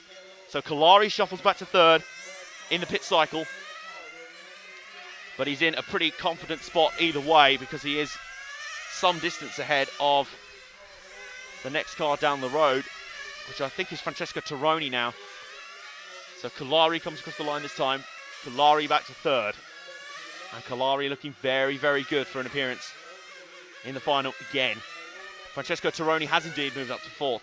He is showing as 4.1 seconds down on Kalari, which is some significant distance, but it's one that can evaporate in a heartbeat if something happens to Kalari. If he makes a mistake, if he has a flip, which we've seen, these rumble strips are very unforgiving, and he clips one just as I say it. You're taking every inch of road, but especially those ones on the outside of the corners, on the fast, flat-out segments, like that right there, couldn't have been better timed. I think Kalari is trying to demonstrate just how risky they are without actually flipping over. But if he hits one of those at the wrong angle, flips over, gets turned turtle, then he's in a world of trouble. And that's exactly what Tironi will be hoping for. Oh, a big slide. They're working these things really hard right now, stressing the foam tyres, the control tyres to their limit. Kalari working very hard as the breeze picks up again. That shouldn't be affecting them too much, and we'll just buff at the cars a little bit, especially down this back straight. It's like a flying down the back, up to 70 miles an hour, maybe faster, through the banking, still not braking till there. The HPI hairpin, one of the great sequences of corners in RC racing. Through the final segment of the track, we're just under 8 minutes to go. It is still Silvio Hackler leading to give Switzerland both its drivers representation in the final, along with TQ and world champion Simon Kurzbuch. Second is still Tony Gruber, the German, who's had a low-key weekend, but has ran a picture-perfect race so far, a textbook race so far. And now we're watching this man in third place, Lamberto Kalari, who is also driving a really neat and tidy race. And in fact, that's Tony Gruber he's just come out in front of. These pit strategies are going to sync up, you know. I have a feeling, though, that Gruber might be running something similar to what Oliver Mack ran in the quarterfinal, and may have to require a late pit stop of his own, in which case that's going to put him right back in the mix with Tironi, Raiola, Moore and those guys. So there's Gruber. He's driving incredibly hard. Remember, he will be we're expecting Kalari in any minute for a pit stop. It seems to be like a shorter stop, or maybe Gruber just worked out the best laps around here and is putting his best laps in of the session. Kalari up through the EFRA hairpin, down the back straight. Once again, Gruber has dropped off a little bit. Kalari, I think Kalari's being recovered and trying to look out over the track. But now we follow Kalari. Kalari, who still has a pit stop to go. And we think, we're not sure, but we think that Tony Gruber might have one to go as well. So it might be worth, once Kalari has his stop, to keep following Tony Gruber. Because if he has to pit again, that puts him right back in the hornet's nest with Raiola, Tironi, and even Marcus Hellquist. Andy Moore has dropped to 7th a little bit now. Groskamp now up to 8th after Nicholas Johansson has fallen back now. Kalari still 2nd, Gruber still 3rd. Raiola, as we tick into the final 6 minutes. Raiola is 9 seconds down on these guys. 9 seconds down on Gruber. If Gruber has to make a second stop, no wonder he's driving so fast. He knows he has to make another stop compared to everyone else, then he is going to have to drive so fast to make up that time. He's going to lose about 5-6 seconds minimum in the pits, maybe more, depending on the level of fuel being put in. And we are watching Kalari right now. He's the 2nd place car. John, if we could just drop back one car, that's it. We're watching Tony Gruber now, the 3rd place car. This is the guy I want to pay close attention to, because As I say, he's running third right now. He should be running second once Kalari has his final stop. But we're not sure if this guy still has another stop to make as well. He's on the same number of pit stops so far, but he's been pitting earlier in a manner that makes me think he's running a similar strategy to Mack was in the quarterfinal. Through the EFRA hairpin, down the back straight again. The speed is enormous for these cars down the back. As he's still within touching distance of Kalari. He's not letting him out of his sight. And Kalari has just come into the pit lane, so that'll turn over second place to Gruber. But I am going to say, let's keep some close attention on Gruber. As I'm just keeping an eye on Kalari. He's just gone back out there. He's largely unchallenged for the moment. Gruber has got a little bit of lap traffic to deal with Marcus Hellquist, who deals with him very, very well behaved. Lap traffic. We do not want these races decided by lap car intervention. We want them to be as fair a fight as possible. So Gruber is second. 1.5 seconds down on Sylvia Hackler. He's really not that far behind our leader at all. He's kept on a comparative pace, but remember, we are potentially anticipating one more stop for Gruber. Meanwhile, Kalari is scored at 9 seconds ahead, 9.5 seconds ahead of Francesca Tironi in fourth. Tironi may think that Kalari is too far gone, but maybe all eyes now are on this man Gruber. He's been setting a great pace in this race. It'll be a real shock if he makes the final. It'll be an underdog victory par excellence to make the final. He's driving an orange car, much like Merlin Depter, in fact, his countryman. Through the S-bends once more. Does he have to take one more stop? And if he does, when does he take it? There he does. Now here's his final stop. Now this is where things get very, very interesting. We're watching out for car number 5, Francesco Tironi. He's back out there, and I think he's safe. I think he's safe. Because I think Gruber has easily got an advantage. I can't see anyone near him. In fact, I can see Kalari's car just behind him. So I don't know if Kalari had to pit again as well. We'll see as they come across the timing line this time. But Gruber has taken what will definitively be his final stop. As they come across the timing loop again, where is Gruber scored at? He scored second, 7.0 seconds down. Kalari is third, 8.4 seconds down. So let's see if we can find Lamberto Kalari. He'll be 2 cars behind Gruber, Jan. So if we wait in the banking, the first white car that goes by is not him. Second white car, that's our guy, Lamberto Kalari. He's our third place runner, and I think the pit strategy has worked out just fine, because even after all that, he's still showing he's about 12 seconds up on Carmen Riola. And these guys set such a strong pace up the front that even with any additional pit stops, they've still got a healthy advantage. Kalari scored as about 1.9 seconds behind Gruber. Both of these guys have driven really, really good races, you know. Very, very sensible, spot on strategically. They've known when to push. They've pushed pretty much the entire race, but they've got it right. They have been consistently strong. They've not made mistakes. And if you're going to pull a strategy like that, which involve additional pit stops, that's exactly what you need. Carmen Riola and company, in the end, just not able to keep up the charge. But there's still time enough for something to happen. We all know 100 seconds is an absolute eternity in RC racing. Through the S section again. Merlin Depter's just having a cheeky look over our shoulder as well. It's amazing how many of the drivers not in these races come up here and also have a watch at the other races, see what they're going, see if they can crib something on their rivals. But just because they're also RC enthusiasts of their own. They are fans of the business in their own way. So Kalari is not far off. He's about 2.5 seconds down on Gruber. He's losing time to him, but it doesn't matter one jot, because crucially the only gap that matters to him is the one that says 12 seconds up the road from Carmen Riola. 60 seconds to go then. Gruber and Kalari, you think, are fuel to the end, so they shouldn't have any issues with flameouts here near the end, unless something else mechanically goes wrong. Glow plug comes out maybe. Hackler is quite a distance up the road now. He's 6.3 seconds up the road and has led this race from start to finish, flag to flag, in an exemplary performance.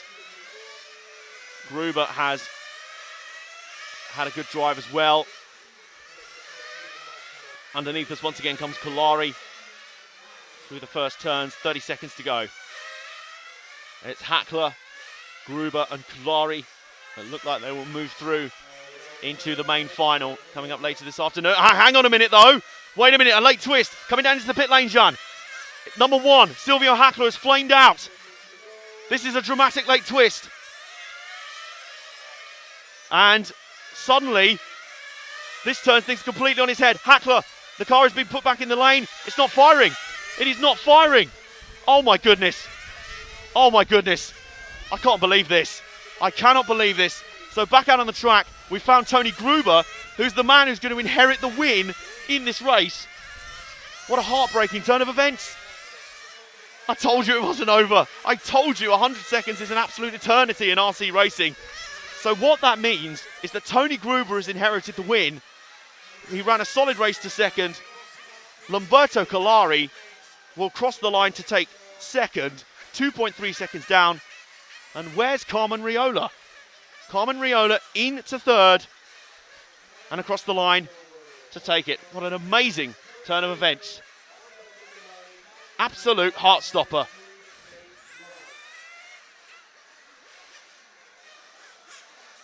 So there's your result from semi-final 1. An absolutely dramatic denouement. I cannot believe what I've just seen. Silvio Hackler had that one wrapped up for all the world. He led it first flag to almost last, and yet had a flame out with about 30 seconds to go. 30 seconds to go. And in the end, it's Tony Gruber, Lamberto Collari and Carmen Riola who go through. And then make a note of those times there. It's Francesco Tironi and Marcus Hellquist, 4th and 5th. They'll be waiting on the race times for the 4th and 5th place finishes of semi-final 2.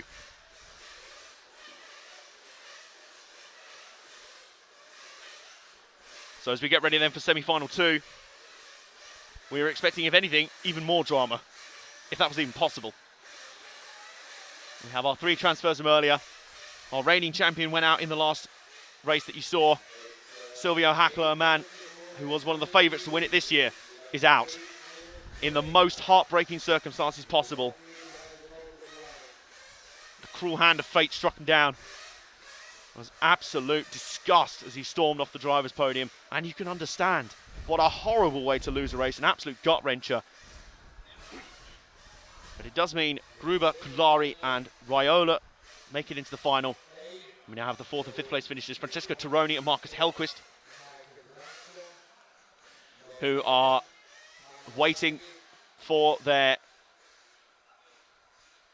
race times to see where they compare to the 4th and 5th place finishers here. Meanwhile, as we get ready for semi-final 2,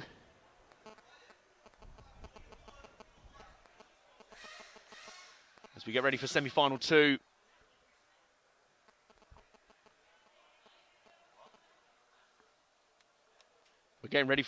2. It's about time to take a look at the starting grid. Dario Balestri, the veteran Italian, a former champion of this event multiple times over, will lead this field off. Speaking of multiple time champions, the man right behind him, his proverbial trophy cabinet is absolutely overflowing. This is Robert Peach, the German, with a great record in European competition. In third, rolling off third, will be the 2015 1/10th IC Nitro champion, Bruno Coelho, who won an absolute thriller of a final last year in Turkey. And he goes into this one trying to add a 1/8th European trophy to his already impressive list of achievements in RC racing. Daniele Elassi behind one of the many experienced Italian contingent out here. Anthony Abissé, the Frenchman, has also looked quietly impressive so far this weekend and looks good. Merlin Depter was the guy who transferred up from the quarterfinals, did the double transfer into the final last year and made the podium.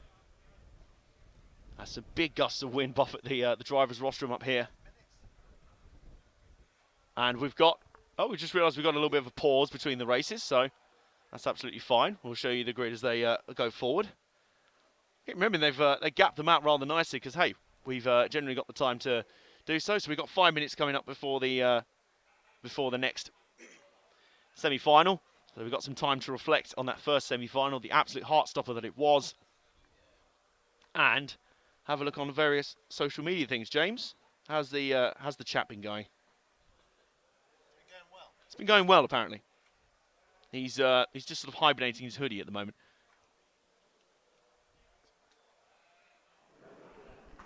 Because it's cold. It is a little bit nippy now the breeze has picked up.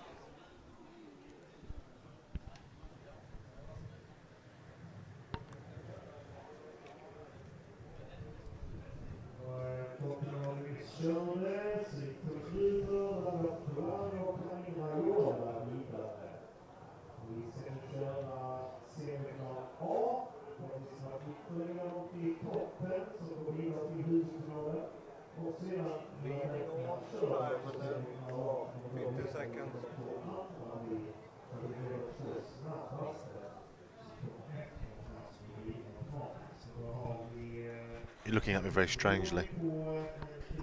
I'm just like, what's happening? What's going on? You're wondering when I'm going to talk, aren't you? Probably. Whose phone is that next to the... Is it mine or yours? It's yours. I'll leave it there then.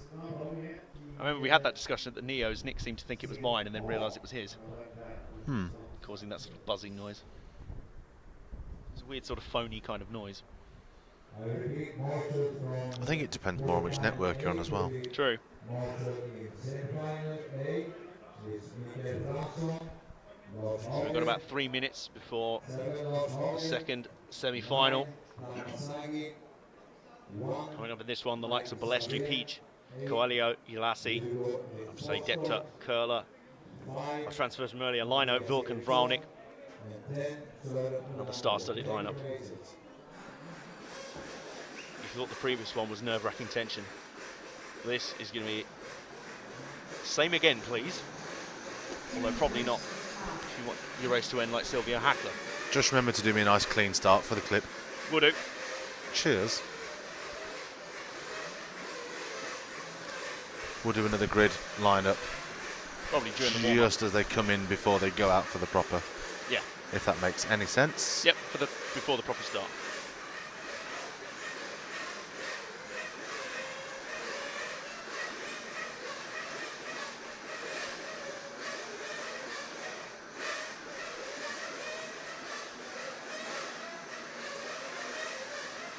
So does that mean that we already have...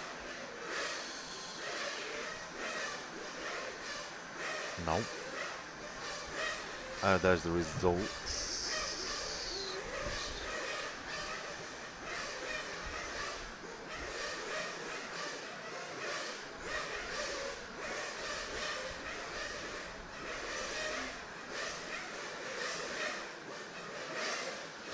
I don't know.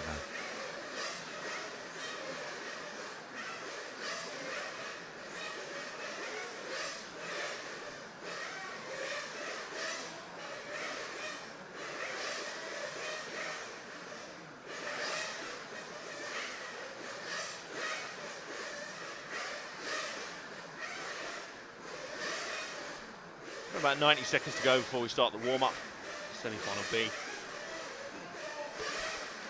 Thank you very much for joining us here on finals day on RC Racing TV for the EFRA 1/8 IC Track European Championships. Our coverage presented to you by HPI Racing and by EFRA, of which we are the official media partners. Very pleased to be along for the ride for season 2016. We will have a little bit of a bonus feature for you going out after this, and a break before this and the final. I had a chat with some of the drivers down here before semi-finals. Some of them you'll recognise, some of them will be in the final, some fortunately won't, but it's great to catch up with some of those guys and great to get the atmosphere down on the ground in the pits. It's a different kind of hive of activity on finals day. A lot of drivers, obviously, if they're out in the lower finals, they are packing up to go home. A lot of them stay to support their teammates and work for the team and hang out. They've got family along. They'll enjoy the rest of the occasion as neutral fans. And the spectators around the circuit are really starting to mount up now. As you said, we're probably getting a very decent crowd for the final. Have they warmed up yet? See, they are about to warm up any second now. So 10 seconds to go. We need some crowd shots. I think we do. So James has taken it upon himself to find said crowd shots. Well, Jean, you fancy having a look, showing us some of the great crowd we have out there? He's like, yes, I think we do. So you can just see as they start their warm-up, we've got about 5 minutes of warm-up to go, so you're not missing anything. Don't worry about it. Marcus von In, can you please have the pit lane videos picture-in-picture during the whole semi-final? I was wondering about the camera view.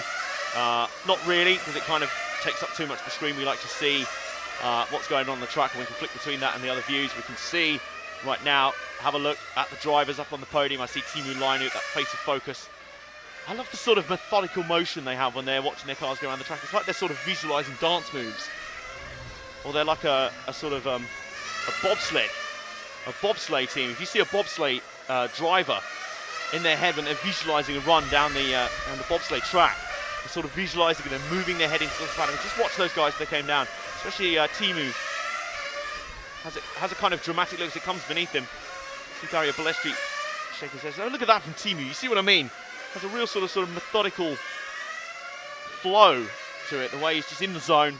It's like there may as well be no one else there. There's some of the crowds down there that we witnessed, enjoying some coffee and other refreshments. We have been well looked after during our stay here in Sweden. We're really enjoying it.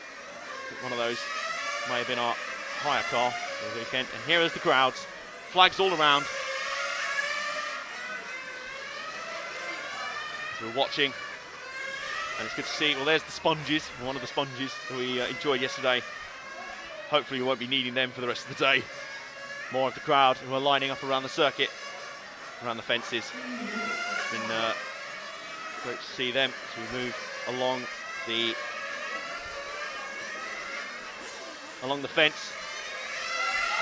Small pockets of fans, as I say, there'll be a lot more. They'll be packing them in a lot more come the final. You think this is a good crowd? There's even more to come.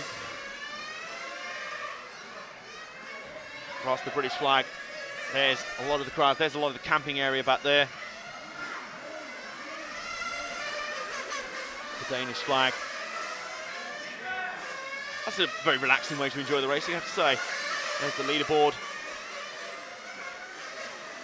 More group of fans speculating on who's going to win this one, potentially. They know about as much as we do, because semi-finals are so hard to predict. There's the camping area. All the guys who are staying out here, in there. We're about to come back down, back out to the track. So, we'll wait 2 minutes to go. There's the driver's stand once more. I think that's Dario who's gesticulating to his crew down there. Make some adjustments. Just shout loud just to hear yourself sometimes around here. And Alice Matheson also moving around up here. It's a hive of activity up here on the driver's rostrum. We have 90 seconds to go before we get going for semi-final B. And the identities of the final 5 drivers to make it into the final for the EFRA 1/8 IC Track European Championships 2016 will be revealed in a little over 20 minutes' time. We're hearing, though, that there may be a 10-minute delay. Is it a...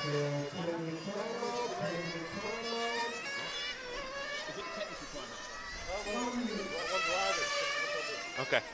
Well, we're also hearing there might be a brief delay for a technical timeout. And the drivers... yes, the clock has just been reset, so the technical timeout has been called. Obviously, someone not happy. They're allowed to call a timeout if something has gone wrong in their car before the start. A few of the guys staying up on the driver's rostrum, some not. Heading down, so down in the pits they go. The crews sit and wait. As the breeze has picked up, there's a little bit more of a chill to the air now. But luckily, there's not a rain to the air just yet. Hopefully for the rest of the day, rather. So we were just building to the start of the semi-final B, but now that'll wait a little bit. Whilst some of the problems are sorted, there's a little conflab of the officials off to our left as well. And officials' work is never done.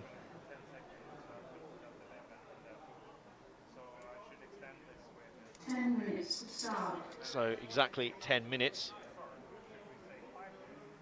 Stalling, and I just wonder if there's some discussion on the exact time of the technical timeout. we'll see how it's works out. Some of the cars down in the lane. I say Timu Linus, white, pink and blue car. There's a mechanic there, car 5 of Anthony Abasay.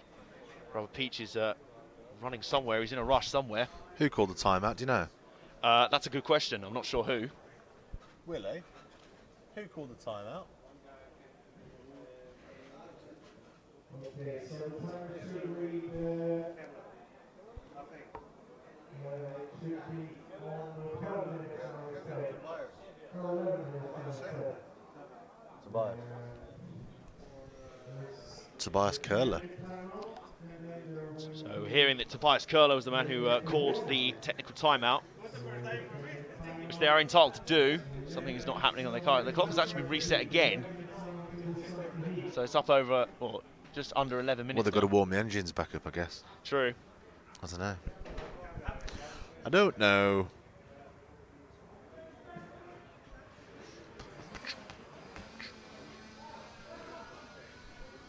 The lady from Serpent is not photobombing today, but she is getting some camera time.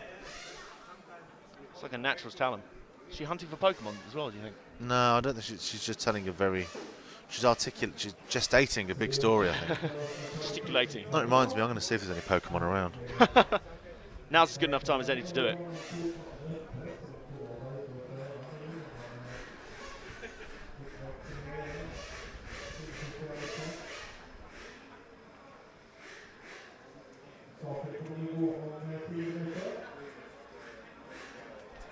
Now, a technical timeout can often be called when a driver is not happy with the car or something is terminally wrong with the car. It also gives them the best chance of fixing the thing up before the race, and it allows them the best chance to do so. Hey, there you go. I realise the camera's there now. So it's a skill, really. But I just noticed there's also a small insect on one of the dials on our soundboard. I know, I'm gonna kill it. It's just happy living there. It's not a wasp, so it's fine. I'm just curious. Look at him there. Just thought of investigating things. He could be our new sound engineer. It'd take a bit of a while. Hang on, I just need to adjust that dial.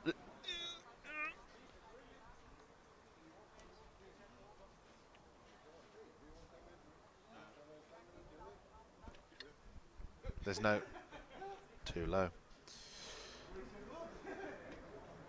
Ah! There is. Oh! Attention. There's literally... I wonder if I can get that on there. He's on the track. He's on the start-finish straight. Oh, little git. He's a bit of a disobedient Weedle as well. Oh, he's got him. Got him. Got him in 2. He was on the start I finish nearly got a slow poke last night. Yeah, you went wandering off on the way back from dinner. I know, but the thing was I caught it and then the game froze. Did it not register? No. Oh, So angry about it. disappointing. Weedle. I've got 3 Weedles now. Wow. What levels are they? Oh, there's another Rattata. Oh, it's too far away. There's something I've not seen before. What's that? What's the one on the left? Do you know, that's one I don't even recognise. Oh, come on. You said you used to play Pokemon. Well, that was like 10 years ago. More than that. So, you understand, we're all finding ways to kill a bit of time in the technical timeout. About 7 minutes to go. We believe it was Tobias Curler with car 7 who called it. The one to make the most repairs. The other's just waiting for the off once again.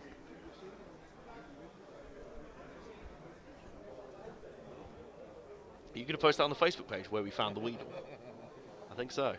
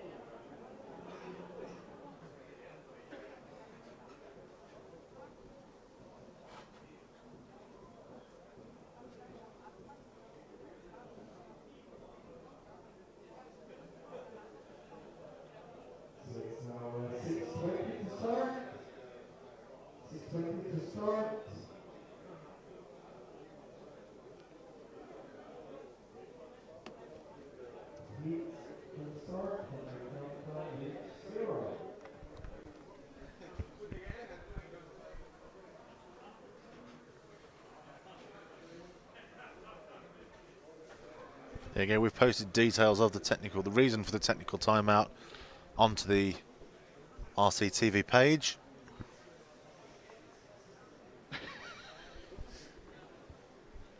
You can't really do much with a wheedle on the front straight, can you? Oh, you've ruined it now. People need to go and look. Whoa. How Bit of strong? a dramatic breeze. How strong are they? I think we're about to find out. I hope not. Yeah.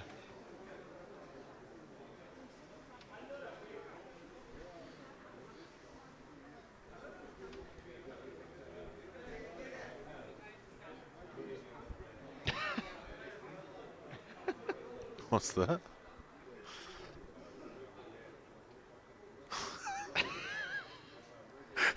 I'm not entirely sure, but it's amusing. Okay. Okay. People get their airtime in different ways, I guess. Okay. Okay. Oh, Mr. Serpent's out there as well now. What's he going to do? Michael Salvin. I need to be prepared to quickly switch the camera.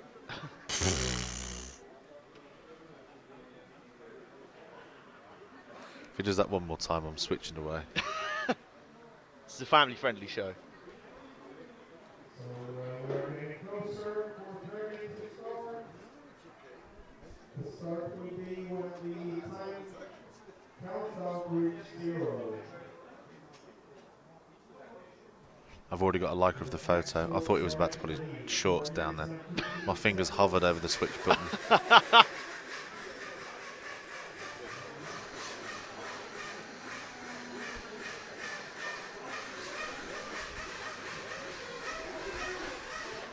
Well, engines are refired on pit lane, which means we are not far away from getting semi-final B. I would say restarted, but it didn't start in the first place. They will, I think, have their moments of warm-up, unless this is going to be part of it, but I don't think so. Lots of shouting. Don't forget we still need to do a grid lineup when they're on the way out, after they've warmed up again. After they've re-warmed up.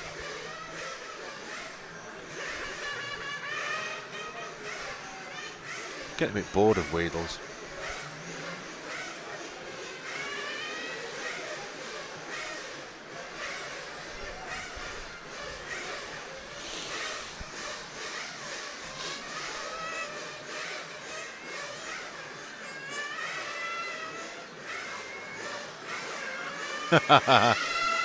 The lady that was down there, her, Jill Salvin. she's just liked, whilst down there, actually on said track, she's liked my picture of the Weedle on the track. It's very confusing. We did say her and a few others were out yesterday hunting Pokemon on the off-road track. This must be a lively area for them. Got to catch them all. Of course. Got to catch them Weedles, yo. Oh, it's gold. It is, yeah. Right, so they're actually taking this as part of the warm-up then, so we will go straight into the final start. So we've got 2.5 minutes to go then before we finally get this semi-final B of the 2016 EFRA 1/8 IC Track European Championships back. I would say back underway, but underway to begin with.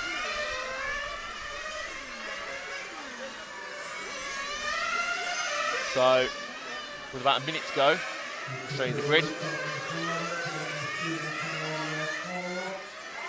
For this second semi-final, a hugely talented lineup for it.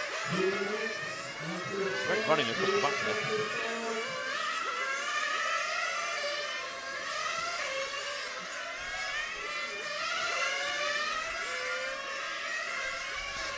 Give you an idea of how windy it is down there and cold. A lot of blustery hair and jackets and stuff.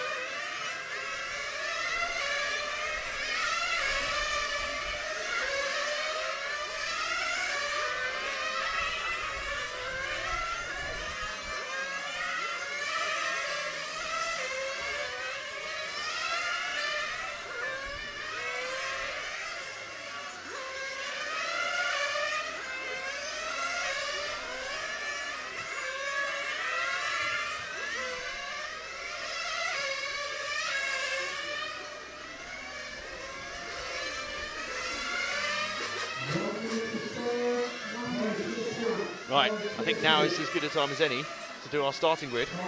Yeah, Semi-final go grid. for it. Hang on. Yep. So then, the starting grid for semi-final 2 of the 2016 EFRA 1 IC Track European Championship goes thus. Dario Balestri, a former champion of this discipline. Rob Peach, a multiple former champion of this discipline. Bruno Coelho, a champion in the 1/10 version of this discipline. Daniele Ielasi, Anthony Abase, Merlin, just success and great drivers up and down this list. Merlin Depter actually starting from a higher level than last year, where he made it all the way from the quarterfinals up to the podium. And also you've got Tobias Kurler and our 3 qualifiers in the quarterfinals. Thibaut Leino, the veteran, Victor Wilk and Rick Vralnik of the Netherlands. Let's get ready to go. They are heading out onto the track, ready for the starting lineup. Here we go. We're about to find out the final 5 drivers that'll be in the final for 2016. Here we go. And it's a really solid start from Balestri. The top 3 all line astern. In the back of the field we have a car upside down in the infield on the first corner. That was car 9 of Victor Wilk. Not a great start for him at all, but Balestri, it's a great start. Let's drop back to the battle for third. John, as they come through the HPI hairpin, we're looking for the orange car, Bruno Coelho, third in line. As they come through the S-bends, Bruno Coelho got a good start, but he's under pressure immediately from car 4 of Daniele Ielasi. Coelho now switches from defence to attack. He's trying to actually challenge the rear end of Robert Peach's car. The German multiple champion of this event and world champion on this stage. And Coelho has actually dropped a little bit off him. Coelho is coming under fire from Daniele Ielasi a little bit more. These 4 are threatening to break away from 5th place Merlin Depter. So Dario Balestri is driving exactly the race he needed. We spoke to him in the pits before this one. He was calm, he was fairly collected, but he was very analytical. He was paying a lot of attention to tyre wear, he was paying a lot of attention to strategy. Those are going to be key factors throughout this semi-final. And the top 4 are squeezing up again, the top 4 are compressing again. Balestri's not getting away from Peach, and Peach is not getting away from Coelho. Coelho spent a few laps falling back into the clutches of Daniele Ielasi, but is now coming back at Peach with a vengeance. But he just has a little slip up every so often. Coelho, I think, is more of a 1/10 specialist, but he's no slouch in the 1/8 discipline as well. Through the HBI hairpin, round the S-bends. And Ielasi coming back at him again. The pressure is really mounting. We're only 2 minutes in, less than 2 minutes in. Heavy crosswind at the moment will be causing trouble for these drivers. The cars will be buffeted in certain directions. The cars won't respond in the expected way, especially down that back straight. If they catch a gust down there, that'll really threaten the stability of those cars. Through the HBI hairpin once more, the top 4 line astern.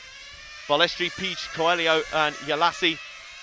Depter is not far behind these guys, but he's fending off the attentions of Abase, the Frenchman. So Coelho, big power slide. Coelho's style is so flamboyant, he's so on the ragged edge. It's great to watch. It's a magnificent spectacle. It's one that's won him a 1/10 championship. Is it a style that works in 1/8? We'll find out. And if he can make the final, that'll be a big clue. Ielasi staying right there on his coattails. It's going to be one of those races where you know pit stops are going to play a huge factor.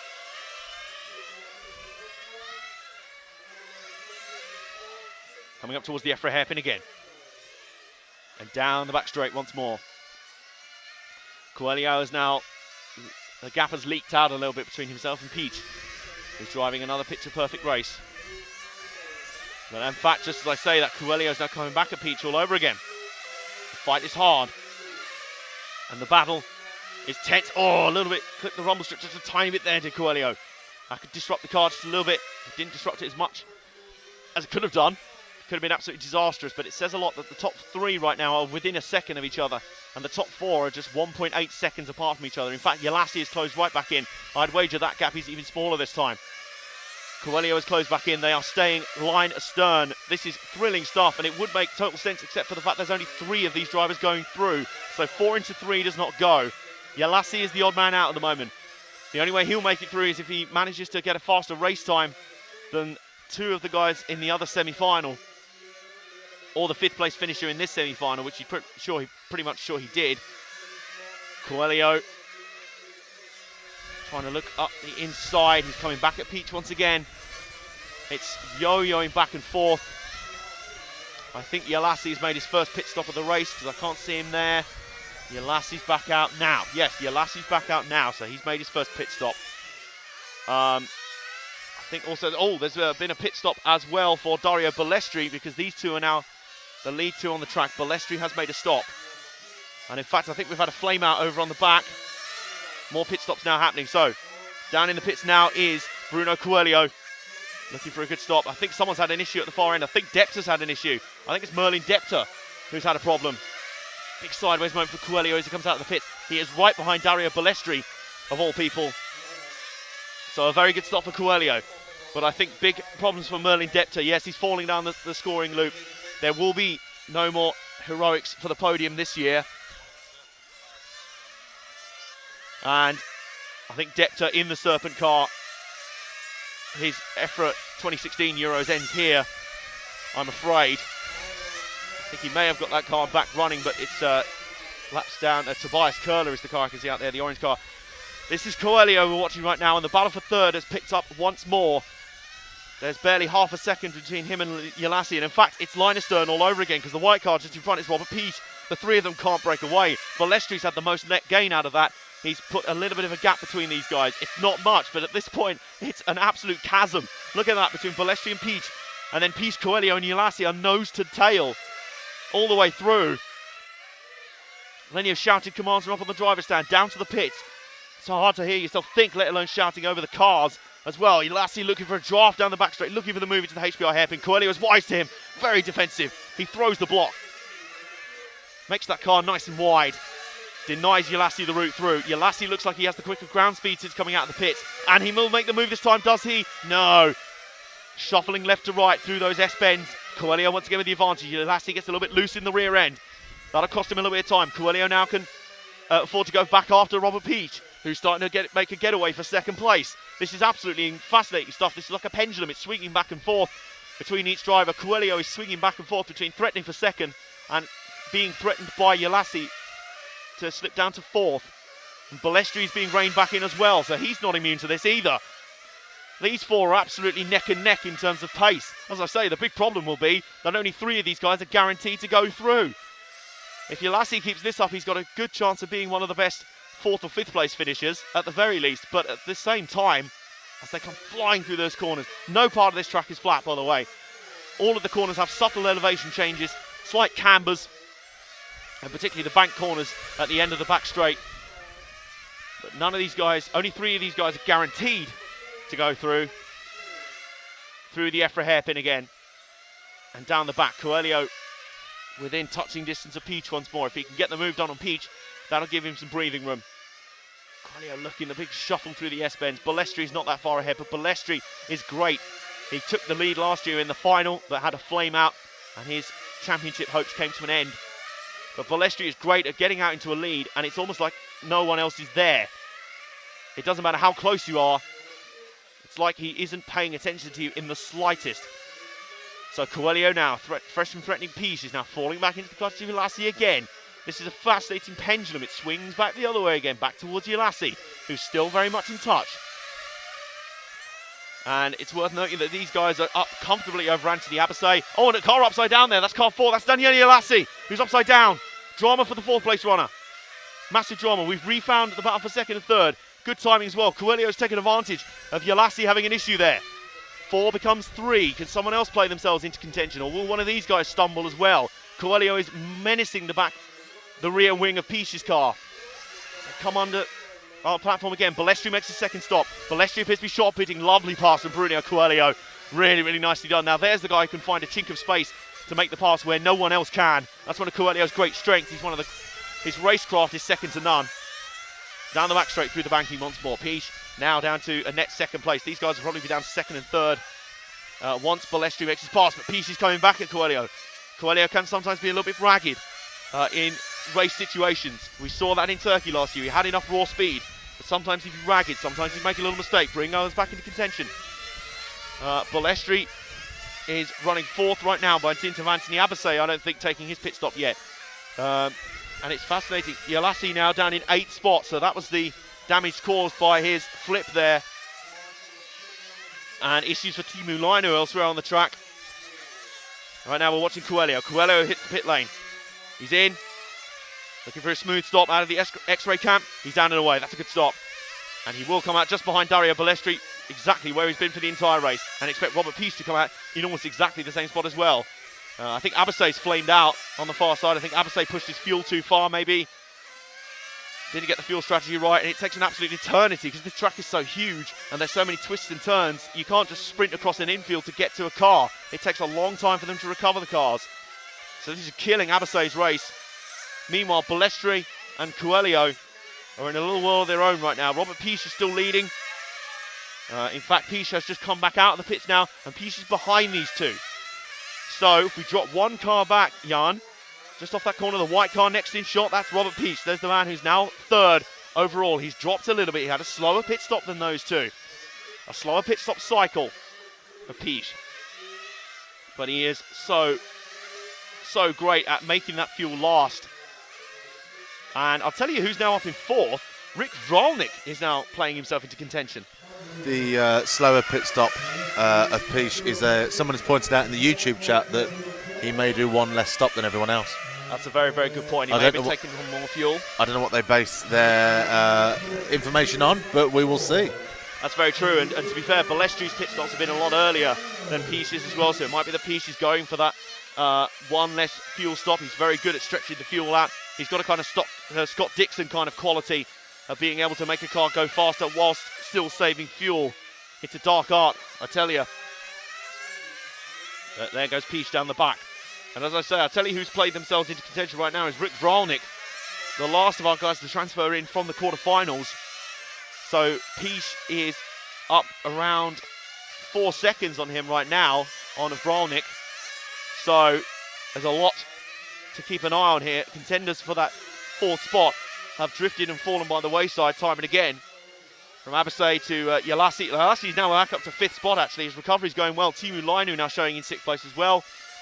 But this is happening quite a way back from those guys. Coelho is still pursuing Balestri. I think Abasay was the guy that just passed there. It says a lot about Abasay's race. It's fallen to 4 laps down. Depta's race ended far too earlier on. But Abasay is not behind Peace on the track there. He's been passed. He is multiple lap down. And some great calculations coming in. We're working out from Peace is trying to nail pit stops exactly every 5 minutes. The others seem to be pitting a little bit earlier than that.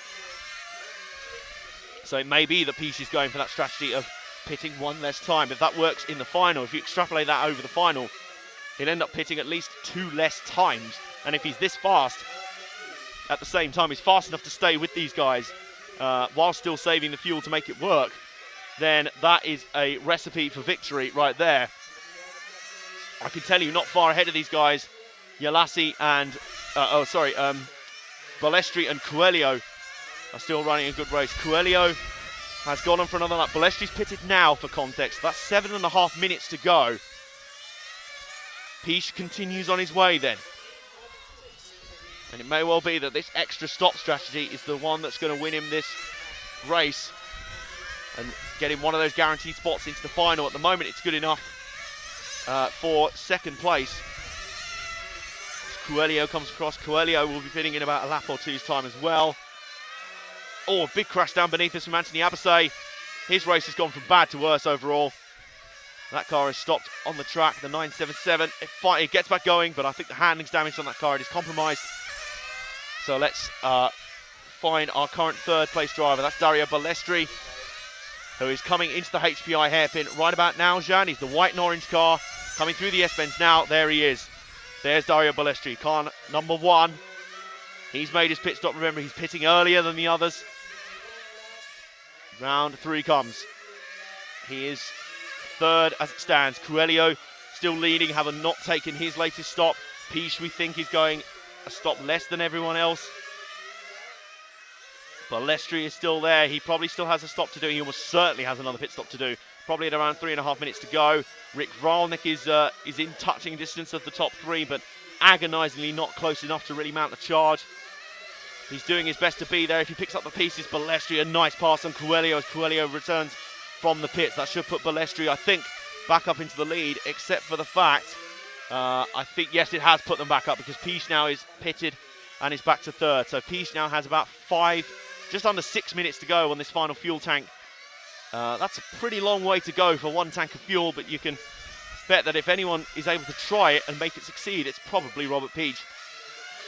So Balestri just ahead of Coelho. Then it's Piche.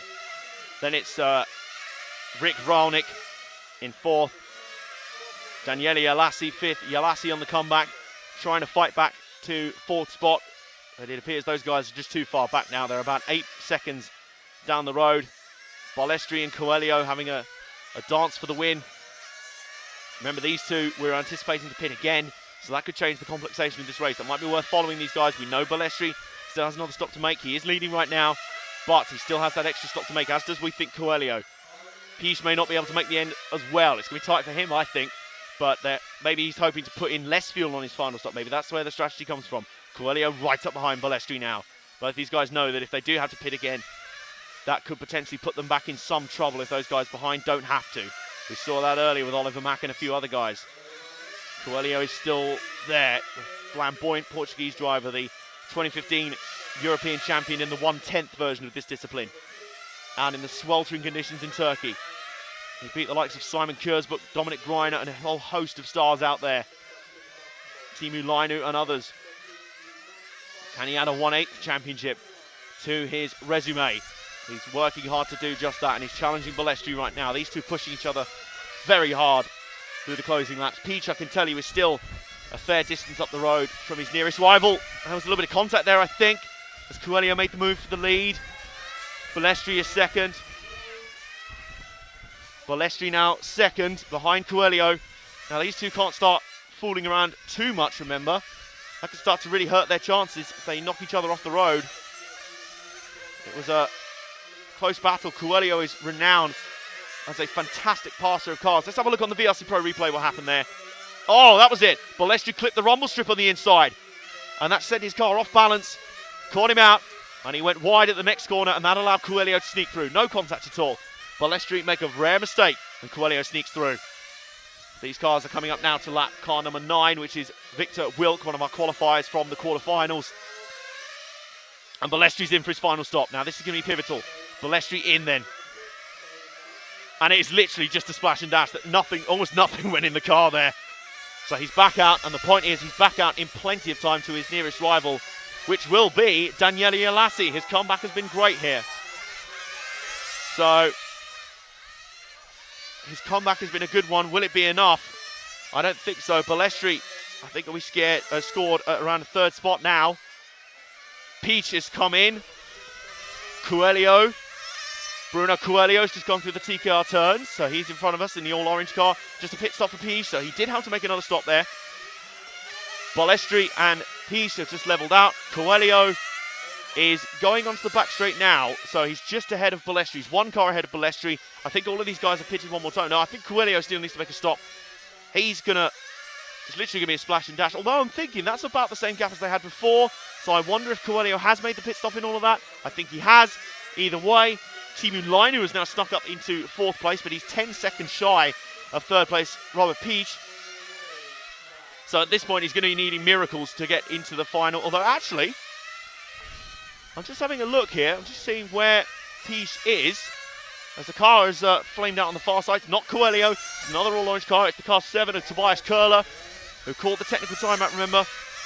Let's just find Jan. Let's stay in the first few corners. Let's stay around here. The next car coming through will be Robert Piche, the all-white car. Car 2. There he is.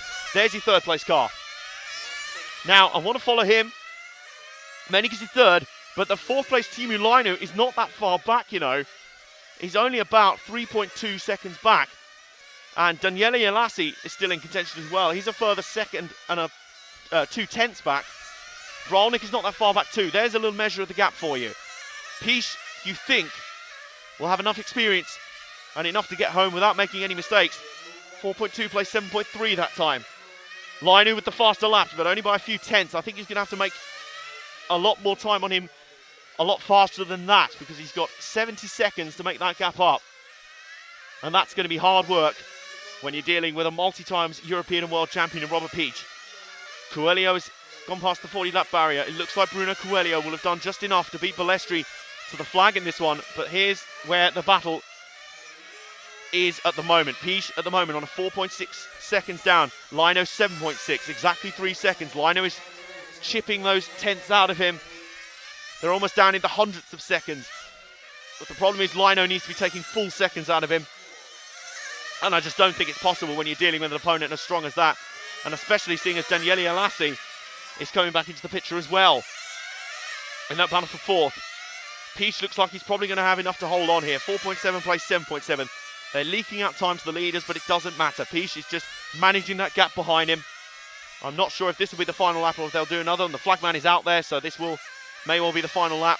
I don't think for Coelho. I think Coelho and Balestri are putting such a pace in. Peach will come around for an extra lap. And so will Lino, so will Yalassi. So we will have one more lap around for all of them. Peach down the far end of the circuit for the final time. Lino has closed in again, 2.7 seconds now. It's not going to be enough, I don't think. Lino is working exceptionally hard to make a late tilt for the final. I don't think it's going to be enough. Meanwhile, up front, Bruno Coelho and Dario Balestri are going to cross the line nose to tail. A great finish for them. And the final qualifier from this semi-final will be Robert Peach. A great performance from those drivers. A round of applause up here. That was some masterful driving.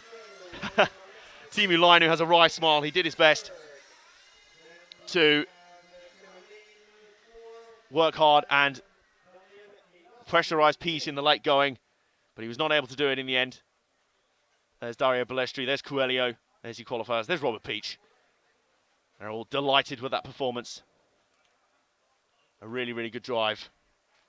So, the final result then will be Bruno Coelho taking the victory ahead of Dario Balestri, and Robert Peach will be your final qualifier.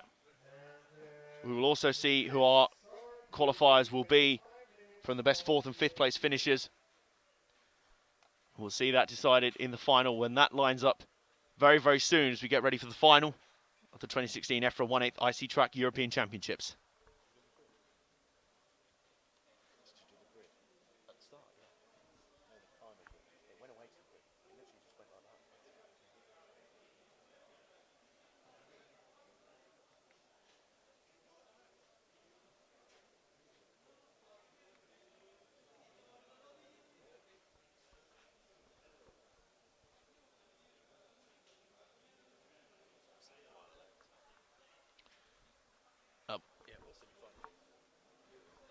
So, we'll get that updated for you as soon as we know who else is in the final, the confirmed final lineup. Let's see if they've updated it as quickly as possible. A pair of riveting and intense semi-finals, as we'd expect, really. Wouldn't expect anything less on finals day here in the EFRA 1/8 IC Track European Championships. Now,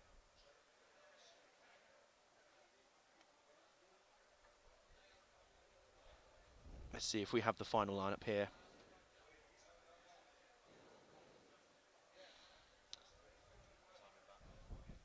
I think it is, let me just check for when we are back on the air, remember?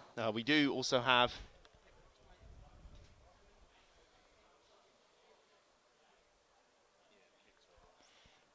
so we got a little treat for you coming up just in just a second. I had a walk around the pits in the lunch break before the semi-finals to have a chat to some of the drivers. All of those you will have just seen out in action. So we'll be playing that in for you in just a second. And stick around because it'll be 3:25 p.m. local time. That's 2:25 p.m. back in the UK that we will be on the air and ready to go for the main final of the EFRA 1/8 IC Track European Championships 2016. So do not miss that for the world. It is going to be an absolute treat for you. In fact, I think we're running We might be running on the same. I think we're running to the same schedule. We might just have less of a break. 15:25. Yes, the scoring monitor over on the far side of the track tells me that the main final is at 3:25 local time. That is in approximately 40 minutes time. And I think hopefully we'll be able to play in a little pit walk for you, a little treat for you to pass the time before then. Until then, keep your comments coming in on the YouTube chat. Keep your comments coming in on Facebook, on the Facebook page and in the group. It's great to have you along for it. I'm just going to see if we can find the lineup for the final as they roll off, or as they're going forward. So, I'm trying to see who will be the fourth and fifth place finishers who will go through. I have a feeling it might be Lino and Yalassi. Both of them put in some storming runs there. Let's compare that. 4 and 5. Yes, I think so. I think Taroni and Hellquist, fourth and fifth, were slower in their semi-final than Lino and Yalassi were in theirs. Yeah, very much so. So it will be Timu Lino and Daniele Yalassi who will take the final positions in the main final coming up at 3:25 local time. That's 2:25 UK time back at home. And you don't want to miss this one at all. This is going to be a great treat for you. And we're getting ready for some extra treat for you. A little bit of a pit walk for you. A treat in the chat just before the semi-finals. Hello everyone and welcome to the pits here at the Eskilstuna Motor Stadion on the finals day of the EFRA 1/8 IC Track European Championships 2016. It's a weird kind of atmosphere down here because for some people the event's over, but some of them are staying to support their drivers, to support their teams, and some of them, their journey's over, some of them are ending early, and we have a few select guys who we'd like to have a word with before the final. Mr. Balestri, Dario, chance for a quick word with us? Sorry, I was eating. That's all right, that's fine. It's all at the lunch break at the moment. First off, we'd like to speak to Dario Balestri. Here's a guy who is so used to success at the top level. How are you feeling about your chances going into the semi-final, given that you were so close on pace in the Super Pole? I think the semi-final will be always hard, like all semi-final, because there are a lot of strong drivers, like Robert and others. Also, the track is super big, so it will be hard for the engines and for the tires. For the left side, we will arrive in the end with a super small tire. So I think I will try to go not so fast in the first part of the semi-final for save the tire for the end. Okay, well that's really interesting. It's kind of the old maxim of winning a race by going as slowly as possible, saving the tyre. So that's how, is that dictating your strategy in terms of the track length and the tyre wear? Depend how you feel with the car and which position you are. For sure, if you are in the first or second, you have the possibility to save the tyre. If you need to push in the rear, for sure it's more hard. We will see. I hope it will be a normal run without problem for all. We only need to arrive in the end. Excellent. That's the only thing a race driver really needs. Get there at the end and get there with the win. Thank you very much, Dario, for speaking to us. Cheers. Thank you. Right, well, we've got someone else over here we want to speak to. Basically focusing a lot on our Super Pole runs from yesterday. The fastest guy out here. Silvio? I told you it's still a hive of activity. There's people who have gone home at this point as well, but there's still a lot here. Silvio Hackler is definitely still here, and he is one of the favourites going into the semi-finals to compete. First off, Silvio, just talk us through that Super Pole session. Just how tense was it? Because it was so close. Yeah, it was unbelievable. I was really maximum nervous 5 minutes before the start, but then during the Super Pole I was okay. And then in the last lap I thought, yeah, I have nothing to lose, can just win. And the left corner on the left side, I took full gas and it really worked out. And yeah, in the end it was just a little bit, which was not enough, and yeah, it was super cool. It was very, very fine margins. That's why we really enjoy Super Bowl. Now, talk to us about today. How do you feel about your chances of becoming European champion? Your teammates with world champion, your countryman, obviously Simon Kurzbuch. How do you feel? Have you been cribbing a little bit from his setup a little bit? Have you taken some notes from him? Not really. Yeah, we talk about each other. What do you change? What I change? And in the end, we have a very similar setup, but not same. We don't use same car. But yeah, I feel confident. My car is very good, and yeah, it's a pretty cool track. Excellent. I mean, I'm enjoying the quiet confidence from a lot of these drivers down here. It's quite nice to see. Silvio Hackler, thanks very much for talking to us, and best of luck today. Right, there's a few other guys I want to see. I think I saw one of the guys. Yes, I did. We've been talking a lot about the Super Bowl, haven't we? So who better to speak to than the man who won the Super Bowl? Robin, have you got a chance to? Yes, Robin de Hont, the winner of yesterday's Super Bowl session. Good to speak to you. Tell us how tense that Super Bowl session was, because obviously you went third and you had Dario go after you. How tense was it waiting there for his times to show up? Really tense. I was also really nervous before. When I was driving, the nerves, I calmed down. When I saw Dario driving, I thought he was going to drive a better time, but apparently he didn't. So it was a very nice feeling, yeah. Now, what I've been interesting about is I saw you at this event last year. You were pretty good. You were there or thereabouts. You seem to have stepped up since then. Have you been doing anything kind of drastically different in terms of setup, or is it just a case of gradual improvement? I have, maybe a little bit better package now also, and also a lot of people supporting me and giving me tips how to do things. And it was, all events they have been standing behind me. So. It's all coming together nicely. Just how confident are you of taking home the European Championship here? I still have one place to go, so we'll see in the final. I don't know. Well, thanks very much for talking to us. Best of luck out there. Good to see you in Super Bowl yesterday. That was Robin de Hont. There's a few others I want to speak to. I, of course, want to speak to our TQ, who is Simon Kurzbuch, the reigning world champion. As I said, it's a strange atmosphere in the pits right now because... Hang on, let's come through here. Strange atmosphere in the pits right now because it's emptying out a little bit. Some people are going home, some people are packing up, their tournament's over. Some people are still supporting drivers, still teammates and things like that. So there's still a lot to get through and a lot to talk about. As I say, I'm just keeping an eye out for Mr. Kurzbuch. We've got a few moments to go. We have a few people we can speak to over here. Actually, there's one guy I did want to speak to. Merlin, time for a quick word, please? Yeah, sure. Now, I particularly wanted to speak to this guy quickly because I remember last year in Germany, you did a double transfer up into the final and then made the podium. It was quite a shock. You're actually starting in the semis this time. You've made the semi-finals. How confident are you of going on and maybe turning that podium into a full victory? Well, I'm not that far that I would talk about making a podium or a victory. It's just about, or we are discussing at the moment about going over 4 or 5 minutes, and this will be hard when the tires get smaller and the fuel consumption comes a little bit higher. This will be a major problem, I think. So this is actually the point we are on at the moment. So if anything is more difficult, people have been talking about the track. How has that affected kind of tyre wear levels and pit strategy? Well, this track, tire wear is not the problem on this track in my opinion. So over 20 minutes, I just saw several guys here. For 20 minutes, it's quite okay. You don't, or you cannot push like in 5 minutes, for example, then you will run out of tire definitely. But it's not that high consumption as on other tracks. Fuel consumption is, as I said before, a really harsh topic. So it will be all about the 5 minutes.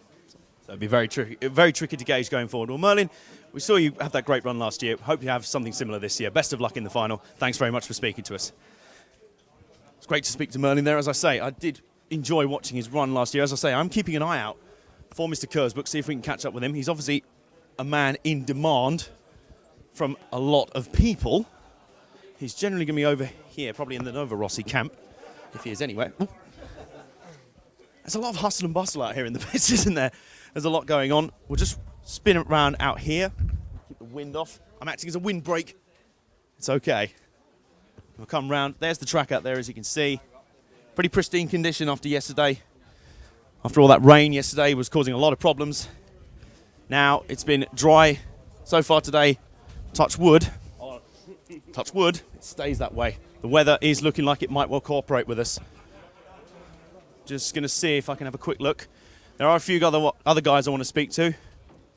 But this is now, we're in the actual pit area. This is where the drivers will be pitting and refueling their cars during the races. So this will be an important area to watch, an important area to study. As the time ticks down. 10 minutes to start. So, we have the EFRA officials here. This has become a full sort of paddock tour now. This is This is not just a pit walk anymore. This is a full journey around the paddock here. Oops. As you can see, a lot of fans in here as well for the finals day. A lot of families here. I'm now going to make you do some gymnastics as well, Jan. There's a full trip round. You see the full end of the pit lane, full pit walk, back to the pits down here. As I say, I think Mr. Kurzbuch is proving a little bit elusive.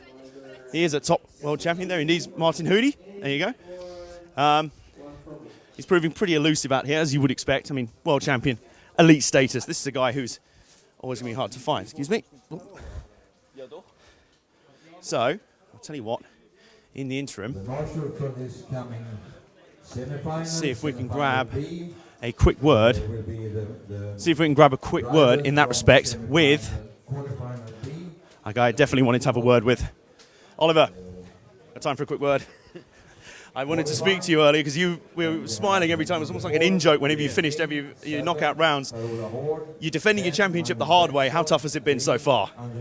The qualification was not so good. I finished no one, so I have to bump up now. But you know, every heat is every semi-final or quarter-final is a risk. So I enjoy now that I'm in the half final, and then now we see. So. Now we must change the strategy, I think. We now go to 5 minutes. So without 5 minutes, I think we cannot go in the final. So it's going to be very close on that respect. What's changed from qualifying until now? Because it seems you've got your setup sorted, but in qualifying it just wasn't quite there. No, the setup is the same. Also, I have bad luck. So yesterday in the third, I crashed. It was an own fault. And in the fourth, the engine was too rich and so not finished. So you can't help those things sometimes. You just can't. Yeah. But well, I'll tell you what. If you make the final and you defend your title, it'll be one of the greatest drives I think I've ever seen in RC racing. We wish you the best of luck. You're one of the nice guys of the pit. Thank you. Thanks very much for talking to us. Yeah. Cheers. Right, I think we are just about done. There's Robert Peach there as well. Plenty of stars down here in the lane, and I think we're going to wrap it up just about there. As you can see, the off-road track will be in use next year. Thanks very much for joining us, guys, on this pit walk. We hope you enjoy the rest of today's coverage on RC Racing TV.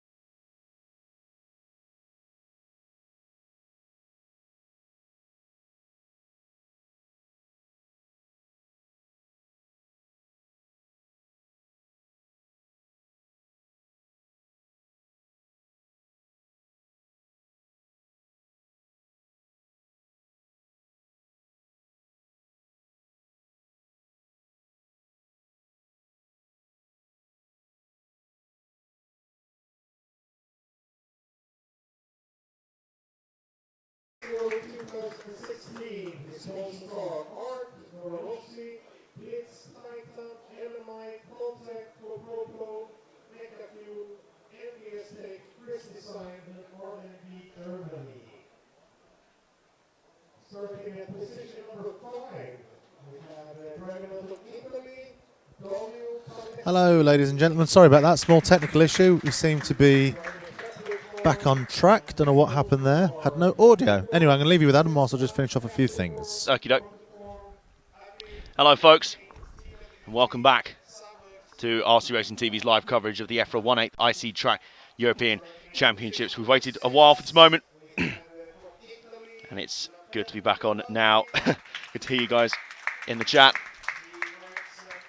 And it's about time to get underway fairly shortly. They'll be starting their warm-up fairly shortly. Driver intros are underway for the final.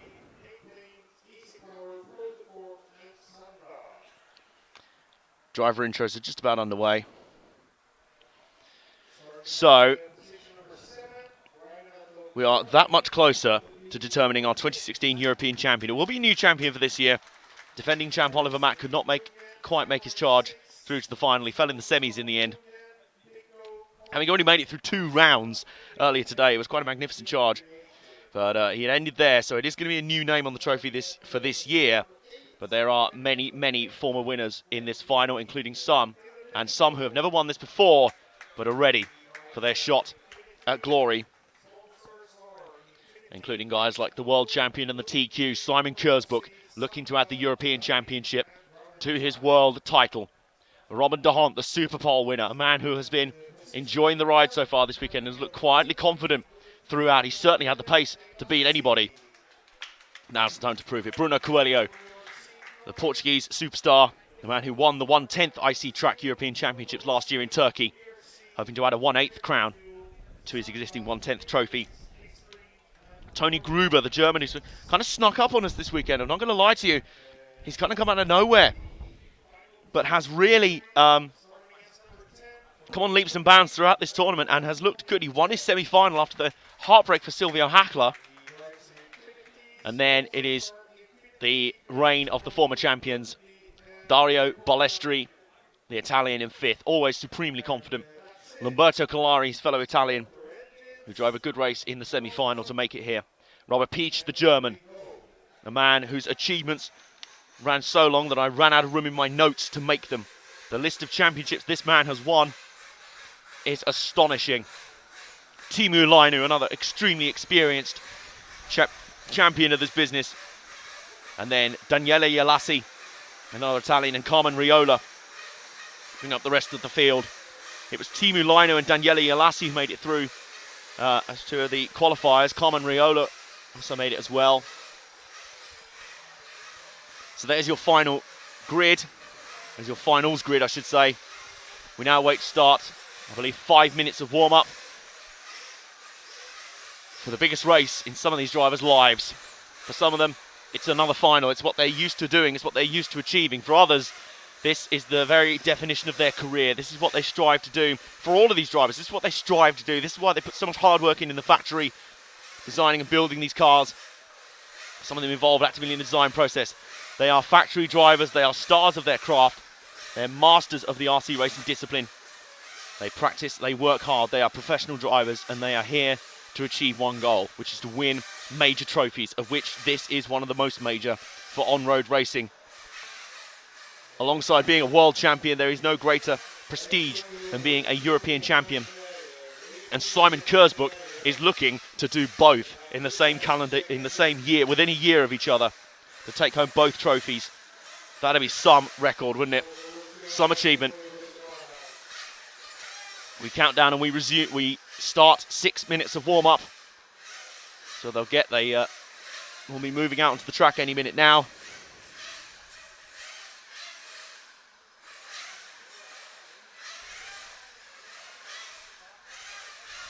And we move out onto the track any minute now. Waiting for the warm-up timer to start, or the timer has started, but we're waiting for the official order for the cars to go out onto the track. And over 500 of you now watching On here, it's fantastic to see have you along. Have so many of you here in the chat. So many of you enthusiastic fans and supporters of RC racing. The fences are lined with fans as well. In the grandstands as well. They've had to be patient, waiting over an hour from the end of the semi-final until now. We're waiting. Engines revving impatiently on pit lane. And away we go. The warm-up begins. So we're down and away. The track, or the field, on its way. Heading out onto the track. And really, at this point, it is anybody's guess who's going to win this thing in 45 minutes. Pit strategy is going to be important. How long can you get your cars running for? How long can the fuel last? How long do your tyres last? Who is going to have the most experience? Who's going to have the most confidence? Who's going to be calm and collected? Who's going to be able to stay coolest under pressure? Some of these guys look like nothing would faze them. Someone like Teemu Lainu looks like he could be stood in an erupting volcano and would not be fazed one bit. And that composure, that craft, that patience is going to come into key, and when to know when to explode, knowing when to go full attack, and knowing when to really go for the charge. As they navigate around the track for these warm-up laps, we've got about 4 minutes of warm-up to go for this huge occasion, this huge moment in RC racing. I really do hope no one calls a technical timeout, because I've just been and hit record on everything. Yeah, please don't do that. That has happened before. You It run has. round, hit record, and someone calls a timeout. You go back out, unrecord, go back out, re-record. 10 minutes later. That's a very bassy microphone. Please. How about that? Is that better? That's better. That's a bit less bassy. There I am. You bring Bit in less better. bass now. For us, it's not all about the bass. We do need some more treble. Coming down towards 3 minutes to go now. Before the main final is about to get underway. 3 minutes now. Countdown is on and we are ready. Question is, are they ready? They've had enough time to prepare, had enough practice, they've had enough competition out here. Simon Kurzbuck and Robin de Hont knew they were in this final since 6 o'clock yesterday. Everyone else had to qualify through from the semi-finals earlier. Kurzbuck and de Hont obviously had some time on this track earlier for some practice to see what was going on. They're going to be having a pretty overcast and breezy track, I have to say. The lighter skies from earlier have gone away. Kind of relatively light cloud cover, but a cloud cover nonetheless. It is also breezy and pretty chilly out there, actually. So how will that affect the strategy? How will it go? And what are your picks for this final? You're a bolder man than I if you think you can pick this one. I think Robin de Hont, has every chance of taking this one out. It's hard, really, to look past Simon Kurzbuck. He has been the man on form for this entire weekend and has underlined his status as the world champion of this discipline and of this class with a classy set of performances. He was barely troubled in qualifying, running laps 2/10 quicker than what we've seen from anyone else this weekend. If he can run that in race pace, watch out, because I don't think anyone's going to be in with much of a chance of stopping him. But Robin de Hont held his nerve in the Super Pole yesterday, and actually not that many of his Balestri and Piche made it through from the semi-finals. His Super Pole rivals, Silvio Hackler, did not, after that late heartbreak in his semi-final.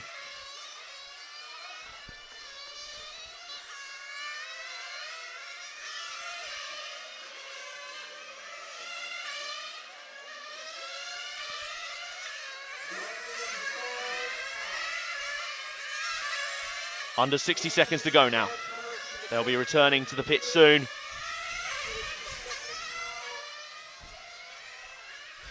Not long to go at all.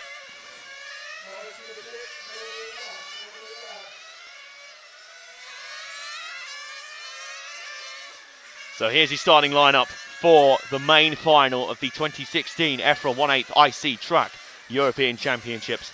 the world champion in this class, Simon Kurzbuch, rolls off first and would appear to be impervious in this class. He's looked very, very strong. Robin de Hont, the surprise Super Pole winner, and a man who's been growing in confidence this entire weekend. Could he spring a surprise and claim his first major trophy?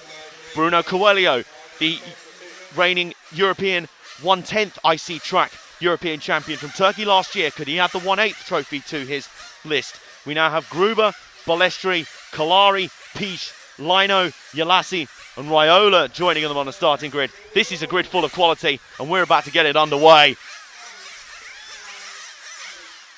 We've now got 45 minutes to decide a European champion. Are we ready?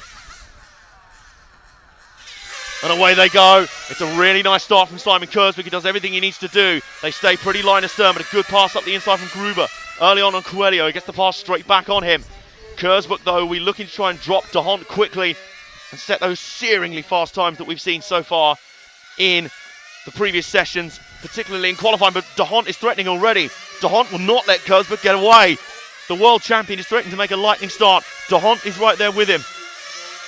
We're not going to have a defending champion. The defending champion of this event was out.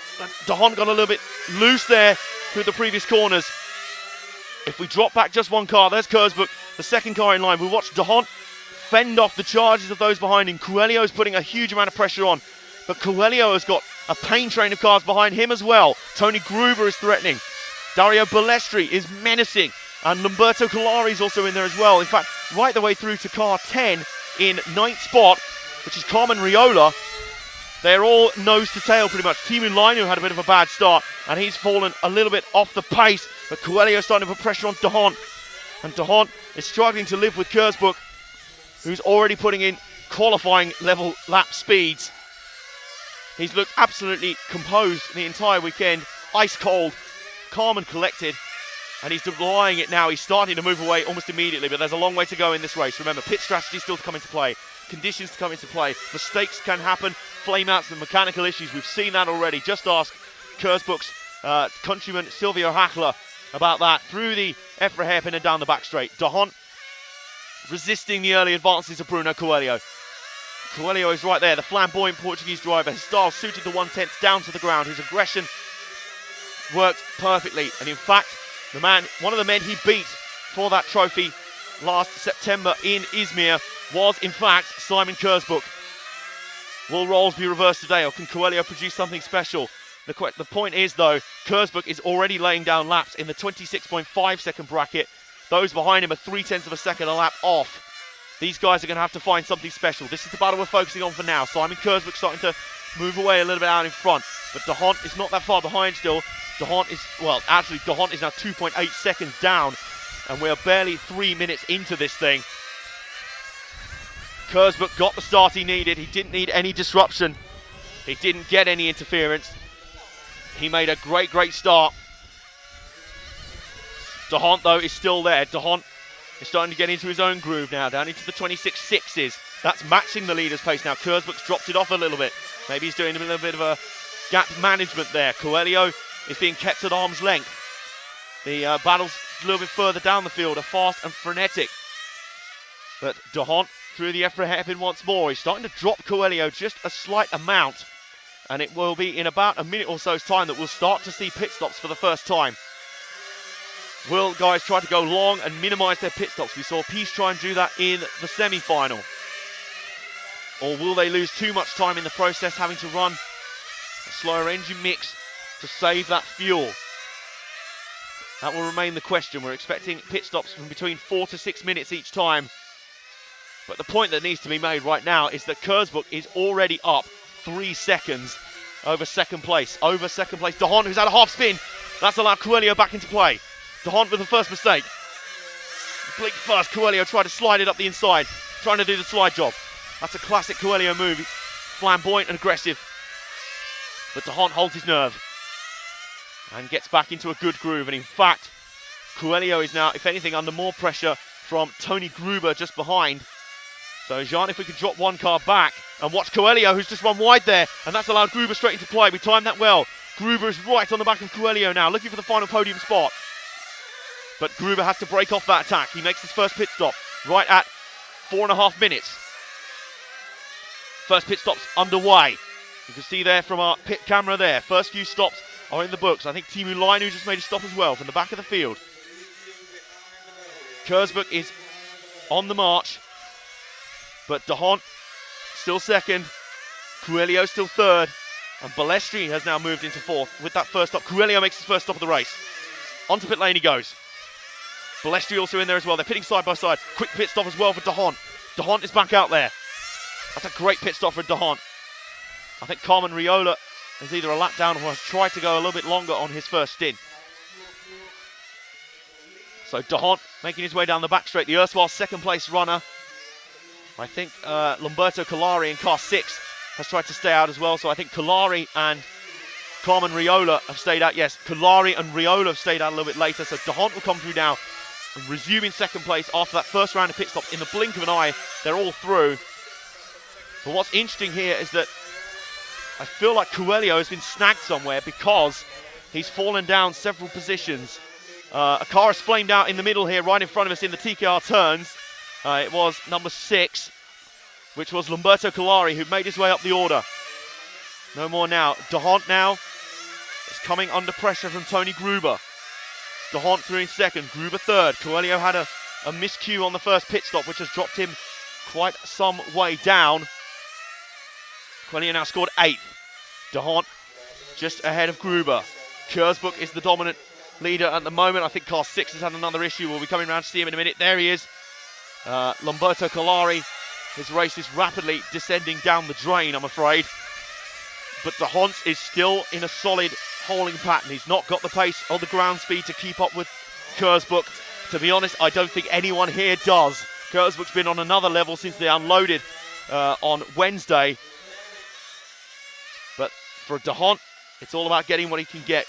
We never know. Last year in this race, Balestri was the leader until around half distance when he had a flame out. His car tumbled down the order, and it was Oliver Mack who picked up the pieces and grabbed his first European Championship. Will De Hont pull a similar stunt here? He's got to rely on something going wrong on Kurzbuch's car, which hasn't looked like happening the whole time we've been out here. De Hont ran the EFRA hairpin once more. He's put a nice gap now on Tony Gruber as they come through this S section again. And they've already completed 14 laps as they come through. De Hont is on the move, and they'll be coming up on a second round of stops in a few minutes' time. Round every 5 minutes or so. Give or take about 30 seconds either way. And De Hont is working well. I'll tell you what, Jean. Let's see if we can find our leader, Simon Kurzbuch. He's coming over the scoring loop now in the white, orange and yellow car. Just beneath us through turn 1 and through the TKR turns. Here's our leader, Simon Kurzbuch. Let's have a look at him for the moment, because he is out already to a strong lead. Although I think De Hont has just pulled that gap back a little bit to 2.6 seconds. That's not the gap that it once was. But I wonder if Kurzbuch now has something in reserve. Oh, he hops over the rumble strip. That was a little bit aggressive there. But you do wonder if Kurzbuch has something in reserve.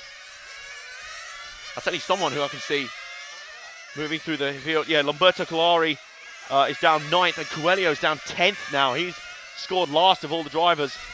Coelho must have had some major issues. He's still running. Coelho's down far end of the circuit, but Coelho's still out there, but he's tumbled. He's 2 laps off Kurzbuch now. He must have had some sort of drama on his pit stop. To be honest, he lost a lot of positions on his first pit stop. Maybe something didn't go right on it. But everything is going right so far for Kurzbuch, although I say that De Hont is actually closing the gap ever so slightly. De Hont has got the gap now to 2.4 seconds. De Hont running 26.5 second laps, Kurzbuch up into 26.7s. So De Hont is actually closing back in. And De Hont has certainly left behind the third place car of Tony Gruber, who I think has just pitted, which will promote Balestri up into third for the time being. One man on the move as well is Teemu Lainu, who's now up to 5th spot, and has climbed up well from his initial starting position of 8th. But as we watch Kurzbuch here, let's watch that gap rather closely, and it'll be interesting to see what happens on the next round of pit stops when they happen. Kurzbuch has stabilised the gap at 2.4 seconds, and he comes into the pits. So this will be a crucial stop for Kurzbuch. De Hont's in as well. Now this will be absolutely important. De Hont's in. Kurzbuch's already back out. A really, really good stop. super smooth. That's exactly what his team needed. That's exactly what he needed. His crew delivered down there. He got himself out there with a little bit of breathing room back under his belt. De Hont is still not that far away, though, it has to be said. De Hont is running a good race so far. And we'll see what the gap is coming across the line this time. Kurzbuch across the line then, and then De Hont through. And the gap has gone out, but it's still there. It's still exactly the same, 2.4 seconds. It has not changed at all. So that lead battle is still there. De Hont's not letting Kurzbuch get away, and that's exactly what you have to do. Just keep him in your sights. Even if you don't have the ground speed, just keep him right there in your sights. It's possible Kurzbuch's got something in reserve. But for now, Kurzbuch is, we thought, laying down a clinic, and one that will be impossible to keep up with. He's eked the gap out a little bit now, another 10th or so. But as Kurzbuch heads down the back straight once more, De Hont, I think he's starting to fade a little bit again. They are running so fast right now. It is qualifying speeds, really, at this point in time. So as Kurzbuch comes through the TKR turns once more, De Hont across the scoring line. It's now out to 2.8 seconds. Kurzbuch's dropping it. He is dropping the hammer now. 26.388 on that past lap. As if to say, Robin, what have you got? And at the moment, De Hont is close to his Super Pole speed, but not quite there. But Kurzbuch really dealing with the pressure fairly effortlessly, you have to say. What's the gap as they come around this time? 2.6. It's fluctuating, you know. It's not going out hugely. It's not going anywhere near over 3 seconds yet, but it's not closing up a massive amount either. It's really interesting to pay attention to this so far. There is quite an interesting battle for third I want to have a look at some point as well for Tony Gruber. But let's keep following Kurzbuch. At the moment, Gruber just fending off the attentions of Balestri. But De Hont is running a good race. He's running a sound race. 2.6 the gap again. It's level. And I tell you what, Jean, as we stop at the EFRA hairpin, just wait on the back straight. We'll let the cars come through. That'll be De Hont coming through, and then Coelho, then this orange car coming through next. Those two cars going down the back straight now are your third place battle. That's Gruber and Balestri, the two cars on your screen. A lot of orange in one shot. Tony Gruber, your third place runner, and he's fending off the attention of Dario Balestri, who's been less than a second behind. In fact, he's 0.9 seconds behind for most of the last stint or so since their respective pit stops. So the battle for the last podium spot is to be hotly contested here between the German Gruber and the Italian former champion Balestri. Balestri talked to us before about the importance of left side tyres, the importance of wear rates, and the importance of tyre strategy in this one. That car ahead of them, well, Gruber's now in the lane, so Gruber is in the lane, Balestri's doing an extra lap, so Gruber, an important stop needed here. He's down and away. He's down and away, and we'll watch for a little bit. Timo Leiner who's just ducked into the lane as well. So the latest round of pit stops beginning. I'm also going to keep an eye on when Simon Kurzbuch comes in. If he does, Kurzbuch not in this time.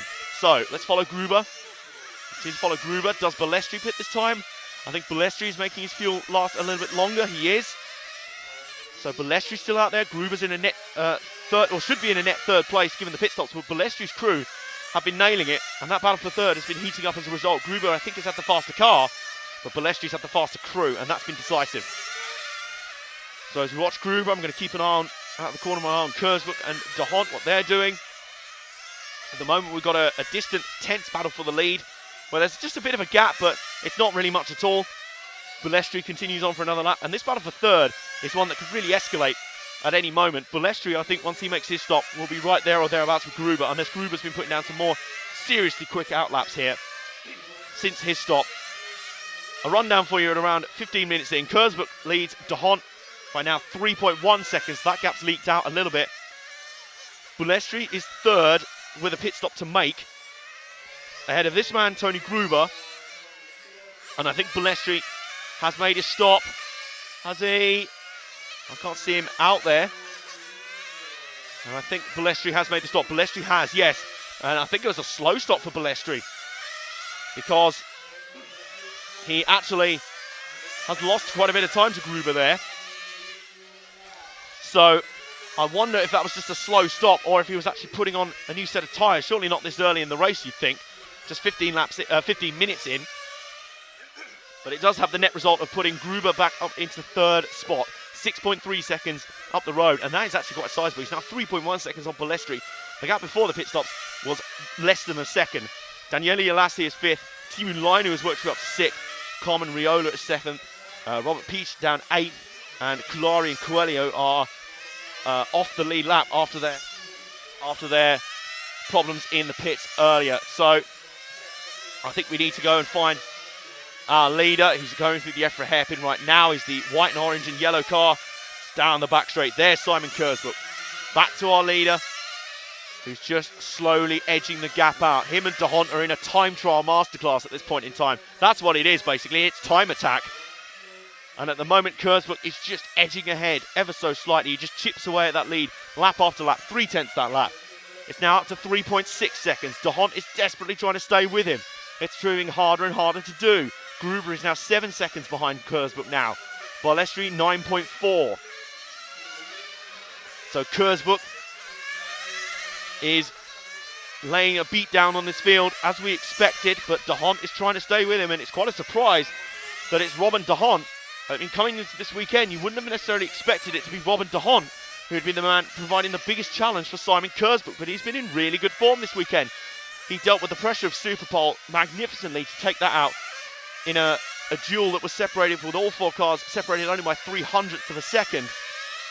He dealt really well with that to take a super tense Superpole win and get himself into the final, and so far he's backed that up all the way. He's looked really, really good. It was down 3.4, it's now up to 3.7 again for Kurzbuch, who's now got a little bit of traffic to deal with. I think that might be Lamberto Colari's car that he might have to pass going down the back. That's Carmen Riola, actually, that will be the next guy in shot that Kurzbuch has to navigate past.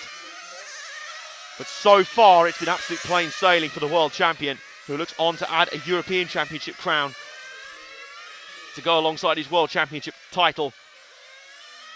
And it'll be richly deserved if he keeps up this performance. De Hont now at 3.6 seconds. It really is. The gap is not moving to any dramatic amount. It is literally tenths of seconds, sometimes hundreds of seconds in terms of lap time difference. They're both lapping in the 26 3s, 4s, 5s, and 6s, qualifying speeds effectively, which is incredible across an entire race pace. Now, Carmen Riola behaves himself well, gets out of the way. De Hont has got the gap down to 3.3 again. It just feels to me like each one are taking swings at each other, but Kurzbuch seems to get the bigger swings in terms of tenths gained on De Hont.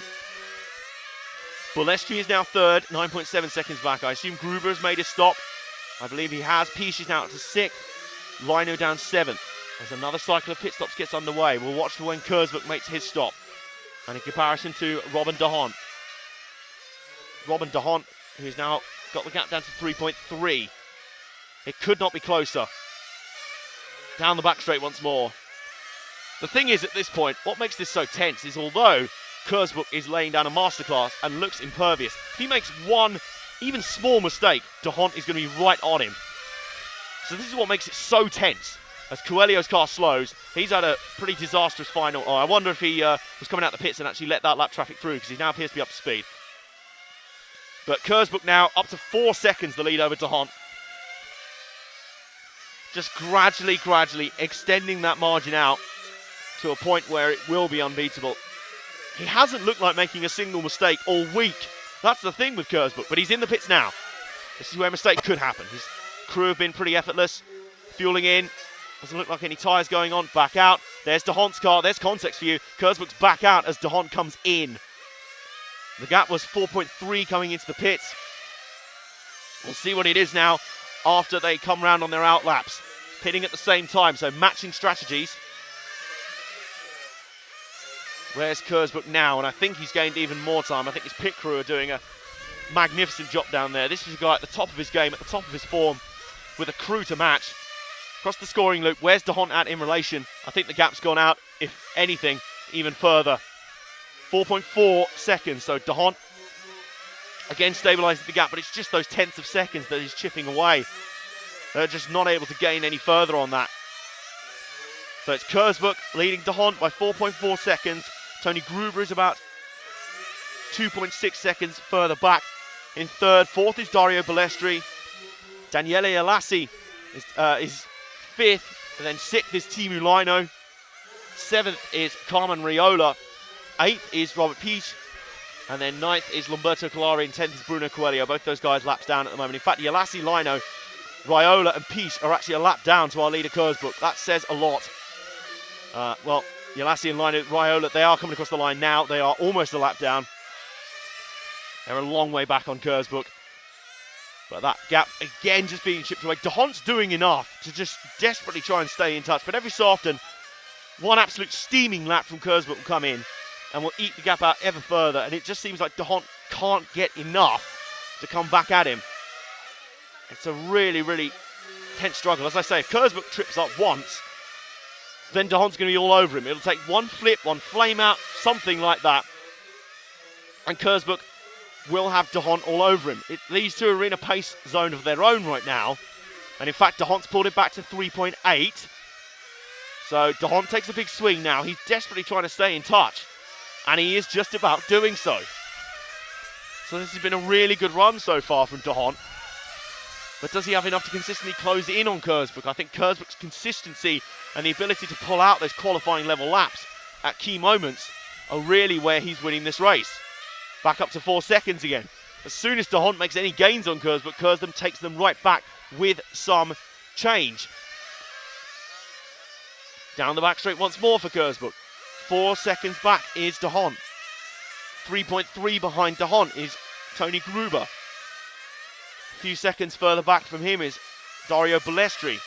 Daniele Alassi, Robert Peach, Teemu Lino and Carmen Riola are your lead lap cars. And Bruno Coelho is in the lane again. He's down many, many laps now. So his European Championship final really didn't get underway much past the first pit stop. And in fact, I think it is now game over for Coelho, which is a real shame. This isn't, I think, his preferred discipline, but he is still very, very strong in a 1/8 car, and it would have been fantastic to see him claim a 1/8 title to go with his 1/10 title last year that he won so brilliantly in Turkey. Round the EFRA hairpin goes Kurzbuch again. It's 4.1 seconds. The gap is so close. You can't almost can't afford to take your eyes off it. Balestri has moved up to third. Now here's something. What's happened to Gruber, I wonder? Gruber is still out there, but I think Gruber has made his pit stop, but it's put him behind quite a big group of cars. So depending on what the scoring monitors tell us, I might see we can have a look at the battle for third. It might have hotted up again. Balestri is in the pits now. And let's see where Balestri comes out at. Now, I think he may have lost. I think Yalassi's just gone through a few guys who are not pitted yet. Where's Balestri coming out at? In fact, Balestri hasn't rejoined yet. And that'll put him right back in with Gruber, I think. Gruber and Balestri are out nose to tail. So, any minute now, Jean, if you can stay at the EFRA hairpin just now, we'll let Kurzbuch go through. And then the orange car coming through now, the second of those two orange cars is Tony Gruber, who has resumed just in front of Dario Balestri. I think that is the battle for third. Kurzbuch is in the pits, and in fact, I think De Hondt, has something happened to De Hondt here? No, those two are actually a lap ahead, I think. They've now pitted in. So Kurzbuch and De Hondt are pitting beneath us once again, matching strategies. But it is now Kurzbuch back out. Kurzbuch gets back out again, and De Hondt is seems to be waiting quite a while for him to rejoin. He's now back out. I think he's lost time in the pits. We're following Gruber, who is now down in 6th place. Now, I wonder if both Gruber and Balestri took tyres on that last stop, because they've dropped a long way back. They have faded quite a long way, actually. So the third place runner right now is actually Daniele Yalassi in car 9. And everyone will make their tyre stop at some point, of course. But maybe Balestri and Gruber have made their change now. Gruber has once again gapped out to Balestri. He appears to have superior ground speed. So it is still Kurzbuch now 6.3 seconds out over Robin De Hondt. Third place is now Carmen Riola in car 10. Fourth place is Gruber now. So Gruber is moving back up. These pit stops happening now. Tyre stops are occurring. I wonder if that's where De Hont lost a little bit of his time making that tyre stop. So Gruber comes underneath us. Carmen Riola is not far ahead. A big gust of wind blowing across the track. And Gruber is not a huge amount behind Carmen Riola right now. He's about 2 seconds back. So this is the 4th place car you're watching. You will not miss a single thing. You're on RCTV's live coverage of the EFRA 1/8 IC Track European Championships final. Carmen Riola still holds 3rd for now, but Gruber is closing. At least I thought he was. Gruber is not closing at the moment. It's a 1.4 second gap. And if anything, Riola's actually lapping a little bit quicker. So Riola, I don't think has made a tyre stop yet. That'll be why he's jumped up the rankings so dramatically from where he was not long ago. Yalassi and Timu Lainu are now down 8th and 7th respectively. Now here comes Gruber into the lane. Gruber's in the lane. Fuel only. Balestri goes back through. And Riola Riola has continued on still. So Carmen Riola, I think, might be trying to tactically play himself into this battle for 3rd. Balestri, as we've seen before, has gone on longer generally on his stints than Gruber. And we've got a VRC Pro replay of that pit stop. And, there's a little bit of problem on the exit. Tony Gruber, ouch. I saw James grimace there as he left the pit lane. And Gruber, he just got set down at an awkward angle, and the rear wheel spun him straight into the wall there. Doesn't appear to have affected the balance of the car in any way. I'm just having a look here. I think Carmen Riola may have just pitted. So Balestri, I think, has not pitted yet. Yes, Balestri has now scored 3rd, and Gruber should be scored 4th. Bearing in mind, Gruber has made a stop on this cycle. We think Balestri has not. So Gruber is your 4th place car right now, potentially coming up to 3rd once Balestri makes his latest stop through the HPI hairpin. And Kurzbuch, meanwhile, has leaked that gap out now between himself and De Hont to 8.2 seconds. It's a masterclass out there, really, from the world champ. And Balestri is having a good run as well. He's up in 3rd, the former champion of this event. Balestri on the podium. Balestri talked a lot to us earlier about pit strategy, about when to take tyres and when not to. And at the moment, it appears he's judged it pretty much spot on. Balestri now in the lane. Balestri now in the pits. We will see now if Gruber takes the advantage back. Balestri, I think Gruber will take the advantage back. Yes, he does. Balestri rejoins. And chops the nose off of car 7, which is Robert Piche, to keep his 4th spot. No quarter asked or given from the 2 former champions as they get their own duel underway. Gruber comes around once more. I can see Kurzbuch on the other side of the circuit. De Hont actually appears to have closed up a little bit. Maybe that's my eyes deceiving me. Maybe the pit stops are in a certain cycle at the moment. But I think we might have to go back to our leader in a minute, Jan. He's coming across the start-finish line now. He's right beneath us. Through the TKR turns, he's the white, orange and yellow car. There's our leader, Simon Kurzbuch.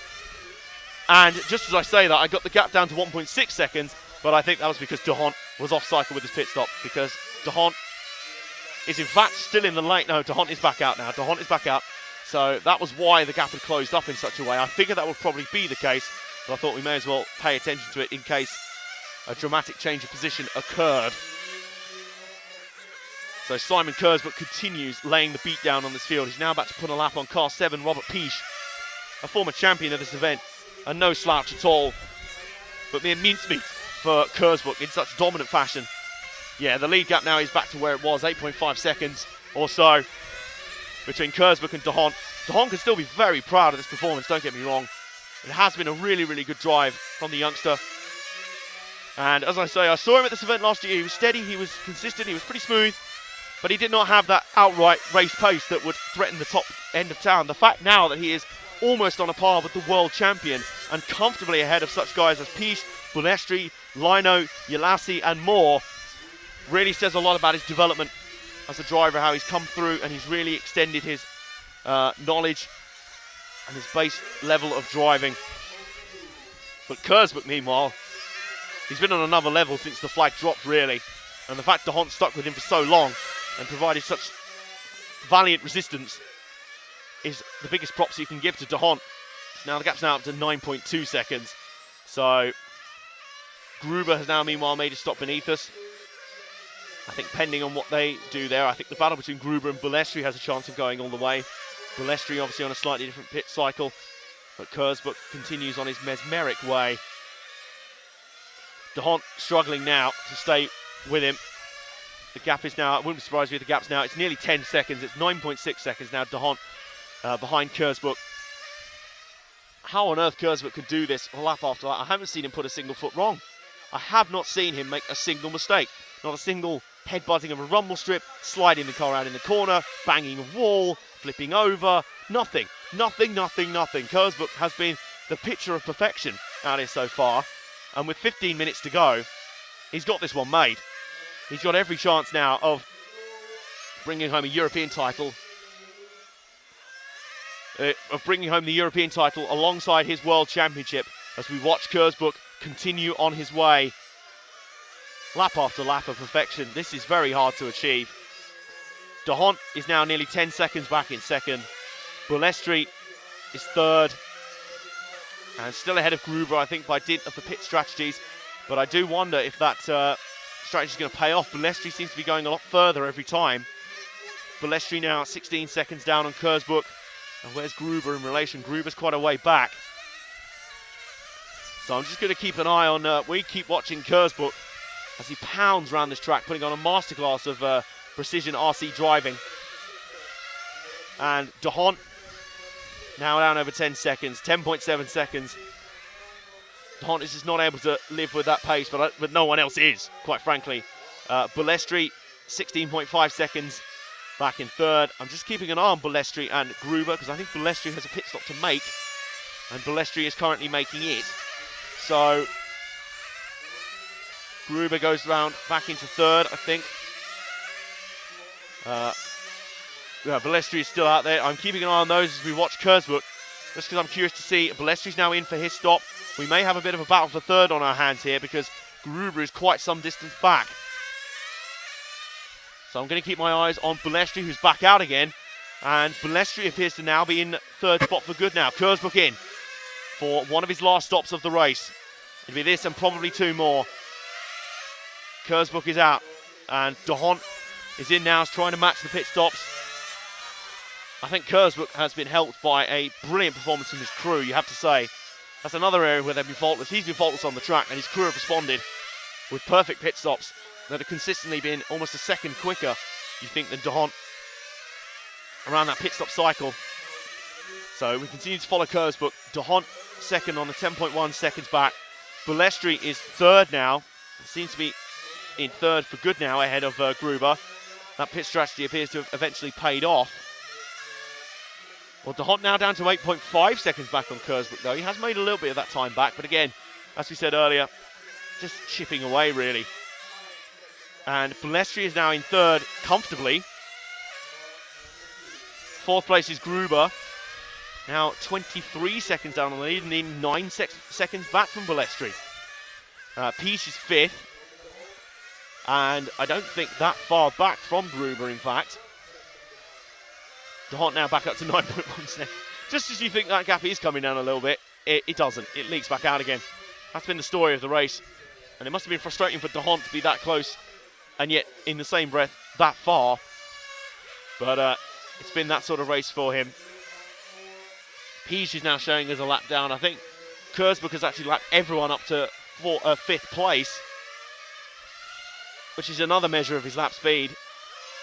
DeHont trying to hold the gap at 9.1 seconds, I think for pride more than anything else. But he will still get a place on the podium, and that is a huge achievement for DeHont.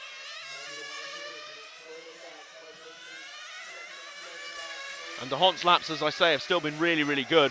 It's just that Kurzbuch has that extra, absolutely right on the ragged edge lap to deploy whenever he wants to, kind of at his will. But DeHont has closed the gap again. I wonder if Kurzbuch is just managing that gap now. He doesn't mind the fact that it's coming down a little bit. Maybe he doesn't know. 8.5 seconds now. It's still a big gap around a track, even around a long track like this. 8.5 seconds is huge. It's basically the length of a pit stop. if you think about it. So Kersbuk leads over De Hont. We are watching Kersbuk continue on his masterclass around here. He gets a 10th back on De Hont that lap.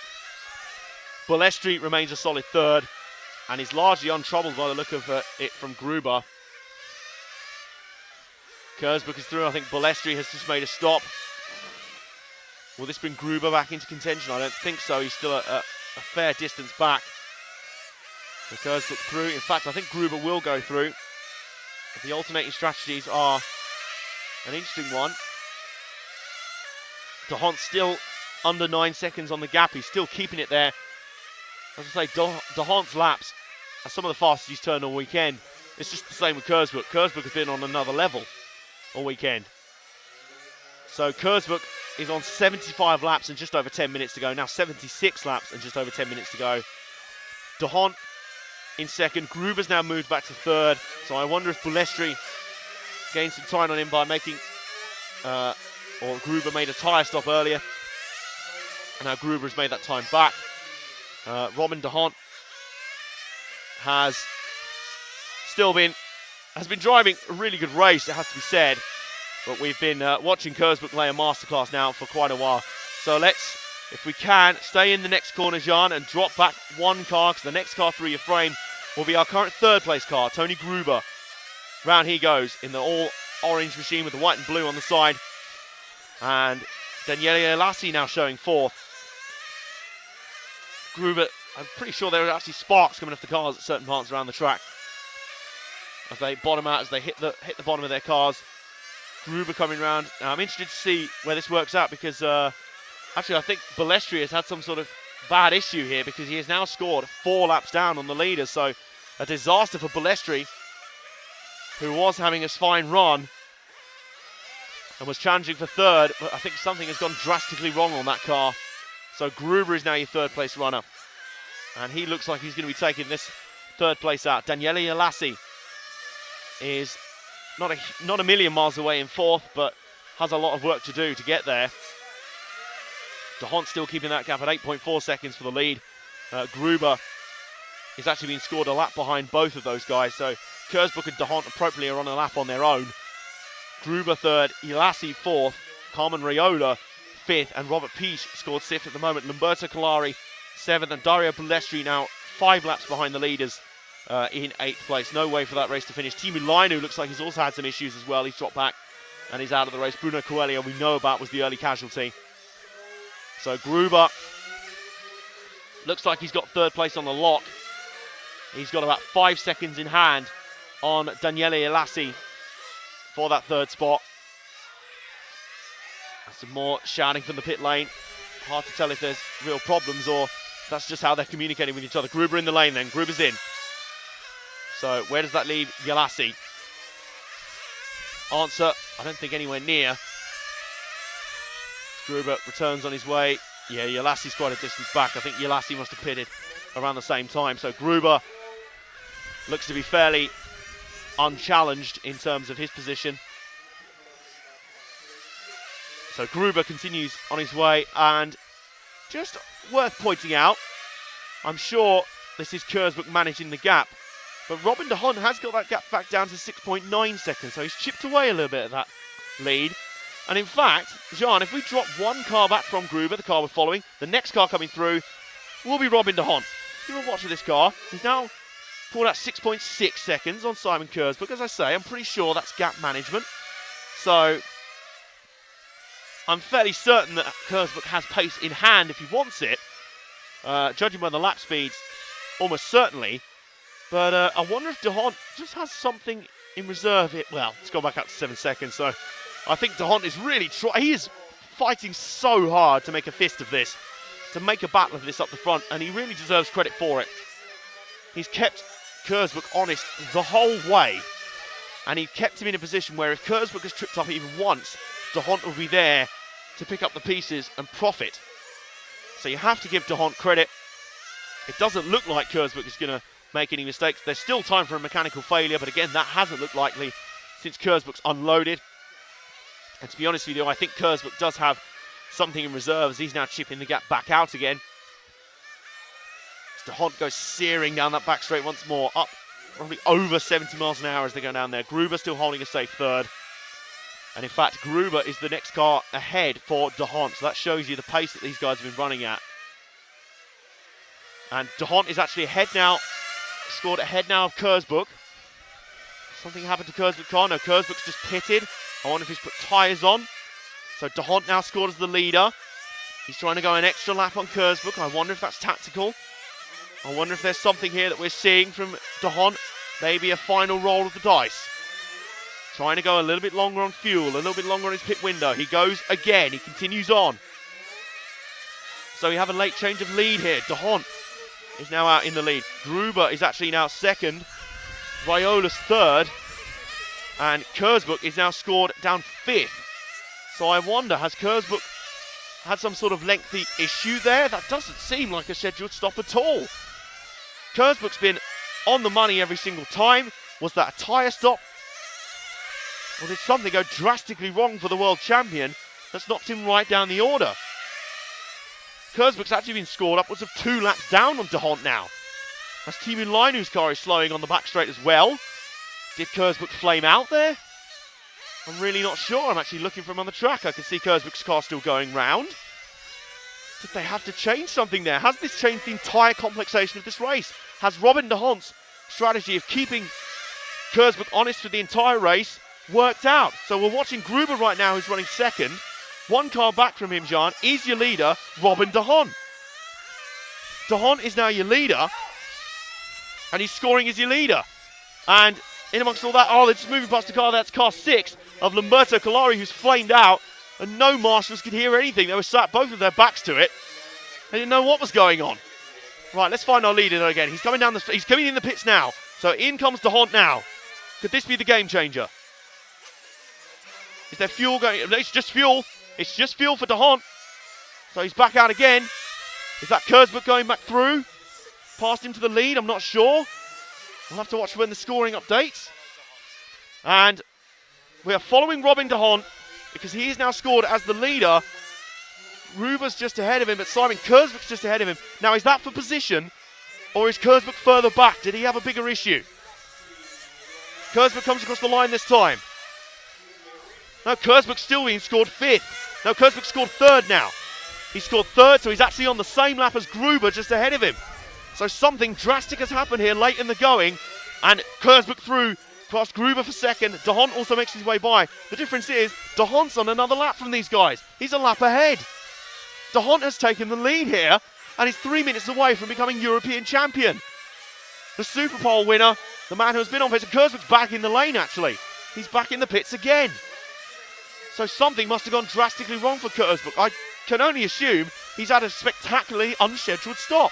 A glow box come out maybe, a flame out, missed a fuel window, who knows? But De Hont, we talked about this all day. We talked about Robin De Hont running fast enough to stay with Kurzbuch in case something happened. That's exactly what's happened. De Hont was almost matching Kurzbuch. Kurzbuch was chipping away, extending that lead, and now something huge has happened to Kurzbuch. He's now scored 4th. He might not even be on the podium after this. This is absolutely extraordinary. But what we are certain of is that De Hont is your current leader and is 2 minutes and change away from becoming your 2016 EFRA 1/8 IC track European champion. In what's been a marvellous drive, you have to say, from De Hont, he's stuck with Kurzbuch for the entire way. Kurzbuch tried to shake him off and was gradually doing so, but De Hont stayed with him. He never gave up, knowing that if Kurzbuch so much as tripped up once, he'd be able to profit, and that's exactly what's happened. Kurzbuch has made one slip up. He's in fact fighting now for 2nd, and in fact there is actually a battle for 2nd, 3rd, 4th emerging, so we might be able to have a quick look at that before the end of this race.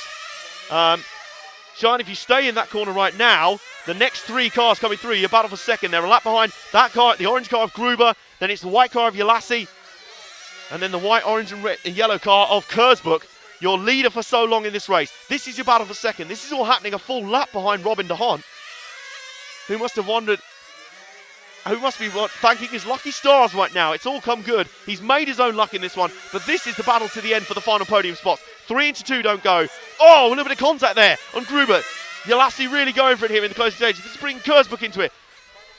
Kurzbuch is also there. Kurzbuch, the fastest man all weekend, is in danger of not even finishing on the podium here. Gruber is trying to defend from Yalassi. He's going to go deep right into the HPI hairpin. Yalassi is all over the back of Gruber. He has the faster car. Kurzbuch's just waiting to profit on both these guys. This is going to be a battle for the death, and it isn't even for the win. It's for second place. This is how competitive these guys are for a podium finish at this race. Car 6, the car you'll see behind them, is Lamberto Collari. He's on a different lap.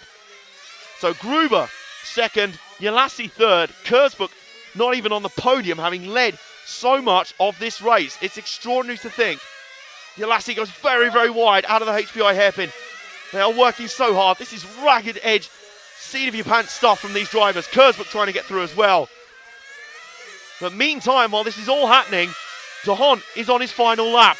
De Hont is about to come round and become European champion. In fact, he's in the banking. Jean, if we can get a look at our leader, he's coming through the HPI hairpin right now, through the S's. This is Robin De Hont's moment. He's put in a brilliant performance, and he's about to become EFRA 1/8 Icy Track European champion. And then just behind, coming across the scoring loop now, they're going to be side by side for second, and Tony Gruber takes it at the line. He holds off Daniele Yalassi, but a magnificent drive from all of them. But a hearty well done to Robin De Hont, who is our new 1/8 Icy Track European champion in a marvellous, marvellous drive. Well done. It's been a wonderful performance. What a great, great drive. And you've got to give a big shout out, big round of applause, and a lot of praise to De Hont. He cannot believe it. I don't think anyone can. What a sensational run. What an amazing drive from all of them. Kurzbuch looked like he had it there for the longest time. But in the end, Robin De Hont, we kept talking about it. How he just had to stay in the tracks there. And if something happened to Kurzbuch, De Hont would be there. This was the guy that Willie from EFRA told me I had to talk to at some point this weekend, because this guy deserved some airtime. And he's absolutely warranted that. So let's have a quick look at the final results. We're going to go into a discussion, a press conference with these guys very, very soon. But now here's your final result. Robin De Hont takes victory in the EFRA 1/8 Icy Track European Championships 2016 by a clear lap in the end over Tony Gruber in second place. Third in the end for Daniele Yalassi. Those two fought all the way to the flag in a mighty, mighty battle. Simon Kurzbuch, the leader for so long in that race, not even on the podium in the end. Carmen Riola completes the top 5. Robert Peach, 6th place. 7th for Lamberto Collari. 8th in the end for Dario Balestri after some technical issues. Same for Timu Lainu in 9th. And Bruno Coelho's race never really got going after 40 laps. Let's take a big deep breath, shall we? Goodness me, that was some action, wasn't it? And we're now setting up for a brief press conference after the event. Speaking to our top 3 drivers in the result. A quite brilliant drive from all of them. You've got to give a big shout out to these guys. They really have put in a mighty performance. All 3 of them worthy of huge praise. Yalassi fought all the way there for the end for the podium, and the second place for Gruber. And we thank you all for joining us on the stream. Stick around a little bit longer. We'll get a press conference. We'll have a little chat with the drivers. And Robin De Hont is beaming from ear to ear. He's been a guy who's been happy as Larry all weekend. He missed out on the TQ, but he got it into Superpole, and he won the Superpole session with nerves of steel. And now he's come good in the final as well. Brilliant, brilliant drive. Absolutely supreme. And a first championship for De Hont. Richly deserved, you've got to say. I remember him when he was here last year in Ettlingen at this event. And I remember seeing him there and thinking he was pretty consistent. He was there or thereabouts, but he wasn't quite on the pace to win the thing outright. Few other people were outside of the major players. But this year, some steady improvements have made all the difference for De Hont. And it's been a wonderful drive for the Capricorn driver with the Tesla motors. as the most of the pit and garage area and spectators are piling in for the press conference. This is going to be a popular moment. All smiles at the moment. Robin de Hont definitely a popular winner. As we're just setting up for our press conference any minute now. Do stick with us. Thank you very much for joining us so far today on RC Racing TV. And we thank you for joining us in the live stream. And we thank you for your continued support of RC Racing TV and this great events. We thank HPI Racing, which we are great sponsors for this event. We thank EFRA for being involved in the coverage as well. We're just getting ready to start the press conference now. Very soon we'll be able to have a word with our new champion, as well as the runners-up, the second and third guys, Tony Gruber and Daniele Jalassi, after their respective great performances.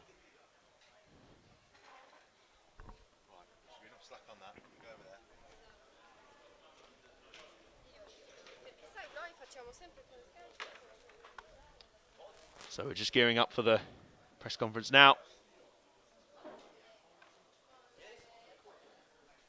Any minute now, we'll be getting ready to go and we'll have a chat with our new champions and our new winners. So let's get ready then to get this press conference underway. It'll be great to talk to our new podium finishers from the EFRA 1/8 Icy Track European Championships 2016. We have the microphone there for you. Robin, let's start with you. Winner of the Super Pole, you now won the European Championship. Has this come as a little bit of a just try and sum up your feelings now, because I think for most of that final you must have been thinking, well, second's going to be pretty good. But then later on, look at what happened. Yeah, I was actually quite securing my second place. Until, sorry for Simon, but when he fell out, I didn't believe at first. So I just thought, bring it home. And I did. What was your strategy to keep on pace with Simon throughout the final? Because it looked like you were kind of the only one who would really live with him in terms of one lap speed. I saw Simon pulling away a little bit, and I didn't. The more I pushed, the further I saw him get away. So when I started to push, the car started to slide a little bit. And I just thought, drive smooth and stop pushing and just drive your own race. And drive your own clock, so yeah. It worked out in the end. It worked out as a very good strategy. Now, finally, I know it's literally just happened, so it's probably not going to have sunk in at all, but try and put into words what this means to you, what this European Championship victory means to you. Yeah, it's unbelievable, but I can't believe it at the moment, so. But really unbelievable, yeah. Really. It's been a remarkable performance from you all weekend. Thank you so much for talking to us here. Congratulations, Robin. You are the new European champion. Thank you. Let's hand over to our second place finisher, Tony Gruber. Tony, you had a pretty intense battle for third all the way through that race, mostly with Dario Balestri, and suddenly became a second near the end. Just talk to us how the strategies kind of varied between you and your nearest rivals. At first, my strategy was drive really cool and relax. So I see Dario in the hack, and I push more. So I see in the pits when I do a pit stop, I come a few minutes for him. And just push hard and do no mistakes. But on the out of the pit, I crash my car and go on the body, so I lose a second. Yeah, but I think it was a really good race and really amazing. The second position of the European Championship, and yeah. How tough was it to adjust so quickly to that late battle that emerged between you and Daniele? Because that was real blood and thunder stuff near the end there. It was a great battle between you two. Just talk us through it a little bit. On the end, it was really close to Daniele. My tires were really little, so I push hard and I give all what I have. And yes, to the end, it was enough. Just about enough. It was really close. And finally, just sum up your thoughts now. Coming home second place, you must have thought a third was possible. You've just got second in the European Championship. How does this feel? Absolutely amazing, and I hope I can try it on the next year. So, but in the moment, absolutely amazing, And yes,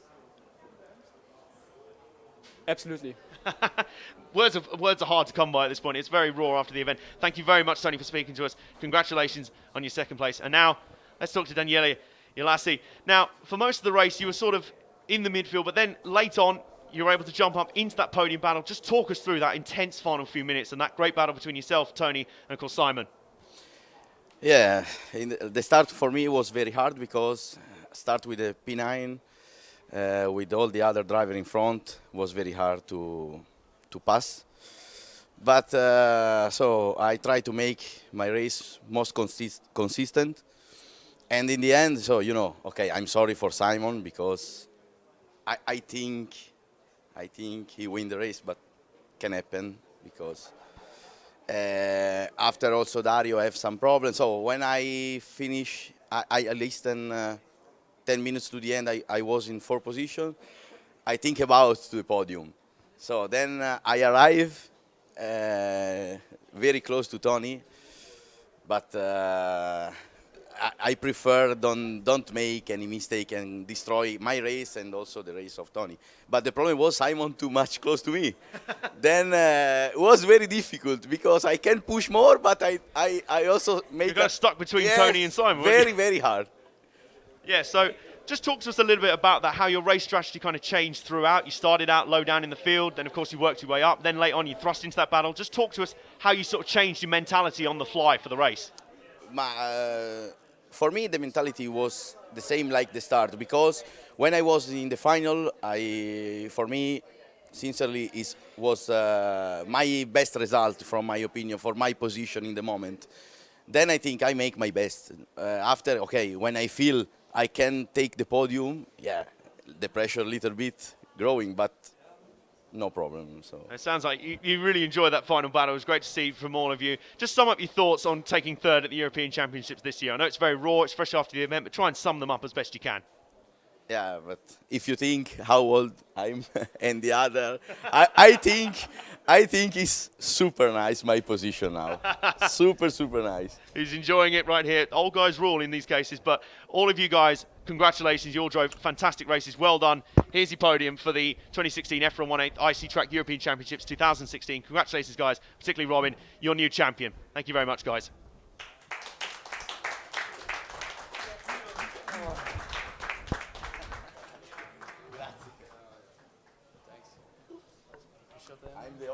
So that'll just about do it for our broadcast this weekend.